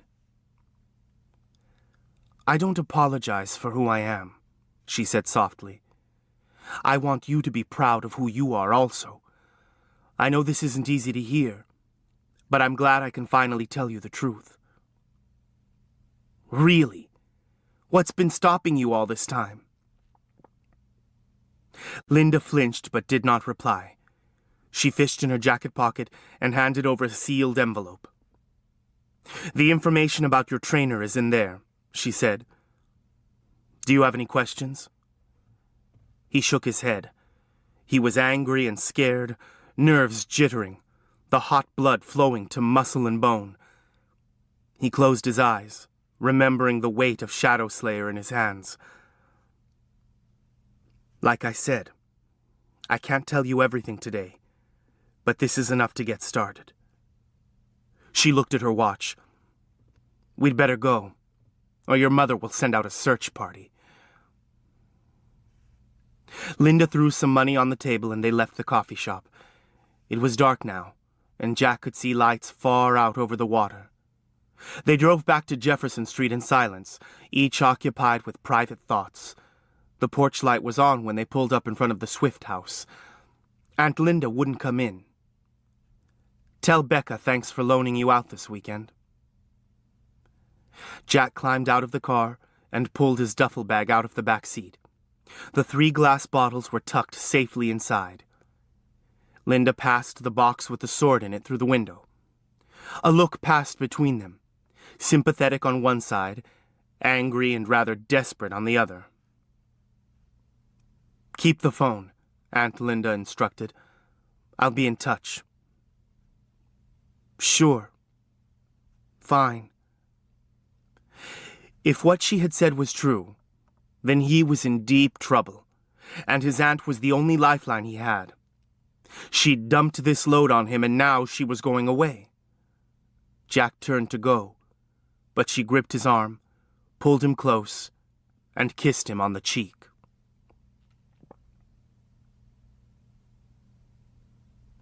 Fortunately, Becca didn't ask many questions. She had legal briefs spread out over the kitchen table. When she saw Jack's face under the overhead light, she exclaimed, "Oh no! Did you forget your sunscreen?" She reached up, touched his burned face, and nodded. She asked if he and Linda had found any new relatives, and Jack said, "A couple." She asked if the road trip was boring after all, and he said truthfully, "No." That seemed to satisfy her. He thought about going out to the garage to talk to Nick, but decided against it. He'd seen enough of wizards for one weekend.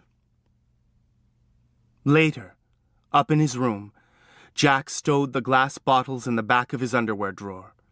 He pushed the box with the sword in it under his bed. The note with the information about his trainer was in his jeans pocket. He tore open the envelope and unfolded the paper inside. The name on the paper was Leander Hastings, Trinity High School's new assistant principal.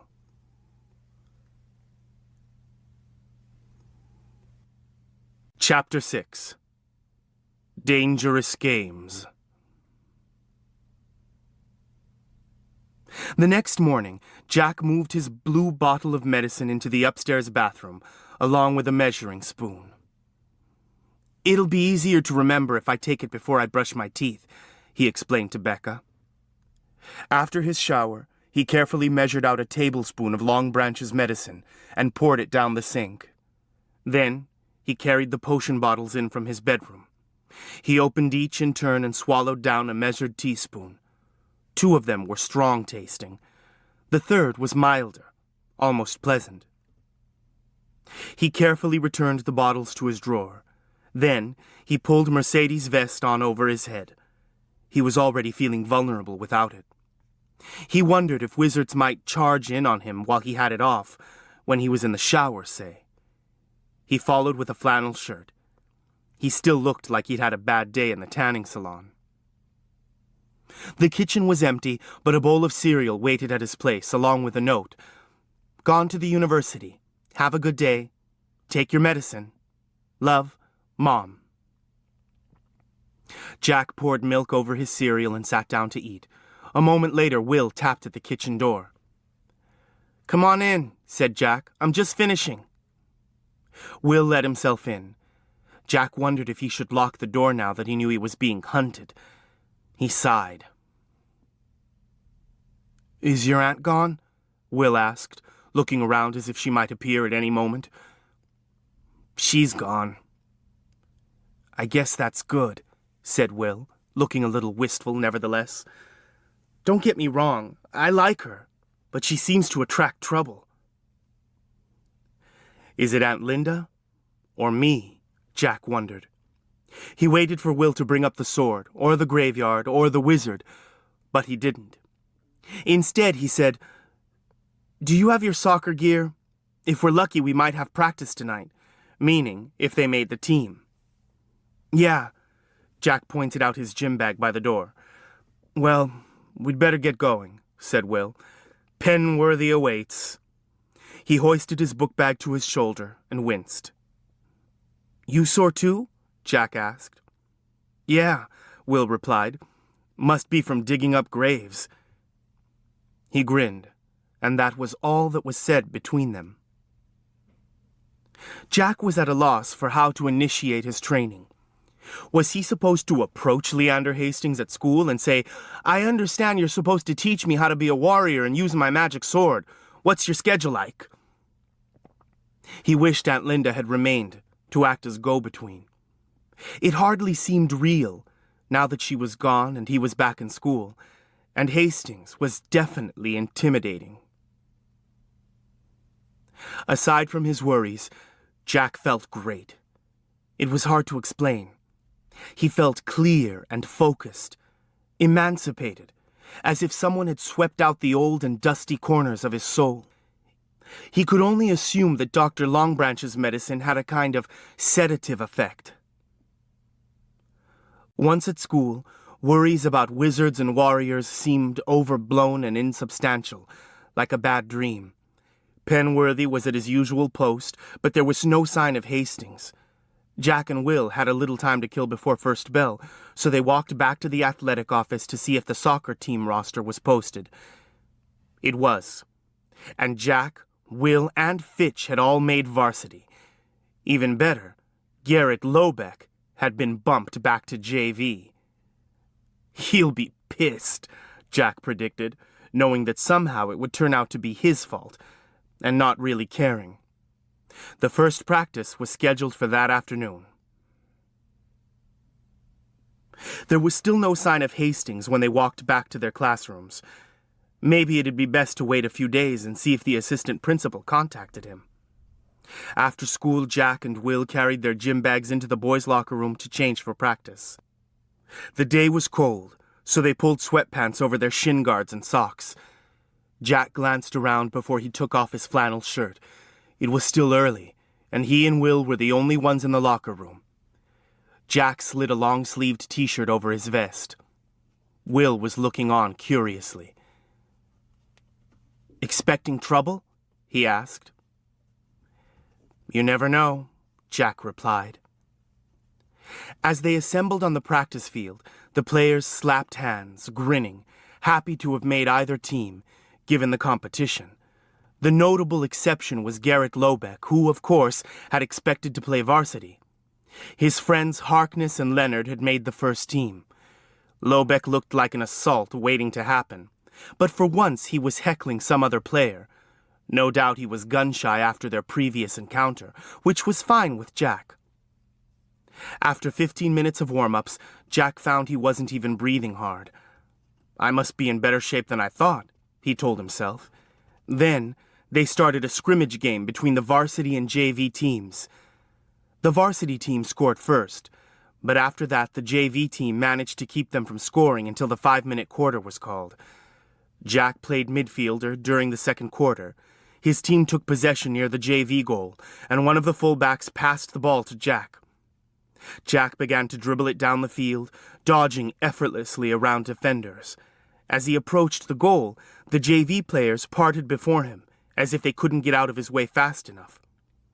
He took his shot from just outside the box. The goalie practically jumped out of the way and the shot sizzled in. The varsity team cheered. Will and Fitch slapped him high fives.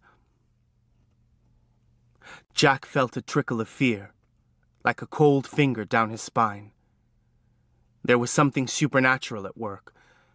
Now that he was off Longbranch's medicine, keeping his powers under wraps was going to be easier said than done. Instinctively, he scanned the crowd. It was sparse. A few parents and assorted girlfriends. Ellen Stevenson was sitting in the bleachers, leaning forward, intent on the field, looking everywhere but at Jack. "Nice going, Swift," Coach Slansky said. "You've really improved since last year." Jack was swapped out right after the goal. He stood miserably on the sidelines. How was he going to get through the season without drawing attention to himself? "The first thing you need to do is work on your control." The voice was practically in his ear. Jack jumped and spun around. It was Leander Hastings, wearing a red Harvard sweatshirt and khakis, hands thrust into his pockets. He was standing close enough so that he didn't have to speak loudly to be heard. "I can help you with that." "Can you?" Jack spoke in the same code. "That would be great. What would you suggest?" "Let's see." Hastings ran his hand through his hair. "You will have soccer practice every afternoon this week, 3 to 5. Let's plan on Wednesday afternoon, right after your regular practice. Tell your mom you'll be home by 8. Hastings had the manner of a man who was used to issuing commands and having them obeyed. Jack nodded. Will we practice here? No, the wizard replied. I'll find a place. Jack hesitated. What about... Will I need to bring anything? He might have difficulty storing Shadow Slayer in his locker. Besides, he was pretty sure swords were forbidden under Trinity's zero-tolerance weapons policy. There was a trace of a smile on Hastings' face, as if he'd read Jack's thoughts. No, not this time. Swift! It was the coach. You're in! Jack nodded to Hastings and ran back out onto the field. Well, for better or worse, he had a plan. He would have to hope for the best. Hastings made him uneasy. Still, his aunt had chosen him, and he had to assume she knew what she was doing. But there was that other thing she'd said. She'd told him he could trust no one, and now he was putting himself into the hands of a stranger. When he glanced at the sidelines, Hastings was gone. Many of Jessamyn's guests chose to come by water. Not that it was necessary, but because it was reminiscent of a more elegant age. They disembarked at the Thames-side docks and promenaded through the Birch Allée to the manor's south terrace. It was lit by torchlight, bordered by beds of white roses. Glamis Castle, Honor, Penelope, Iceberg, and Fair Bianca, among others. Old roses, hybrid teas, floribundas and shrub roses. The blossoms appeared as white smudges in the darkness, their fragrance a subtle reminder of who held power over the guilds. Servants in white rose livery circulated through the crowd, bearing trays of wine and canapes. Each of the gifted brought a party of servants, members of the lesser guilds to serve as a guard of sorts. A few of the very fortunate had enchanters on their arms. They were the focus of envious eyes, and not a few malevolent gestures. Jessamyn Longbranch received her guests where the allée met the terrace. She had chosen them purposefully. Entertaining was an essential element of wizard politics, meant to extract information, intimidate, even draw blood on occasion. One could risk coming, or one could risk staying away. Neither was a safe choice. Jessamyn's hair flowed over her shoulders, confined by a net of seed pearls. Her gown was a confection of diaphanous silk, embroidered over with white roses in strategic locations. The hands she extended for kissing glittered with jewels. Geoffrey Wiley bowed over her hand. He was dressed in subdued fashion, suitable to a declining house. His coat was a red so deep as to be almost black. He wore a ruby in one earlobe. Jessamyn. A whisper of power touched her skin. A gesture only, to let her know he was at home. He kept his head slightly turned, so one side of his face was illuminated by torchlight, the other in shadow. Geoffrey, you poor thing. Whatever happened to your face? She grasped his chin, turning his head so she could see better. His face looked to have been badly burned from chin line to brow on the right side. He'd applied a magical glamour that might have fooled someone less perceptive. She titched. Did you run into an angry dragon? That was the name taken by one of the rabble-rousing leaders of the Servant Guild. The wizard's breath hissed out. So he'd hoped she wouldn't notice. She knew Wiley was vain. They'd been together once. It's nothing. It's an accident. But the fury in his eyes said he'd found someone else to blame, and that someone was not yet dead. Wiley was powerful, the procurer of warriors for the Red Rose. Not many would choose to cross him. She filed that away. Jessamyn looked over his shoulder. Where's that handsome Mr. Page? I was looking forward to seeing him again.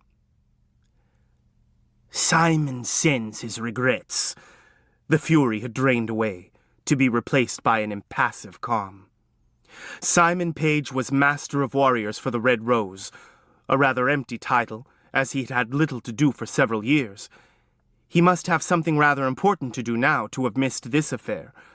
Could it be the Red Rose had finally found a warrior? If so, there was too much at stake to play at guessing. She surveyed Wiley's escort and found what she was looking for. A handsome young man in a red rose livery who ducked his head when she looked at him. An apprentice sorcerer, perhaps. They were a penny a dozen. A servant who knew enough to be afraid of her might know other secrets as well.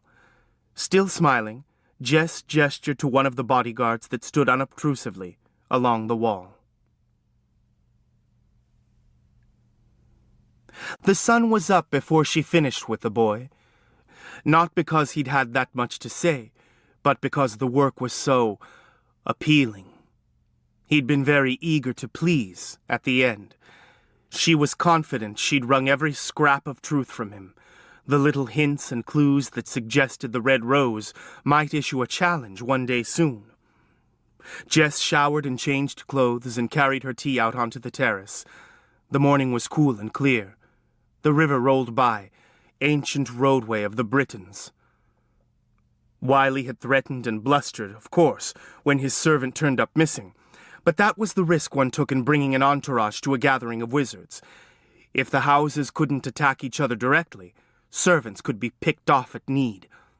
Could she help it if Wiley's young man had drunk too much and fallen unseen into the Thames, where his body would be found one day soon, dreadfully decomposed?